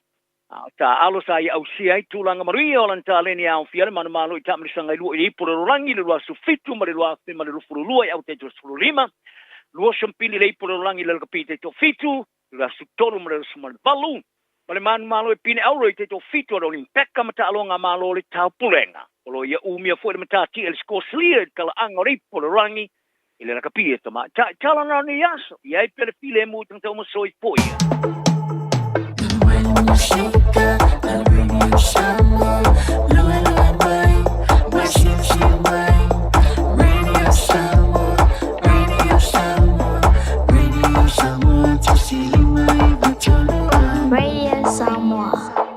Ua na o le Radio Samoa se furulima iwa toru a mo e tautuaina o e ilangu ngana fitu aso le vai aso. Hey, don't be that guy. Or that auntie. Ignoring a sore throat. This isn't just some drinks and lemon tea in your sweet situation. Untreated sore throats can lead to rheumatic fever. Nobody wants that for their family, eh? Go get your Pepe's sore throats checked at your GP, school nurse or pharmacy. It's quick, easy and most importantly, free. So come on, whānau. This summer, take care of your tamariki. Get it checked and get it treated. For more info, hit us up on socials at Stop Sore Throats or visit stopsorethroats.nz. Matau te whaia ni fo aroi le aso lava te fio mai ai I le Shine Dental. Ai e inga whaapitoa. Matau te salia le Afterpay, Zip, Q Cards whaapea Wins Quote I le Shine Dental. E whaia fua whaatalanoanga ma le ACC I le Shine Dental. Le aise tongi mo whanau I le bao le se furulua I le se furuwalu tusanga I le Shine Dental. Talano mai le tongi ino le whainga o nifo I whaunga ai le Zip, Smile Now, Pay Later. Le aise tului I le Shine Dental. A fio mai le 575 Great South Road manukau pe bala au le lua fitu ono fafa. Lua fitu ono fafa mo le Shine Dental. Mo tupe wha moli Samoa mana tua lo le Pacific Easy. O lo wha wau pea le tātu wha pitoa e nao le 5 tala te tongi pea e whaonga ina le Pacific Easy app. E wha tino ai au tupe wha moli mai lau telefoni wha mehai. O lo awanoa fo le tātu direct transfer. Ti posi mai ai au tupe le tātu account. Ma wha mali aina fasili lungo le telefoni. Ma wha tino la fo ina lau tupe ai inga wha pitoa. Mo le tongi no pili o le vai. Mo li te ngā tupe so se whane tupe Samoa pe le tongi nino no ngā tupe le nupi wha. Samoa House Corporation po le Samoa Land ma so se au nanga Samoa. O lo ma whai ona wha tino uma e le tātu au nanga le Easy Pay. Maratua e lata le fitu se furua tātu la wa wha sopoli ai New Zealand. Wha pea o tātu o fise tolu I o Tara o Tāhuhu Mamangele. Pe whaonga le Pacific Easy app po le direct transfer. E wha sawa ilo teimi. Ai sili atu na wha sawa I nau tupe wa taunga tāle penisini. Mo nise whamtalanga bala au le ovar se lau o tasi ono. Po numero masani au kilani. O le lua fitu ono fitu iwa fitu wha. Ma le lua fitu ono fitu iwa varu wha. Pacific Easy. O lau anga mo tupe wha mo moli Samoa. Talofa Samoa, o Ateshna Ryan, o le Licensed Immigration Advisor mo le Auckland South Immigration Consultants. E visosoani mo so se tu ai ngā visa e malanga mai New Zealand po Australia. Telefoni mai nei loa I le o valu o tasi o no valu wha fitulua. Po le olua tasi o no valu fitulua tolu o. Sfuluano minuta leo tēnei lei tu las follow. O risi dao tātou pokale me whangasol pe anei tau neilo e whaafonga tu e whasalawina o tātou tala vai whanua. E le auranga ma le tautua le nā le whionga si uli malau. Ia manatu la tu e fo mai niso tātou tala nā I le aso a tai au. Suinga le tātou pokale me le la tātou se e atu I niso tātou whaatatananga le tai au.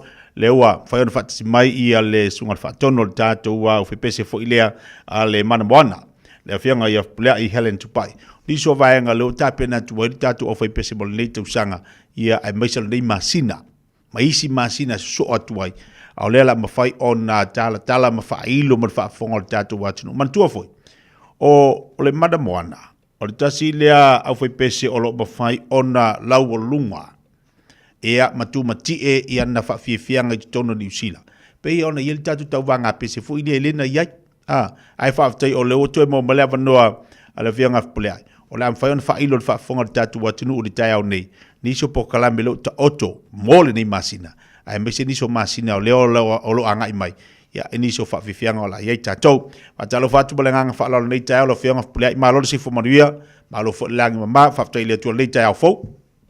Ia malo lava le soifua e lausuga tiatia faafetai mo le avanoa faatalo fatu le paia mamalo Samoa mai maugaiti si o maugutele ia ai mai se foʻi le aufagaluega paia le atua i tofi i kalesia ia mata tagaluega ia faafogaaga Samoa faafetai mo lenei avaloa malo lava le soifua mau ma le lagi mamā.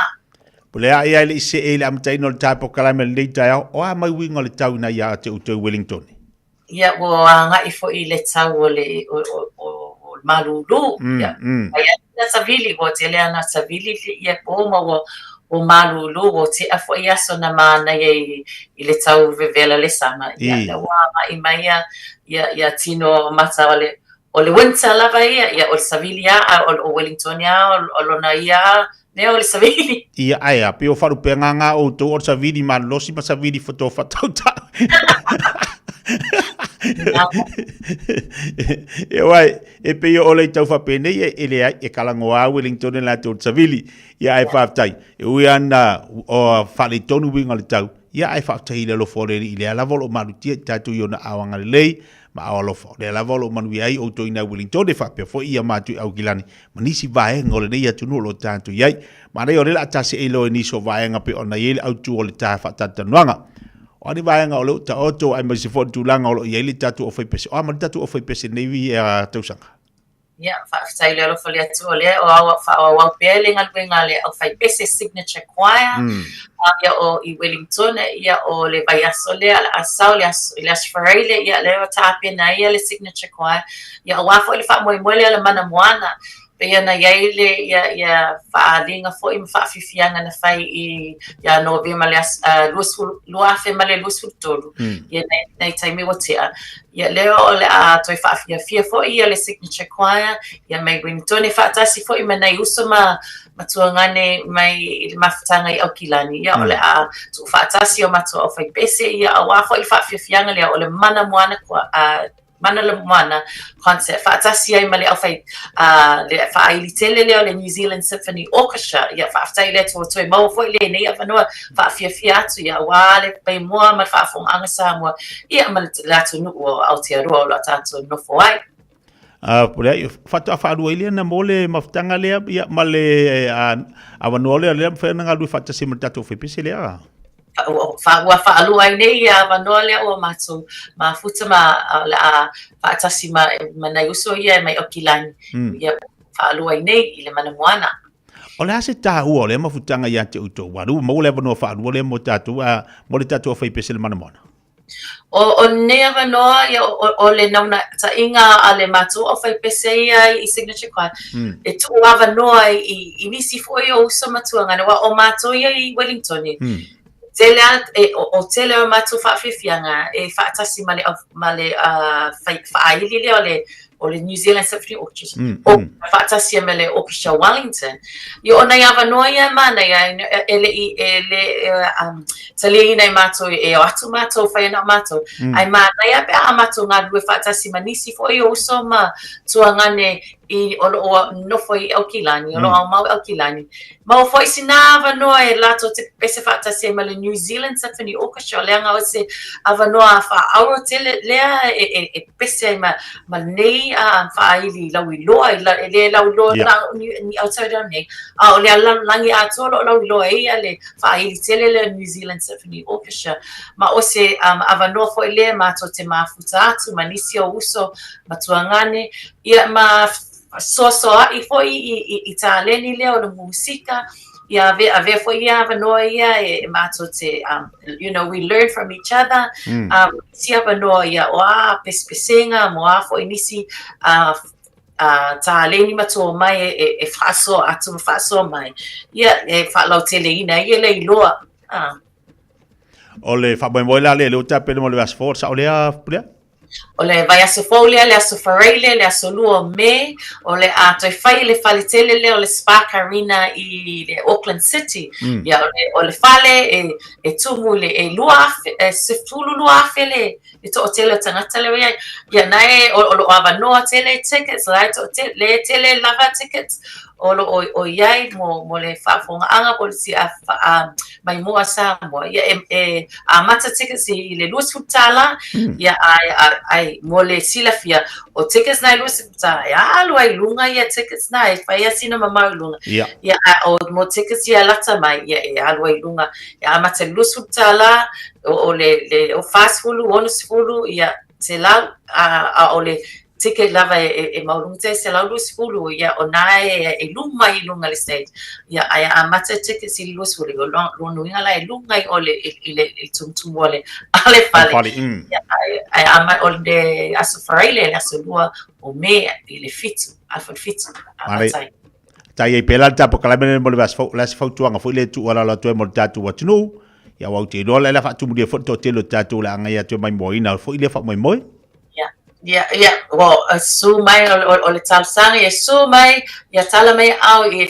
fa fonga i le fa fianga al signature choir mal music technique option yo opespesenga o tatu taltu o fa fianga uma fa pacifica le na pese Samoa la afia i ma pese la tonga niwe tonga to ke lau ia male atu viti e tatu pese fo la alangina i le aso e ia tatu pese fo ole a fonga ina la ya pese atu ya alum whanau ya ale ofa i pese ya wafo il whafonga anga Samoa i se fulu fitu pese nga lewo ta pena ya awa no inga le fai asina uwi wana na os fulu tolu ya tatu pese nga na ya i le si ya tatu whafifianga da se fulu fitu ya o wa fatele ya tatu pese ya ona ole mol mana o mai fo ya oena na mai moe ma fa fonga naso na o ya to fa popo nisi pese ya lewo mato susta ya le fautuanga ya fulu fitu tatu pese le ya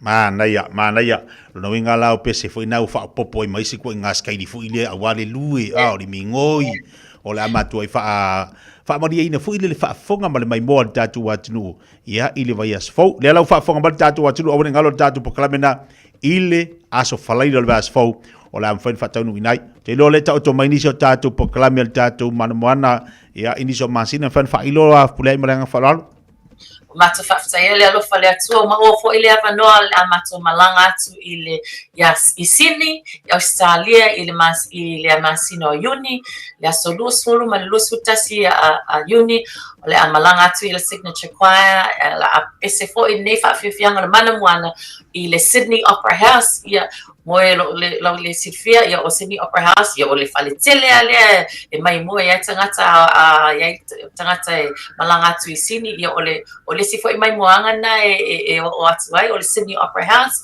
ia o se mitimitanga foi ma se loto faafetai la o le nei fale ele ia atu motu ele ia se tangata atu motu o headline po se o lato show ia le o fai so o ma to tangata tangata mo lewa iai First Pacific to headline a show so o se mea tele o se avanoa whaau lea lewa mai lea lii ia ele whaatau wa a fo'i ia le mato tauni atu tāpenanga ia awa fo'i le nei wha moe e peo na mato iai i tāpenanga i au kilani na whaatu le au whaipese au kilani ia nā fo'i o lo tāpena le au whaipese a sini ia no mato o e fo'i e le a mato whaatasi fo'i manisi o usoma atuangane i sini ia awa fo'i le whaasoa lea nei avanoa whaau ia lato o fo'i nei tūlanga ia whaasoa nei whaamanuianga ia mo tato a tangata lo o au mai i sini.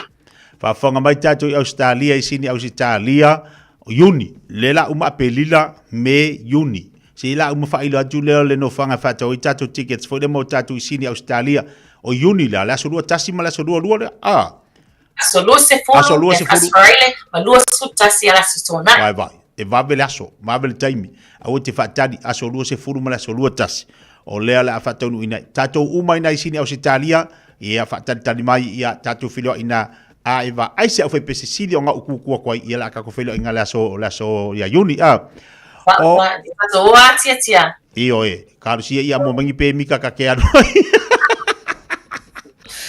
Blai, mana ia tele le no le fa fonga mai tatu ai ngame Australia.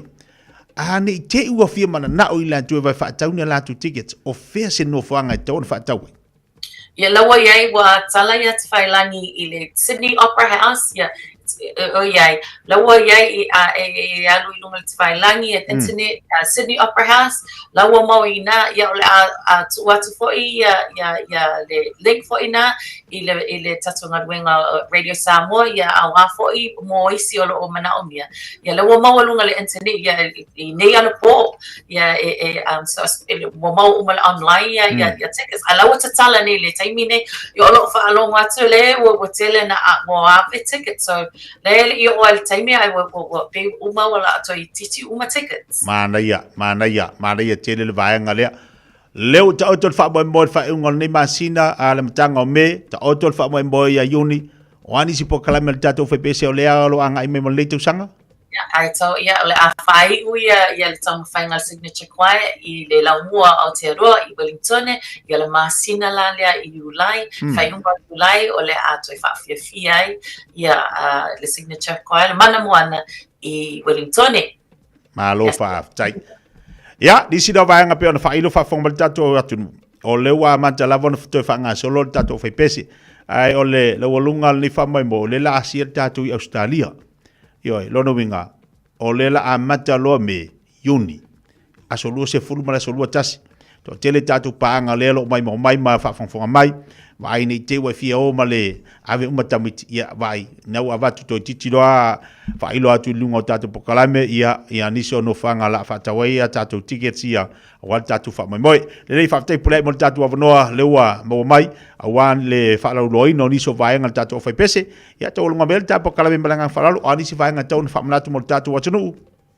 Paul mea le loto maulala whaamui mole, le malu sa molo whaafong mai, ia langulangu stua, ia alum whanau lo wanga I tele o le au whaipese o alum whanau Samoa, whaafitai o loto tapua inga, whaafitai mo loto talusanga, ia mo mato, ia manuia whanau, ia leo o to talusanga, leo o manuia ai, ia o stauma whainga a mato nei, ai mato talo atu malianga maulalo, o le aso lua o me, a mawhai o na to suatu, mafio atu e manea pe atatu whawhiawhia whaatasi la so lua me I le Australia I le Spark Arena ma wai tickets I lunga le ticket space ai whawhitai lava ia Radio Samoa la sunga tia ia ai mese fo linga nuenga I Radio Samoa ia awa fo I le langrang sua o taumwhainga anu whanau lo matu taumwhai ai manuia le whaafonga anga Samoa manuia ia whi anga nuenga lo ia neaso ia mese fo le au sina lo whaafonga mai I maota mala ia manuia tele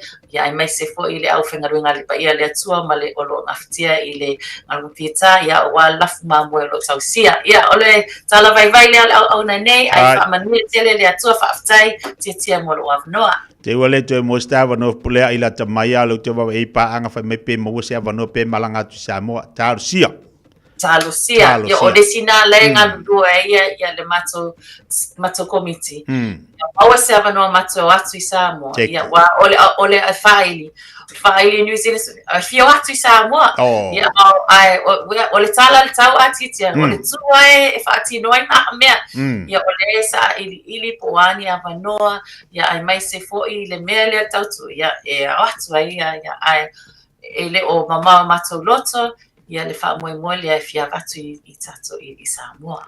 Ia lea lau whaafonga mai tatu paanga lita yao, lea lo nau mai mo tatu Samoa Antonu, o le amoe tatu avano whaftai pule ai. Manuia ia tāpenanga tatu o whaipese I le vas fau, ai mai se nisi o masina o lo angai mai, alo whatile atu manuia ni aso I fo mai manuia. Tai, manuia le, hasi fo. Ia so I fo ia le lei, o le whaatono le tatu o whaipese le manamona, pe le whaafonga mai leite mo le tai au. Le awhionga ia whipulea I Helen Tupai pe ona whailo mo tātou a walana I misia aso vai aso fau las whalai. Io e vaso fau le la atoe pe pese I tātou nei au kilani au se tānia ia yuni ola mau ki ngore kumu mau ki ngore kumu tātou ina I sini au se tālia ai karusia a mau alo ua vangola au pese I Io, pe afa pe se leo ke pese aku. sini au sitalia au nei e tuai avano le le te filo ia le tatou fe pese o le mana ia fo le tatou fe pese o alo mata mafana o le tatou watunu alo mata mafana o le tatou watunu o ila tou o lea o lo o tau la mua malatu tustusia pese mafatuina malangina pese ia ile ne fo ifa moi anga ia tu le to volunga ia Wellington ia Julai au ne misia nei fo fanga mane pokalamina tatou fe pese mole nei fo itausanga pi ona iai te bale wati leo to ilua sifuru bale 20 minuto talo tula sumatasi bai asina tatu fa vifianga lea tatu tali watu lea ia la unanga matautua ale afionga ya ngalmana bai fangalo na seri wa fo le tautua ino tatou le soifua malolo ina alo fatu vol tatu watunu fa te tele mafta mai babalo fo lo sa ina tu ama tu asina sina ilunga le tautua la unanga le sabo sabo liba tolu amo manuia tele nei tai ao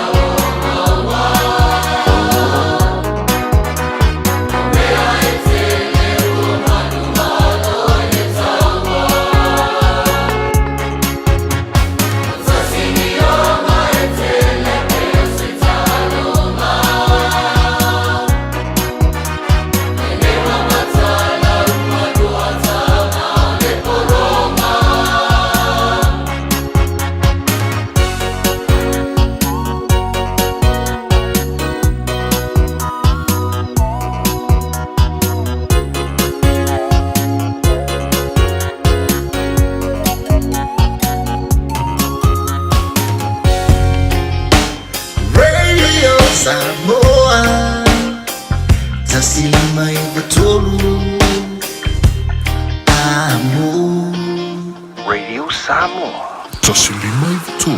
Amo.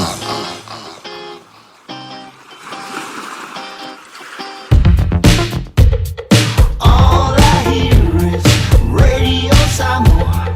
Radio Samoa. Radio Samoa. Tasilima iva tolu amo. Radio Samoa, Tasilima i Vakolu Amo. Tasilima i Vakolu Amo. Radio Samoa.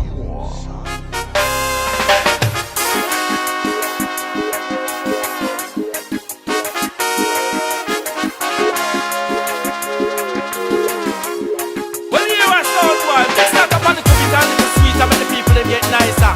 Stand up higher than high and listen to sound boy. See, look. My lady wanna oe. What's a silama oila ufa moe. I want to know if you love me so. My lady won't let you go. Lama oi penino le vasa Wala au mafua matala Cha uchino maya wana o alada Ya so umola leo anga La upele esa faila umiti Ta eva neile afiafi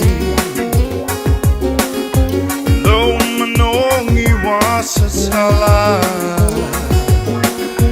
Yo se fua matala E imate iyo umafaufaunga Lola lele popeyo lekiona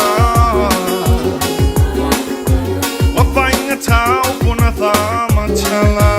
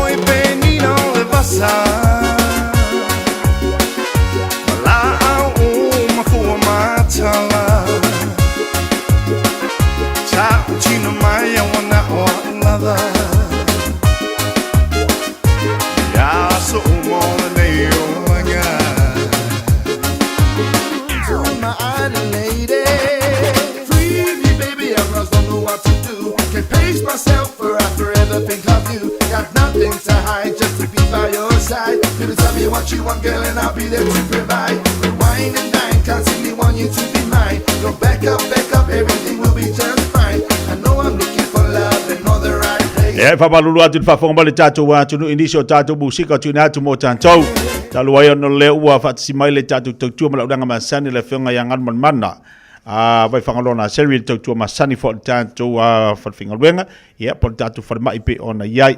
Le alaua whatisima le tautua ma lauranga tātou Pacifica Family Health Group mo tātou. Toi so tau au, ai maise le vai teimi olo iai tātou suinga le tau.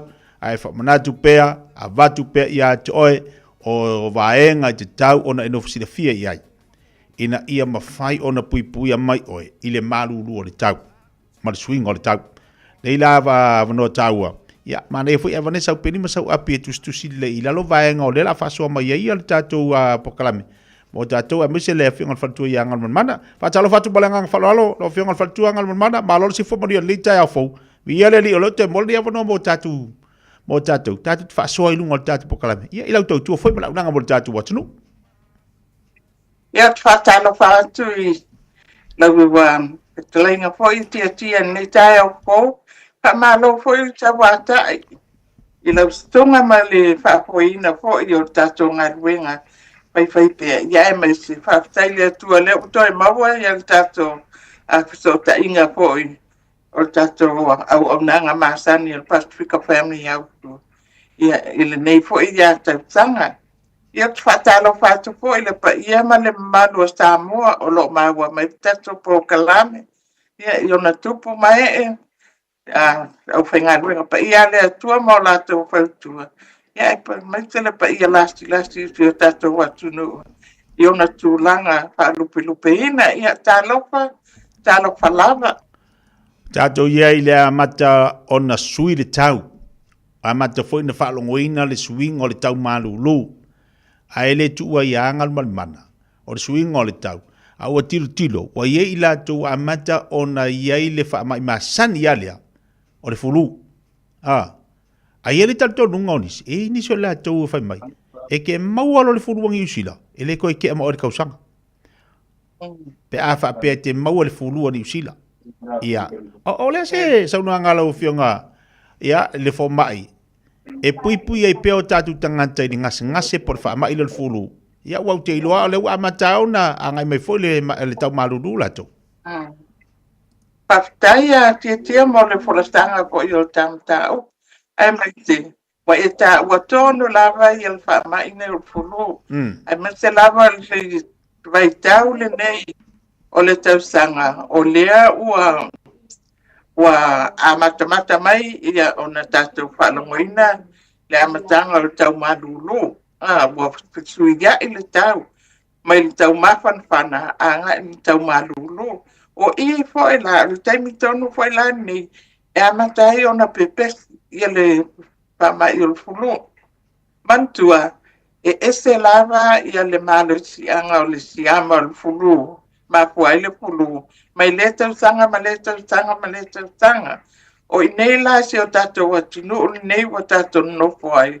Ia ua mawhai ai, o na whai ai ia tui pui. E whaatau tonu lava i le malo sianga o le siama, o lo maku ai le fulu, o le tau sanga, ma le tau sanga. O le taimi fo i la le nei na amata mai le amatanga o Aperila.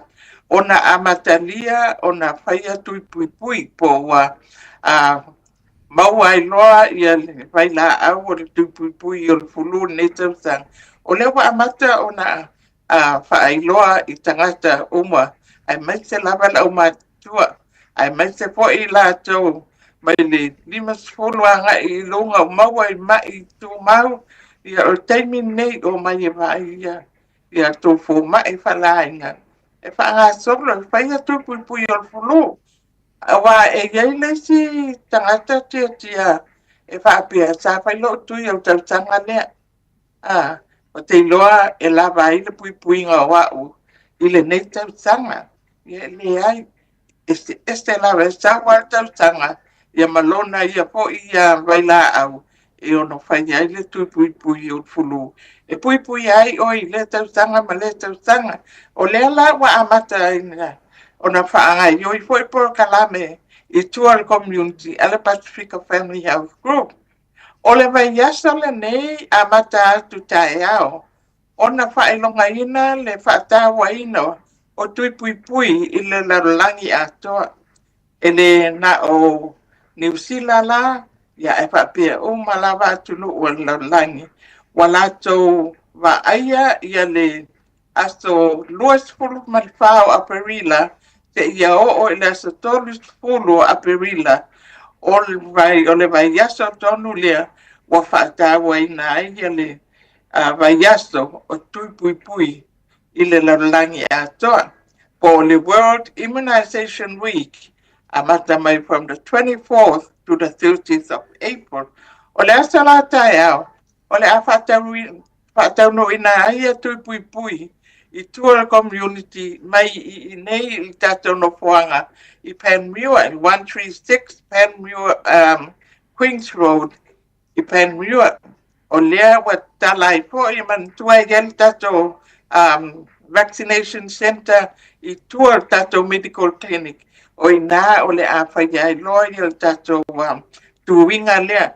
E te tala lava no e so o safety lava, tu ta lava pe e te po mai i le Pacifica Family, ai e te alalam papa au la te lata mai i nei i le ai o Panmure, ia pe maua po ilo sa ti e mai ei ma e eva mai e whailo tupui o fulu, e le ngata i lea, pa manatu atu i o tato tina, au iei whanau la iti, ai mai se lava i la tau, pato a punma lima ma sina matua, ai le atoa le lua tautanga, a whai wa misi a o ea tupui o lautama, ia po lau whanau fui o mai e mawhai lava o na tiake tau tuipua o lo whatau nu wina raenga lea. Ia ma whatau nu ue lo tui pui o lo o misti pele kwaia o le whanau laiti mantua e apono o fia lava ia tatou whanau e wha mai ai mai se foi e pepesi atu e fulu le tale toi ina ia po o taisi matua tono lainga ia ma afia ia tatou whanau o le taimi le nei o le asitofi a sata e ao mai le afo le iwa anga i le lua i le pia ia o le a whatau nu ina ai ia tatou tupui awa te no poai ai o mai e maua ia tatou whamanianga poi e iei nei kiwa wei small whanau ia le ngata i lea ia e maua poi ia lau voucher e whai e tau whatau ngai ia back and save ia ma isi lava tūlanga e maua poi whamtalanga inisi o whamai ia whanau ia po whamai po ia tatou matua ia pea e a pio mai tae au a mai tamaiti o tamaiti lava le mātou te nga ia le whamama wha tia o na o ilatou to tele tatou whanau i te ia wa mau ola o na o whatamala wa te ia wa oso le fiva na pe ye le ango ana iai mātua ai oso tua le fiva te wa atua wa lili mai te mai titi ia ai o atu ia wa too late o lea awa tatou whatamala le taimi nei a mai whanau e whai ala tō tupui wa ai po a tupui ale whatenu ina ia e ma whai lava on mātou soani e sa ili po whea tupui le whai a tae au lai la stofi o na o atu ai lola ia le la stona o le a whai a ia tato wa event tele lava i posesei le e whakata posesei e le ngata la ia i mātou Pacifica Family Health Group ale ai po ia si a nanga pe o le fono pe o le Stroke Foundation ia pe o le Penina Trust o le ai uma fo ina so ani mai ia itali ne fasili o nisi fo o to e fia malama i le mai stuka ia po le alma ko ang le stroke pete mana fo ia sa ili po le atulanga wa yelo toto po mo walunga po mo lana ia fa penalo suka mana lo wa no nei te o mai ia ole ai la fa ngal wenga so ta ia tali fatili ia mata ili elwa inga na ia ma fa tau no uinai fo ia tato tupui o fulo tupui o covid misela ia fa pena fo tamaiti o le anganga wa ai tātou mātua le maua i whamai este ino whala au ia sa oma a whaia le whaia lau tupui o fulu sau e whaia fua oma nei au o nanga tia e au noa ma se tong ia e maua fwai nai whamanianga Almanmana e le vaenga fifa fsilia tua ai tate lima mau o ile pokalame lea ile poseisei o le nofuanga po le aso lea o le la mawhai ai ona tala le mafua anga i mafua ai ona mo le tangata le stroke o le whaama i o le suka ia a tau no lewa no le leilea e anga ia tu le tatu atunu e whaalongo longo le lei ia ma whaafonga po o a tonu mafua anga i mafua ai ona mo le tangata le suka toto mo lunga ia mai se le ma le stroke o sa o le a ia o sa ole ai lava au o nanga este tavia ya fesili pa e mana o anga ia te pia malama i le mapua anga o le stroke ia ole ai lava ia te mai pa pitoa wa ia le to mai fa pitoa i le astolia Italia lo fesili ia matu watu po ni pepo fam talanga e fa pena po ia au nanga ai la to wa amata on tau fa le ma fo e ia fo la to e ma fai fo Natalia Futili po le ala va to nga Futili o la ia fo ia fo mai ma tau si mai o le a fai ia tinera a o onga mo le mai suka ma fo angal mai suka o le ale me tawana fai ia ma ila tau fo ia le ai e ma fai ona sue e fai lau ta mai test i sue ai po le me po o mawalunga lo suka ia matulanga papena ia mafua ai po ia lo toto po o mawalunga ia po maulalo ia papena po lo mamafa Ia. ole ai umalva enga na I tono po te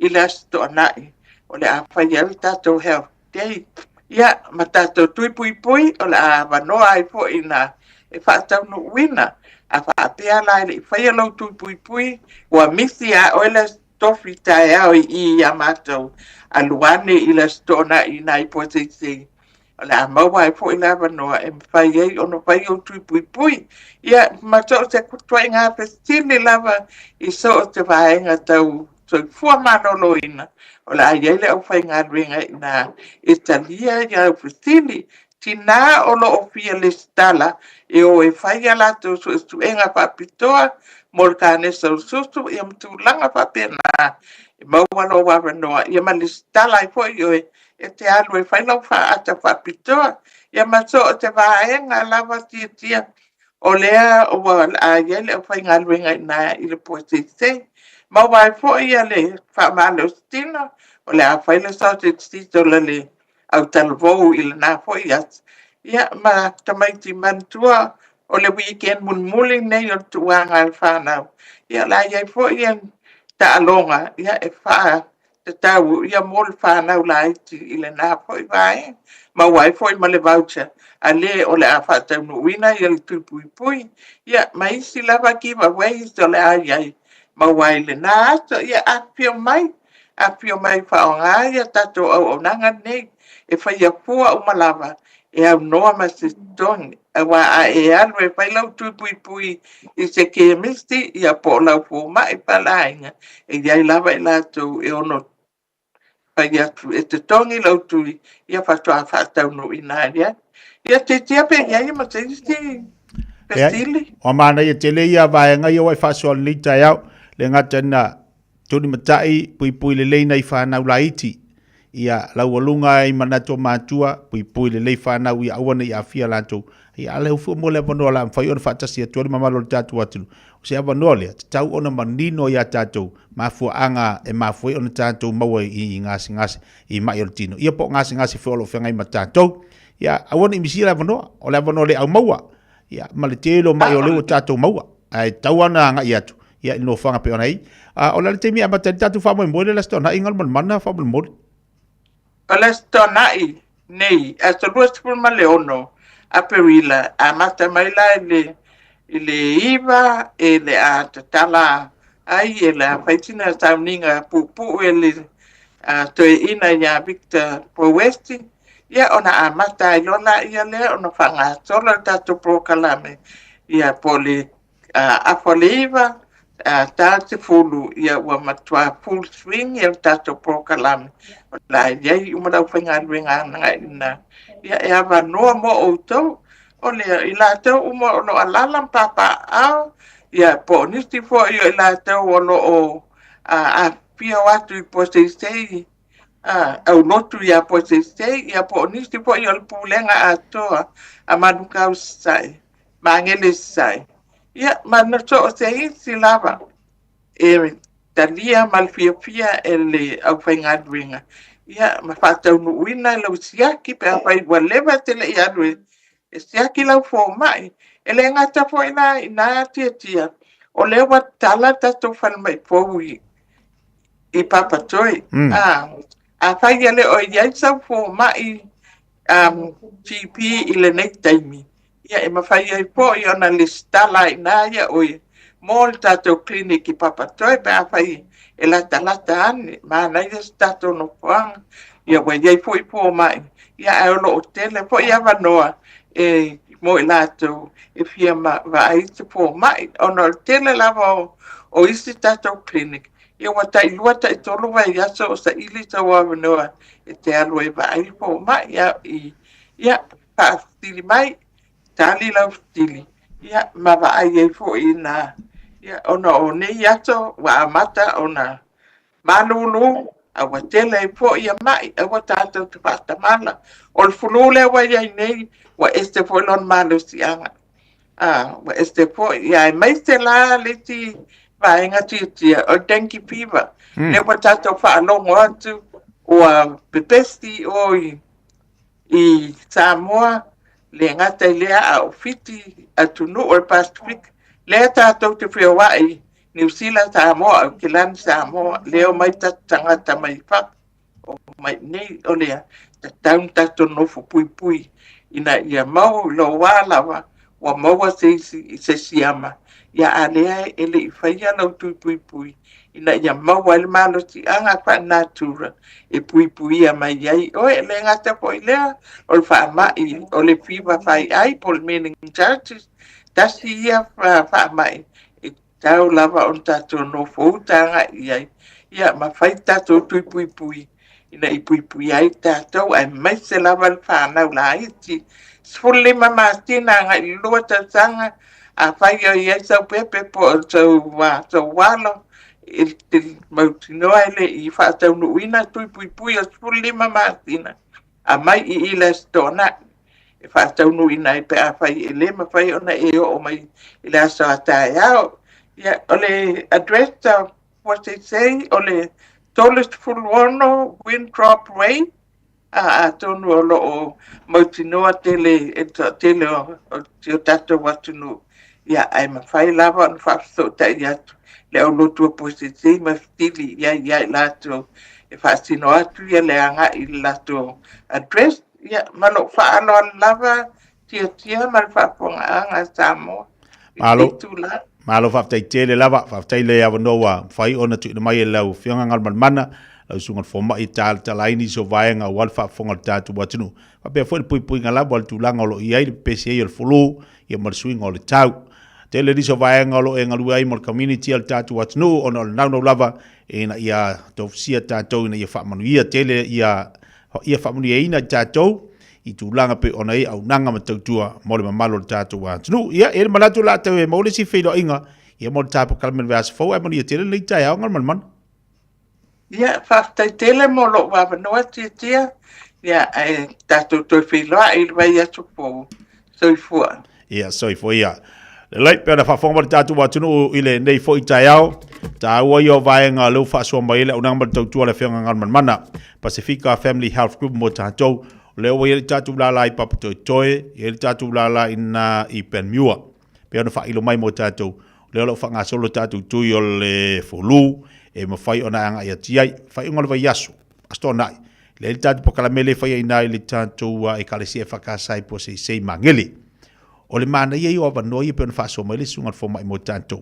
tatu ti fa ngolongo si fa so mai ia le au fa ngal benga po fo mai la tono le mafu anga e mafu ona wafe no te mo stroke wa mo ia ka ia tatu mamlama ele titi la tonu le mafuanga mafuai ona wafe usuka ai le tai o tausanga la tonu le mafuanga mafuai ona u mo toto mo lunga ai le ato so lima sfulu la tonu le mafuanga mafuai wan ka ngalo me ai do ka mafau fau ai a kosa ka o lima di kalala ka pensionga vai o vaenga fa pena mana ia lola tatu watu i lastona tatu whaalongolongo po le antonu le mafuanga le mafuanga ngalo meiro mafaufau au leli kaki kweri kukure la ingola au pensionga e kalanga mea kako kupe fo i moe matutua au amaka ngalo mea ia o lesi wa suka ari ako se lima se fu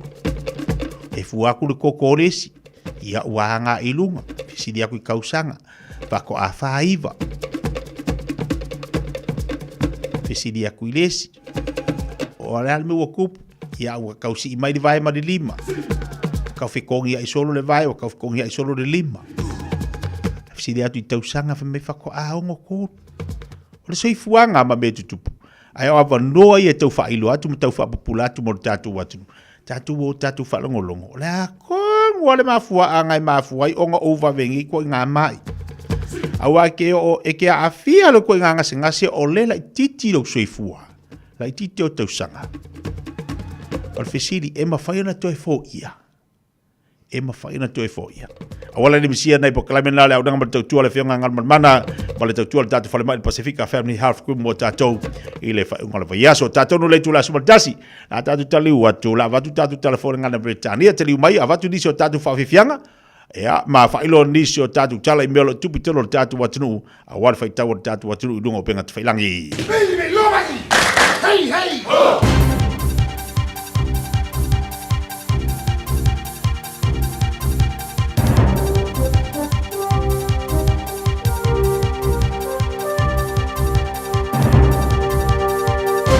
In this update, the government's shaking up early childhood education by simplifying regulations.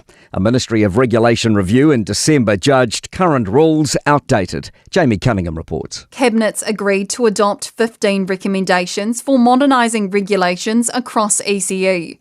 Minister in charge David Seymour says by the end of the year, providers will be governed by a system that ensures regulations focus on child safety. He says they're also changing licensing criteria so less centres can be shut down with little to no notice.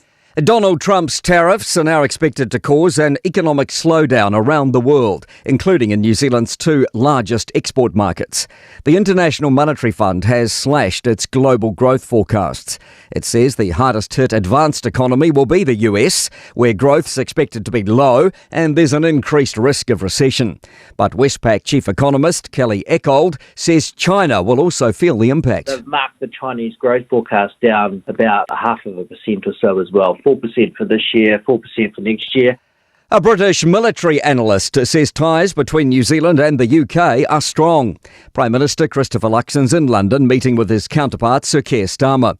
It comes after our government announced a multi-billion-dollar defence spending boost. Sky analyst Michael Clark says in the face of global uncertainty, more countries are bolstering their military. The British New Zealanders will both be trying to transform their forces, given that they might find themselves fighting together, but more likely will find themselves operating apart in some military circumstances in the future. Auckland police are condemning the offenders behind a fatal assault of a US PhD student at a bus stop on Saturday night. 33-year-old Kyle Worrell suffered serious head injuries on Meadowbanks St John's Road. Detective Inspector Glenn Baldwin says they're still trying to work out the motive for the attack. He did nothing wrong. He was sitting at a bus stop and it's a senseless attack and we're determined to hold those people to account. That's news. In sport, Manchester City have left it late but have taken a big leap towards a spot in next season's Champions League with a 2-1 home Premier League win over Aston Villa. Mateus Nunes scored in the 4th minute of added time to take all 3 points. It's a major result for City in the context of Champions League qualification as they surpass Nottingham Forest into 3rd spot with 61 points. The result keeps Aston Villa 7th on 57 points. The world's most decorated gymnast admits she may have competed at her last Olympics. 7-time gold medalist Simone Biles has told French publication L'Équipe she's not sure whether she'll be on the apparatus or in the stands at the 2028 Los Angeles Games. That's sport. I'm Malcolm Jordan. Talofa, we're the Katinas, and you're listening to Radio Samoa on 1593 AM.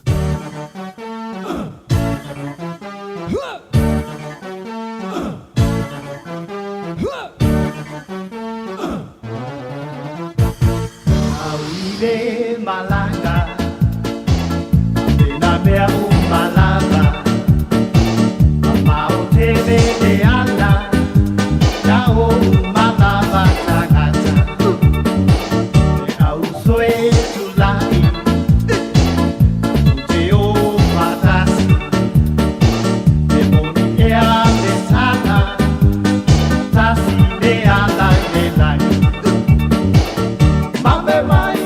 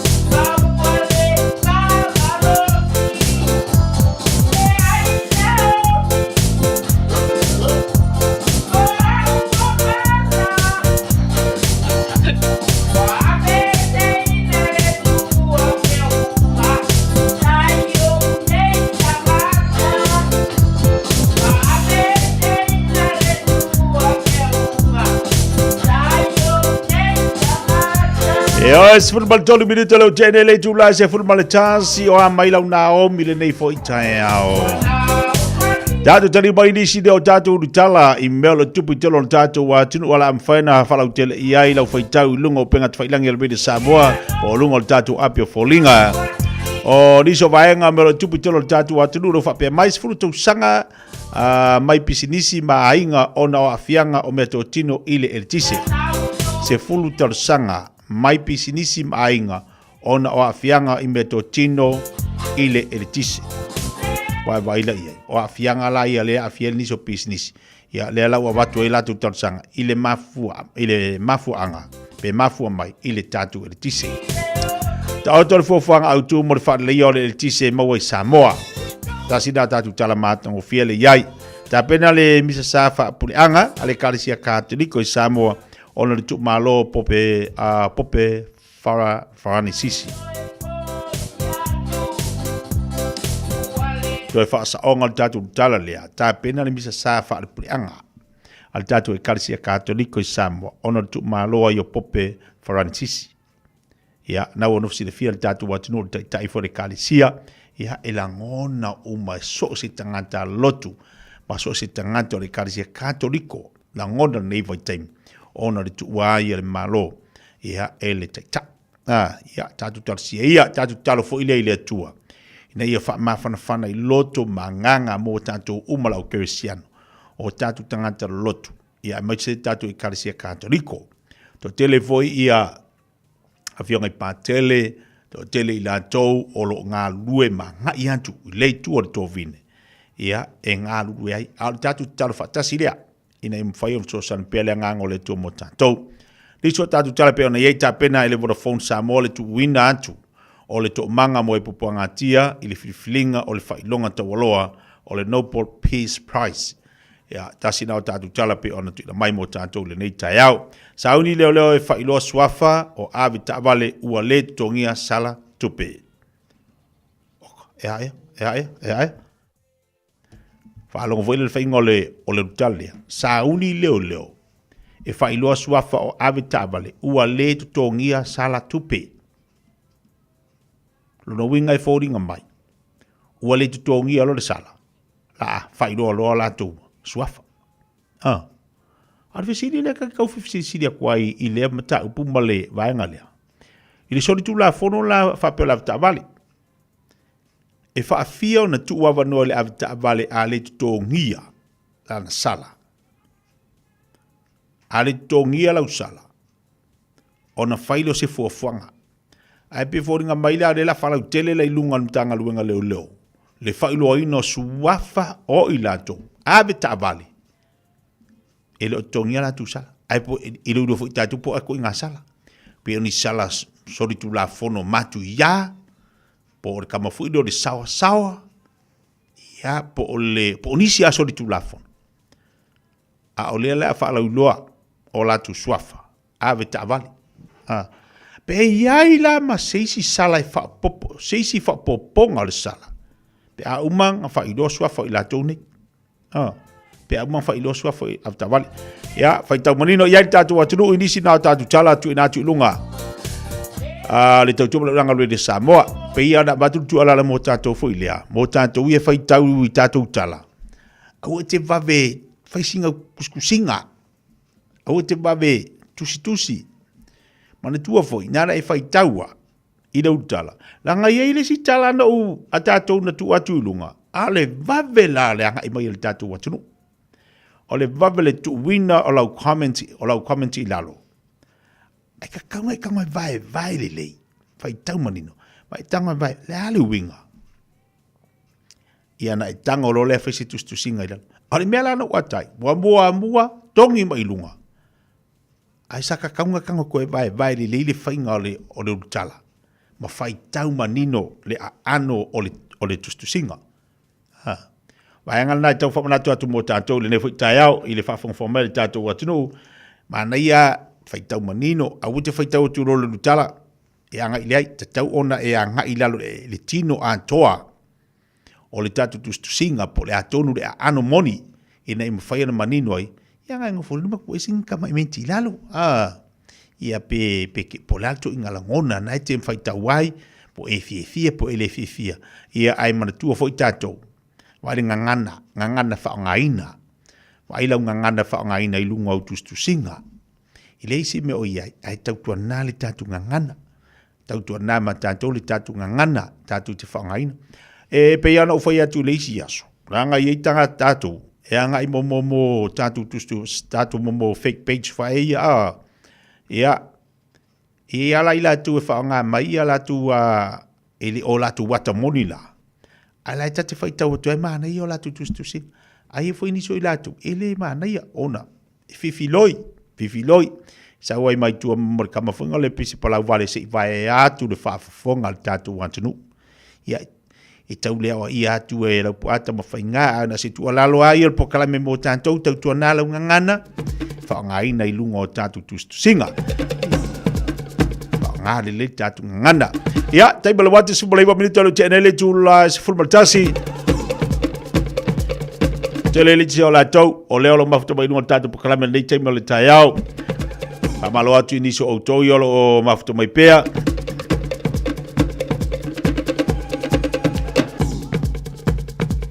ya ai me si la tu o leo lo nga du fo ilea e lungo ala tele ya ta ilo ye e mane fo le tu singa le fa mai fa pela tu i pio tatu tala la rina batu i le fa la ulo swa fo ila to o le la ya tatu tadi e pepo la tu langa lim tanga luenga la to mala to fo ia tu singa pi ona yai ia fa ilo leo por meor fam sinonga pasi leo fa ilo swa fo ila to nei ia tatu tali pea o sai tatu nei voi taimi sai pea tatu pa wal mea tatu tali ia fa malo tili so la to ia fa to am tali la to ngalu ngal deu ni nei fa pa si pa ifo stay male fia na nei fa malo atu po kala me anto to fa malo atu nei tamam tina ma to mo to malawa te tono lo manuel le tau le lo fo le tu ma lo fo lo sai ma lo fa ma lo losi a fa le tu la so tasi tatu tali watu le ile to tu mala unanga ale tatu ignite tatu a onga mo tanto tala fo ni se vai ngol la tu tua aso vai so mule avaso pupule ya tapela fo nei fa na ulanto ya iniso ta fonga mai vanga ai le to ya onga le to ya onga aso pupu vai so pupula nei o tele tatu ya la ama fo nga luenga le aso ta ya ma lo le as falaile tau na sa nga le mui lunga la tele bave ya tau na fo ia nei tamaiti pe ao et fata fa o le limo nei tamaiti tau na pa e ale fatifanga o fo ngi aka ku i oleaka ya ku kwa sia kama i savalvaria ku i savalvaria ala fa mai la aka i o ko kifanga e aka e fa sanga ko sipiko ko ngia ku aka i o ale tau na nei tamaiti yo tu alalo na tatu pokalame tu na mai ia nei tamaiti ore ngale tatu ia la le tu si fo kilali fifa tau so tama ftanga les falaile man tuane tatu si le suma le valu Park Grove place in Avondale tai au les falaile va be mo tatu tama ftanga mo e wasa papa kiu ia po so fonga tama po so tama ftanga ile tai au o les falaile tai les falaile in Avondale ya mo tama ftanga mo la mi ke pole wanga so malo lo ngalo wala ki ku nga fa tau mo le papa kiu mo lo tama ftanga fa fianga mo tatu nei table eso Afali tu la suma tasi tadi watu tatu klabe ina le Ignite College mo tanto ya Erika Vatau para lo di so vai ngola tu tua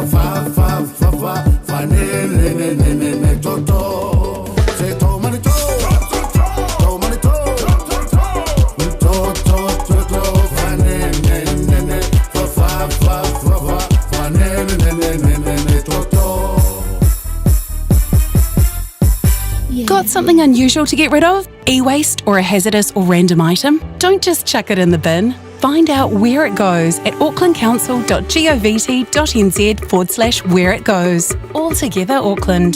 Tāmaki Turiki. A whai o iei se tāwale ua lewa na e mai mitia. Tusua ne loa i le high pin cards. So se tāwale e le lei ato atoa. Tu salava pe le lau tutogi ai talafu. E mawhai lava o na fisoasoane le high pin cards mo oe. Tusua ne i le 5 Torotasi, Great South Road i Otahuhu. Pe apalai i lunga leo penga tawhailangi. O le highpincards.co.nz. O e si la fia mea e whaatino e mawhaiona e umia i so fale motu le lumanai. A whai fo i so fale motu, o e si la fia mawhaiona whaatino ni isi o fuafuanga e whaonga aire equity o lo fale. A wane e misiere por kalame o le malu i fale, ia fiafi o sururu taitasi le se fulu e te aile whaa.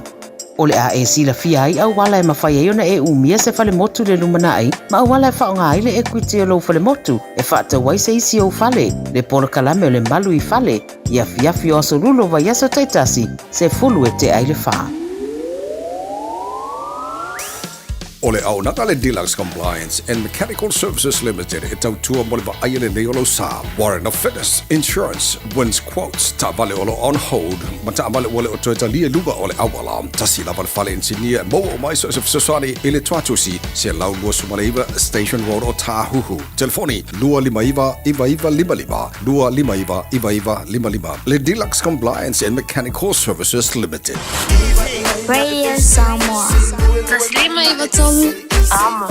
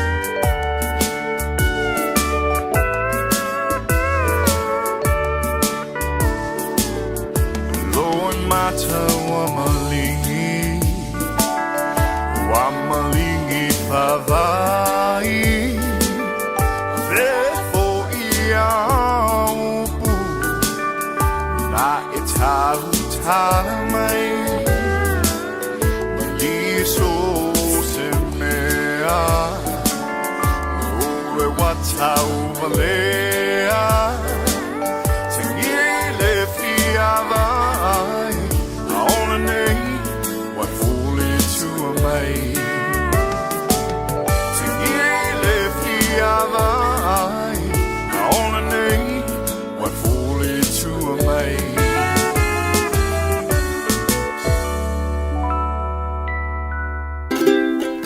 Talofa Samoa. Wa ule nei o kasu tialu. A wale suia lingila o le kio. A eva mai ina se furu lima iwa kolu. Amo. Radio Samoa. Vevela a. Ua mawhai o na awada tula polo kalame le leimo o ia so taitasi o na o le langolango malo si le whale maliu a se alo le atunuu o ese tātupu Funeral Directors i Manukau City. O kalame le leimo oe, sa alofa laka. Tu se e Peru e se furu male tolu o lona whai upo e se furu male lua. O lea, na pupu ngā tia Yesu i tua o le whai te to o le aai. Ina ia whaapa ia ina ai e ia. Le nuu i lona lava toto. I le whenga inga tuai. Na whaatonu e le tua Mose. E whaatonu a rona ma le awosi taulanga. O le taulanga mu mo anga sala. O kovi poa ma oti poa. A o ano ma o povi ma oti nei. E se sunu i lunga o le whatapai taulanga mo le taulanga mu. O le toto e ave sau wina i to tonu o le fata fai taulanga o lo te tonu o le potu pa ia o le whale whatawhai. Ai o pa uma ota uma e toe mai i manu wai whai e na ose e le taulanga. Ia avatu i tua o le pā, o le tua o le nuu, ina ia matua su sonu ina ia matua liu efu uma ota nei tua o le pā. Leo tu sia epe. O Yesu, ua taunu uai mea umana valo ia, ma tu sia i le whengainga mua po le whengainga tuai. Wana whaasa tauroina Yesu i tua pā o Jerusalema, i Korokota po Kalevario, o le whaola tanga o le tongi yola, mo le lalo langi uma. O lea na hanga no i atu, ma whaamanatu atu e Peru, i tangata Kirisiano Utaia. Ia tātou o atu ma muri ia Yesu i tua le pā. Awa, o le tātou manu. O le manu whale anganga e le whaia i limo tangata. O le laumua, o le city, e le o Jerusalema lea o lo iai nei lalorani. A o le Jerusalema fau. Whaale langi wa umwana ta penda Yesu. O le tātou whata whai taulanga. O Yesu Keriso lo tātou tongiola. O Yesu le taulanga o le tongiola mai yanga sala uma. Talia o ia e a vea mau whaolo. Manatua ele lei mo oe. O le ese tatupu Funeral Directors o se fale maliu Samoa o le tali foilea o taimi whengata o na o le malanga al maliu ma le oti e mawhaifoi o na latu awinatu ma awina mai tino maliu o e pele mai so se atu nuo lalolangi wala auno le ese tatupu Funeral Directors i le lua no lua toru fitu o pea fiuane ele se fulu ma le balu Norman Spencer Drive in Manukau City.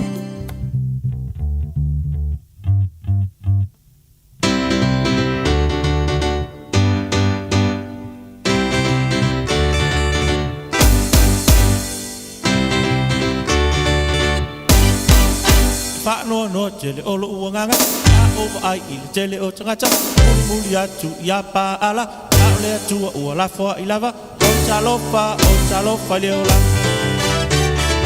o fang i ate oe o Yesu le leo ma moe pa poto o iso o semea pe tele talia e anga le pea o inei i aiso Tongi leola o Yesu na mai Alua tala yatu olu na swafa Moa tupe Ori mea foki fai Au te fai atu no wola Lai mana oi Tongi leola o Yesu na umai Alua tala yatu olu na swafa Moa tupe Ori mea foki fai Au te fai atu no wola Lai mana oi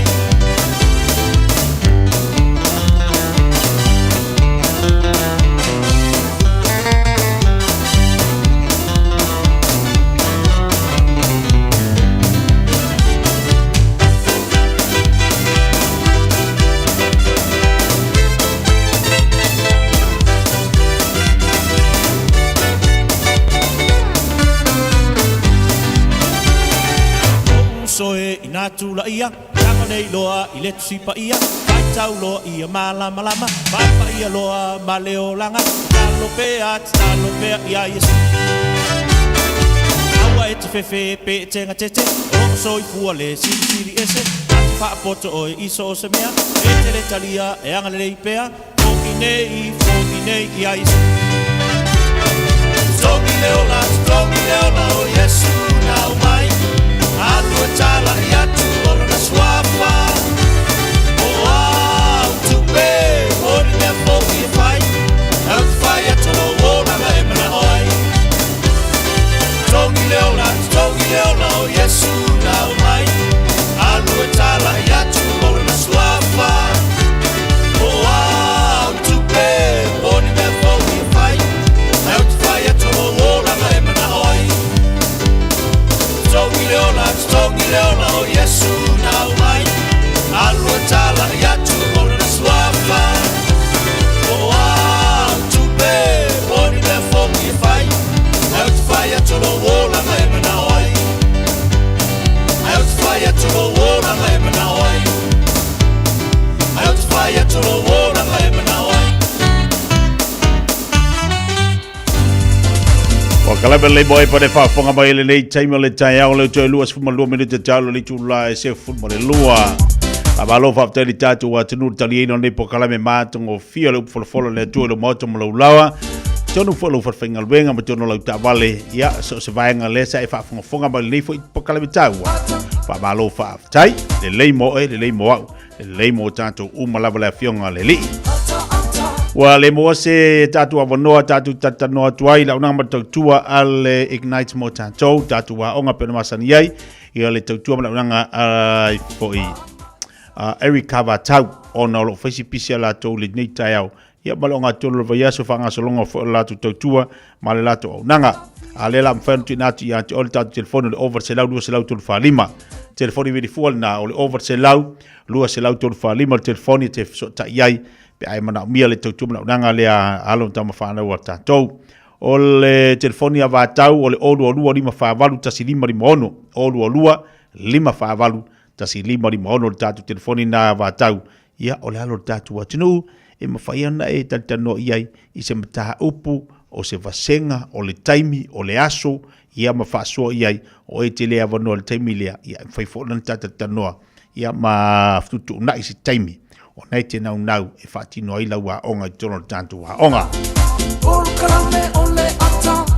Nei vai ngana mo tātou, a whawhonga mai se tasi e na te sila fia e iei se au nanga ma se tautua. La tau te lolo miina ia momo ingo wha i lungo tuspa ia i whaava tuspa ia. Ia whaina so tai mai le olua tasi, olua whaafitu whaarua e vitolu.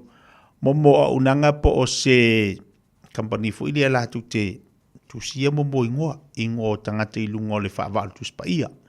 Ia pe la tu te lo mia fo ingona. Ia ana e so ta email ta tu telefona o olua tasi olua fa fitu fa lu eva tolu. Isio tatu panga malava le lungo tatu Facebook le tayao lungo tatu YouTube ma lo fai mali lo ne yaso. Telo tatou i ole amae anga luenga le aso taiao malolo les falaile malolo atu e malas tonai aluatu malas sato e malolo malas tangfua ai usu da sonu maria foi si long weekend e vai foi makau fa malolo ile tino la to wa telo e umatulona ya so malolo ya luakunga la le fa ka ko e kaka ko koe mapuea e ai lunga i aifo. Ia au ki topa pesa o e kai. Ka ko fai kangia ko ia lea. Atala watu tina ya tino usi e mia mala aingo lo mafuto mai prispe na Australia. Amerika lo to telefoni ni so tatu paanga le fatasi mai ai. Tatu nai ai tutuila. Malo atu pokalame ya to malo le fa malo simai. Ia malo foi lo le tawatai.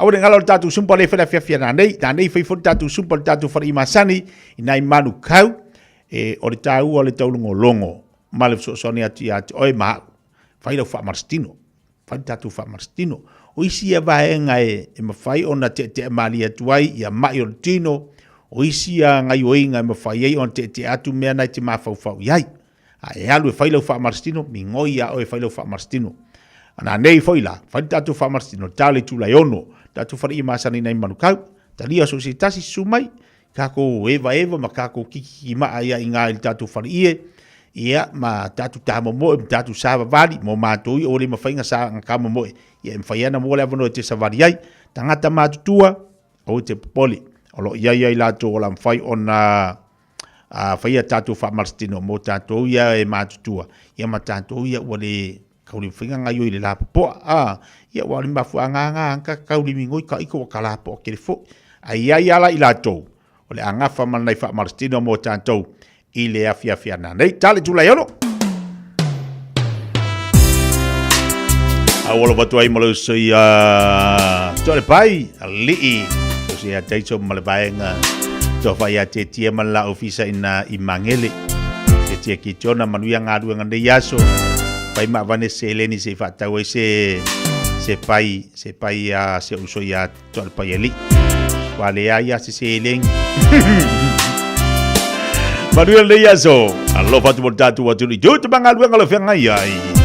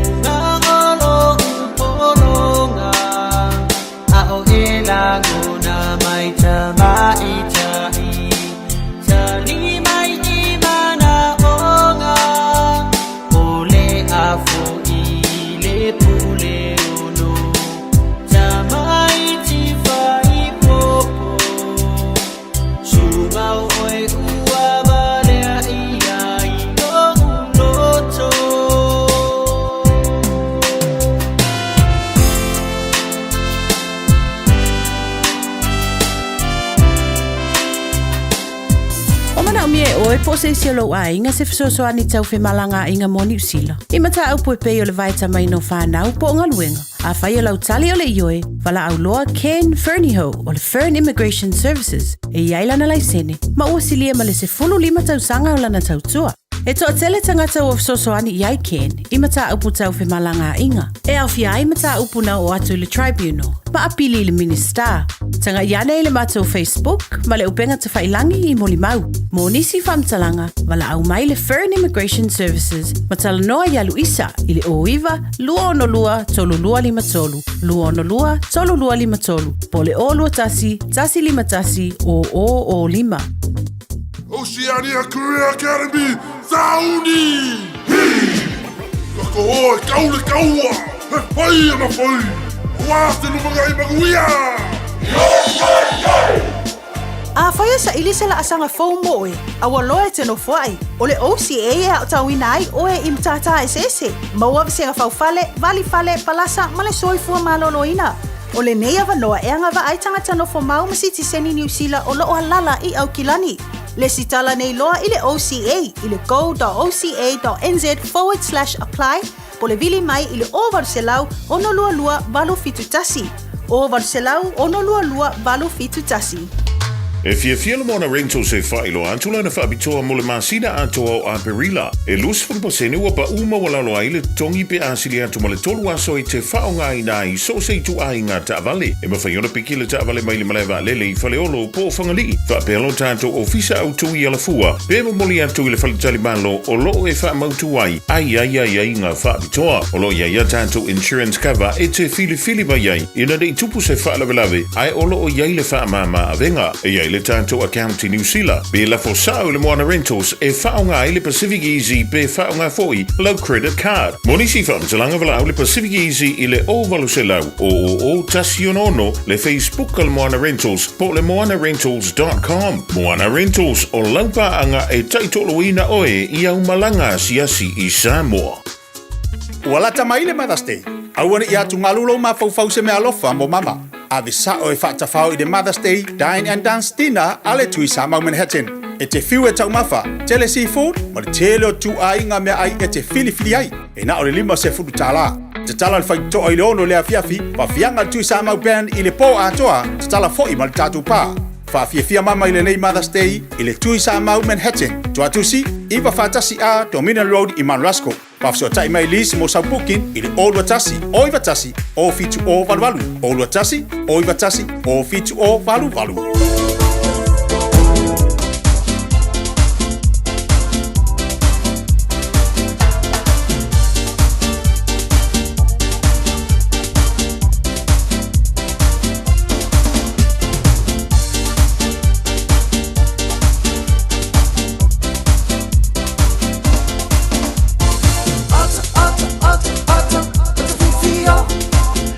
Lelei ole se atu tātou pakala me lau nanga matau tua li tātou o me kakasi nei fwoi teima le aso. Ioe, la tātou tata noa ma tātou whasoa fwoi le sunga li pule. Wa fwoi lana tau tua ma lau nanga mo tātou le nei aso wa le la tātou sisi atu le awhala nei aso. Ia a olo tau tua pele sunga atu kisia mo tātou le nei teimi. Whatalo watu kisia ma alolo si fwoi manuia. Ia, langi mātaki lau sunga le ni pasalau. Ia pol tau tai pol tātou pokala me le kisia mai. Pamalo se fumalia, ia tata fai pamalo lava ke tia, yoe. O le fa tama e atu le e malima tu e tu o lo tato faola mo oe maa. Ia tato moso tato sautonga le nila lang. O ne to se sai tia tato le polonga. Ke tia pesa e le fa mtaranga. Sa o le lele saunoanga wa lewa na tu e tu tato faola na lava te maftia i sai tianga. Ia le se mo ia i le lava o lo mo lava no le li mo e o lo lava o... O lo mo lewa noa le li fo le mo e o lo maftia pia ma tau ave nga mafa msa saitia i ave nga mafa. Yoe, e sa le le laba alanga sa saitia le tangata o na leo le so soi o tako Yesu. Yoe, e mana tua mai foi. O le upuna i le amatanga. Yoe, ai le whalongo laba le lalo lang. Le laba ina I ulava ina liu tangata le upu. Ia, ma le foi na tu e whaasau tolo ina le upu. Ia, au tangata na tau ia. Le mo lo salamo te tia. O tong sia mata mo lo salamo. Ioi. Whakosonga foi ma pitao le nei ulanga. Na mo lo tong sia. E le se mea tong sia mo wai. Sa oli. Tong sia. O le whafonga tatu atu. Nga whasoa. E se le mane mo tangata ai salamo. Ai le ipipi ai meta o le aiai. E te tau o na salamo o aiai. Al Salamoa iai lona winga o matua li liu e se mai le leanga e le toi mafau ai ai pau al mele mo o ngal Salamoa ai le se ai ka kukusa o lua male malu se mostiti ngal Salamoa ai le Salamoa maka ya awole aweta ke aweta ke ta ko ta le sunga pola tionga po mai o po mai le malu po mai o mafau o mafau tamata e mafai ona fai tau ele malu lo mafau ai le tau nu me ngati mafau ya beranga ka o Salamoa e me ka o Salamoa le ai le ka o Salamoa ya io me ngal fai ka o mafau le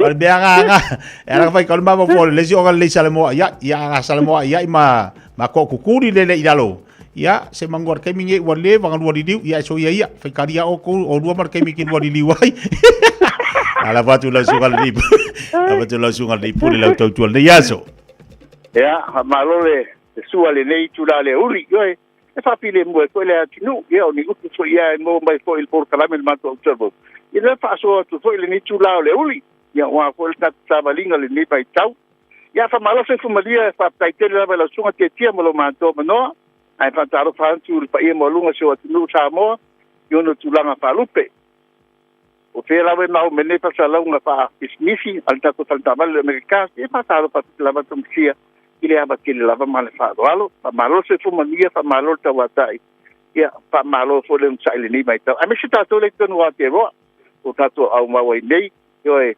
sai li malo ya o tonga tale so i fuanga ma fainga ta po le olanga ya me se ko il patingonga po yo ai so patingonga o tato finance ta pa pena uro tu pa faingo o le tu faingo ki fo ya ai fa faingo fi tum share faingo tal sanga yo e em failam pa faingo fi tum share pengu tal sanga o le sosani idea ya te oe fa malam la maina ya te oe tulanga mental finance le lamba mo li mawal to tele o ta to watinu o to tele lamba o to solo muli to ta pata ele fa yesi tal sanga a o te ria fa tuanga tum sia tulanga la to yera sa mo yo ina fo no fo ta ya ma e malam lama ya ai le fa yalo fa kunga ai di fa yalo fa kunga e pa ke ta tanga alto telefon mal la tinu e tu ta liu mai a si taimi te paiaso po se dua paiaso po se masina po se tua po tolu masina ana fo i mai fa le ta sanga ta lia straight away de ai se pisili ia tulanga ia Samoa o le sosan le to sia mo oe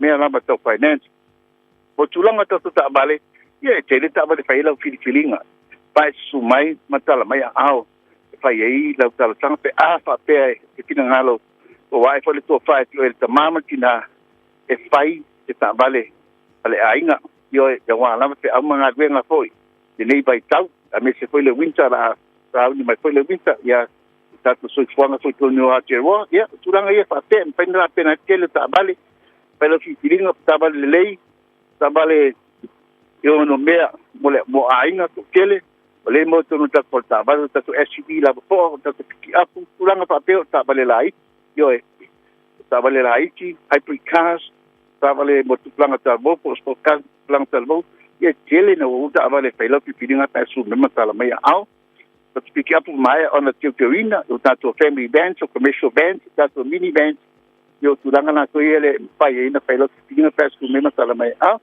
mana tua ole la pe fail pa nga solo ta to tonto sanga mato te ba yelo sa lista la ina ta vale ele ki tong yo e se vecino la ta vale ele ki tong yo e male apo i male pake ina lanta vale por bom la fitness ele se tongi mo le tolu te sanga mana tua e inga fa pitole nei pasa longa fa pisnis so meme tar mai opposite tala ile lucia kemeni stripe man ka lucia kemeni stripe man ka pen fai bina bal almal dasto landline ole oiva lua fitu lima malu te sua oiva lua fitu lima malu te sua e po te fon fai ba tu sia o lua tas fa tuono lima fantas o lua tas fa tuono lima fantas awani ngalo le pe panga so ta tu Turkey ta ke di masala ta na so ta bale adu ha ke Turkey o ta tu tikia molte mei fa tu ina samo ma dia fai malo film nei ya tikia toi tu fa tu eloso fa ta te de mol matua no so ifua so ifua ya le Ole te tō ranga le sunga tong sia pele whaafonga mai le whaite mele tai au wala wane i le olo tasi whaafi tono le mwhaatasi olo tasi whaafi tono le mwhaatasi e ale tautua le sunga tong sia le tatu Omega Kanspe na iai ia le ne whaite mele aso leo ato tolu minuta talo le tula se football le lua wale ngalo ia le tatu pokala me tali tula suma lua to e whasala wina tuai ia tatu tala mai sa mo le tautua mele nanga le whianga ngan mana tu mana vau tipi au tanga waya pe ona ye fo le tautua mo tatu le ne iaso ia ai masele fa wina le tatu pokala me le Samoa ele tofa ia fongamua se umanu Francis Yone tele diso la to lelo mafto mai ia o lo fatu pokala me atu to manatu to lunga to le tatu tautua mo tatu le so tatu fe le so tayao pokala me tatu le so tayao o ngalo la mfai ona fa fonga i se tasi fo pokala me tatu to asin sina tangata matu le so tayao la fa fonga se tasi to tinonga se tasi tina matango fie fo ia fa so tina le la fa fonga le so tayao pokala me o le whaatalo fai tu asin sina. E se le tāua o le nei fo i awanoa o lo whaasua mai ina i tātu tangata mātutua i le lātou vai taimi. Whaafonga la tai au. Se tau tinonga se tasio tina i tu tonu o lona a inga. Tu tonu o lona a inga. Le aso a tai au. Tai au le lai si le fia fori sua fori tina i hea malona fianga. Ma le tāua o lona wala awina. Si ia o ana ngalua le ngalua ngale tua le aso a tai au. O la whai o tātou so tai atu tātou pokale masani ma tutuila lea so tai au to whai alu mwenga to whai a pa uro iau sange pokale me tātou tātou noa fo ipo anime o tutupu a anime sa tupu le sisi ngā fua tuila la tau lea so tai au ma la tutu ngā ba si ofisilia i a roi i a pa lena uwa vai atu o tau a ao i le ula fala lena tau a ao i le prestene le malu Amerika tonu la mo misi au te lenga le tatu pakalame na lea sa tai au. Ia, tau lunga fo ilo le tautua mo tatu malo lo le mo neiva yaso. Ia, o nisi nao tatu va tatu tala. Ma nisi nao va enga la mfai on tatu fa soe lea sa tai au lunga le tatu pakalame. Aso tona i nei mo le atolo fisiri mai mo le tatu fale ainga le asto nai fale tatu fale ainga le tias papa kiu le tatu no fanga masani. O le tolu lima Colette Road na i Otara asto nai le la a fai le tatu fale ainga na i le tatu fale ainga masani. Ina i o tara i le aso tona. A whapela tele i tofua i le papakiu a le tias papakiu aso tona i lo wanoa na te sua tuai. Ia ma a whatausau tau maftanga. O la a e tofua ina le tau maftanga pa le papakiu a le tias papakiu i le taiao le aso tona. Nei, a e whaftai tele sa mola atunu pele, manuia la singa le tatu atunu, manuia foi pokalame whanga solo al tatu tau tumala uranga le radio Samoa, pe fo maftanga mal to faya fonga mo se manu Francis Yone ia ai fafte tele sa mo tatu maftanga filo le sa tayo so ifo mai manu ya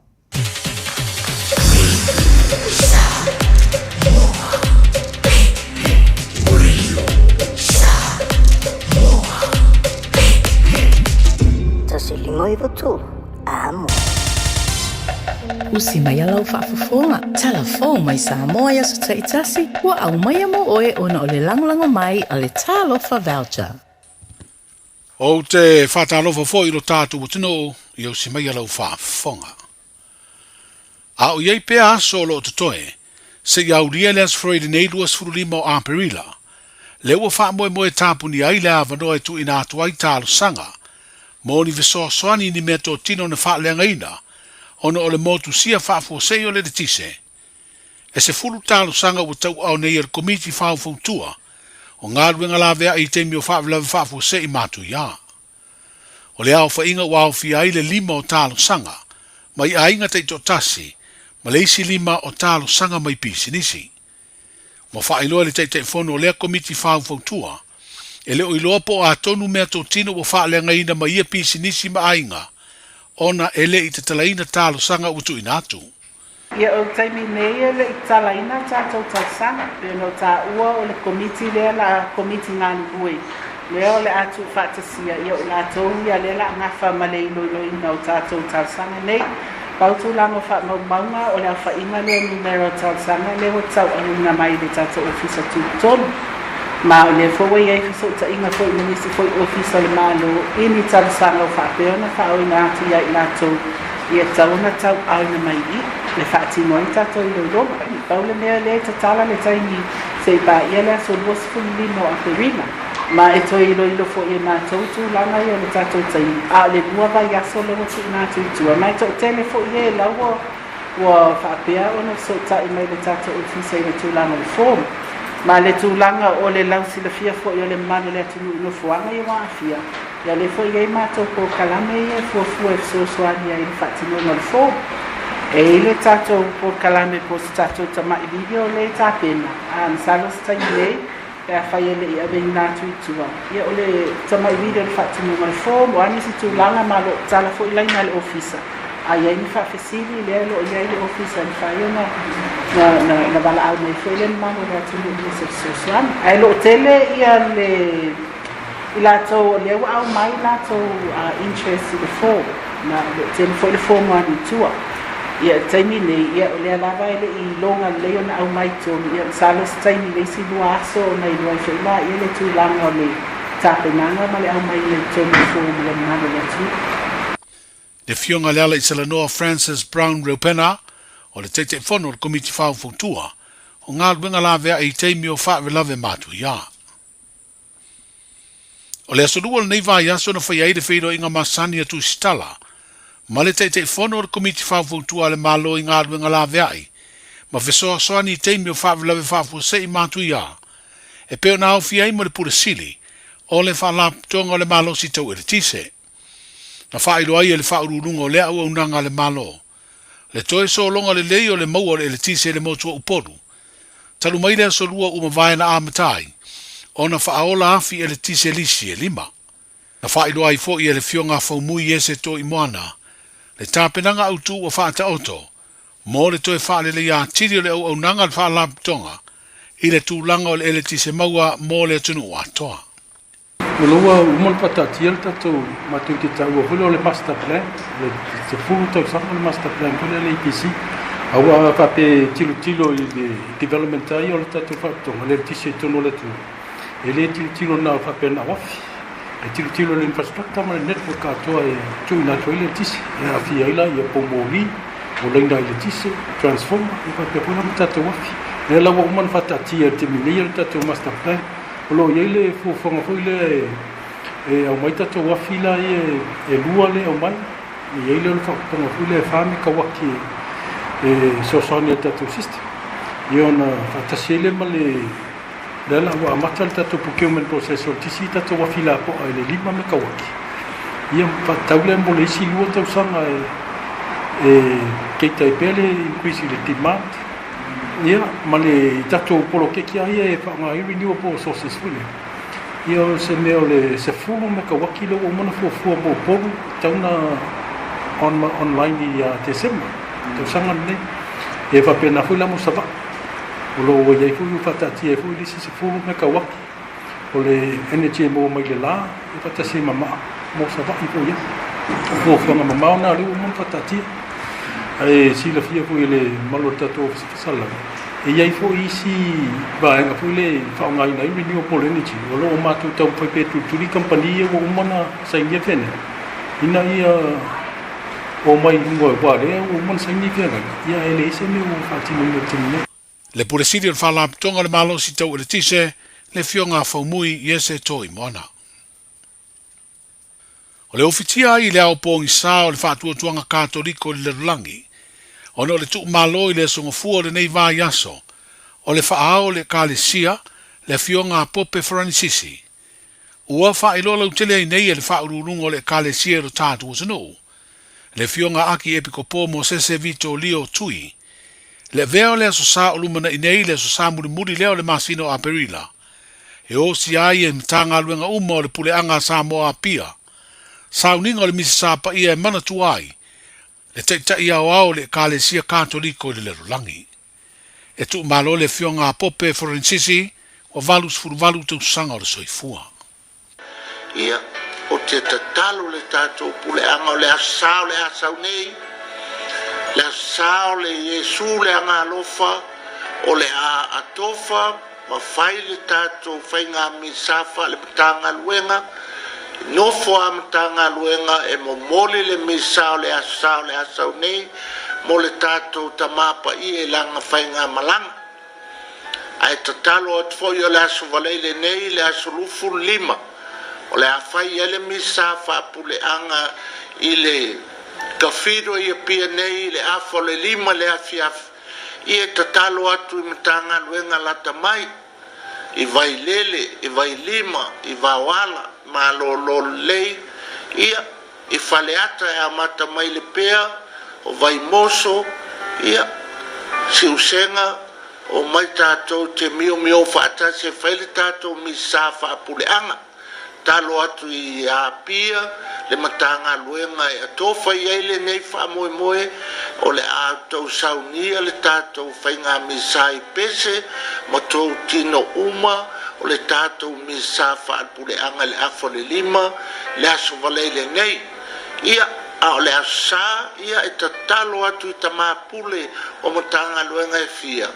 O le asa o le Yesu le angalofa, o le amoria lea, mo le tātou tamapa ia i matanga luenga malava o se o tātou puleanga. Le fionga le aki e kupo le puleanga Samoa Pia, le fionga mo sese Vito Lio Tui. O wala o so tenga le kale siele na televise, na whailo ai lea tāpenanga e ala le saunuanga, le fionga ile aki e kupo. Wa fatino nei il company telefoni whaavea ima vasota inga televave le Vodafone Samoa. Se tāpenanga e iai le teletonunga a whaia e manu malo. O le a veairo tātu o tunuu. O se a tunuu le titi na te maua le whaelonga sirio na taua loa le lulangi. O le Nobel Peace Prize. O le whalaptonga le tō manga moe pupua ngā tiamara na au nanga waulia nei le luas fulu tausanga. Ua avea ma whaalaptonga ua ngawaa, mo le whitiwhitinga o lea whaelonga taua loa. Wa whaelo ai e le li purasili o le Vodafone Samoa, o Rana Bose, e ngawaa le tō manga moe pupua ngā tia ia inga e mawhai ai, o na tu ina atu se whalaptonga tū maoti, o whaia ni ngā luenga whasoa swani mo le manui o tangata, na te maua ai lea whaelonga taua loa. Mai tasi ni miliona tala a Amerika, le whaelonga tupe maua pe a manu malo. E le ngata ina whaeloa le puresili o lea company, le ave le Vodafone Samoa le au nanga le tō manga, mo le whitiwhitinga o lea whaelonga, ai wa sainia fōi e le puresili o le company ma sui o le komiti whafoe, o lea whaalaptonga tū maoti, lana lango e tūsa ma le fast food wafe tā la, lona tau atoa e lango ai i por kalame o lo te pena, o le whaelonga ina o le luas furu tausanga, talu o na whaavaina le tō manga mo e puapuanga tia. O aonga tūlanga lua i le tunu olo o au fia le por kalame, e ala le tau vanga o tusi ngā tala masolo, whaata tau le tau tua ma le au nanga, ale tō o manga i Samoa. O iuni o le tausanga nei, o whaaboe moe whaelonga ai le luas furu tausanga, ma tau alunga i ai por kalame uma o lo whaanga sono. O whaatupula ia sori tūla whono tau tāwale afi, e peona whaeloa le mtanga aluenga o leo whare pui ma le toi fuata ina. O lea whaatupula ia ua whaura la iai masala tūpea ni seo ave tāwale ua lea tutongia. Ma ua au mai whala ua i tele ai masala bata inga mai le mtanga aluenga, i le wha moe whaasara lau suafo ave tāwale, ua lea tutongia la tau sala.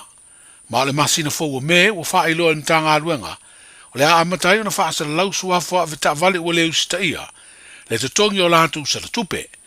Ma amai ale teimi utu ina atu e whaatino ai lea tūlanga ai le whaia, o le ao oloa i le whaamsinonga, masili au na te le se a fianga pe a whaamaunia. O sori tūla whono e pe o le le au se leisene, o le le leisene ino le ta'vale, o le le whai o le fusipau e pui ai le saunga le mu, taranoa le telefoni ma ave le ta'vale, ma le ave ta'vale whaatamala. O sori tūla whono ia o tele iai whaasalanga tupe ua le tutongia. O le tali fide mu e le liu e se ai leita, o lono winga alu nei e tutongi le sala tupe, o na le ali le i fafo le suafa, ai mai se ave ta'vale o lo wha o ngā suafa matai wha pele o ainga, wha pēr manu. Manuia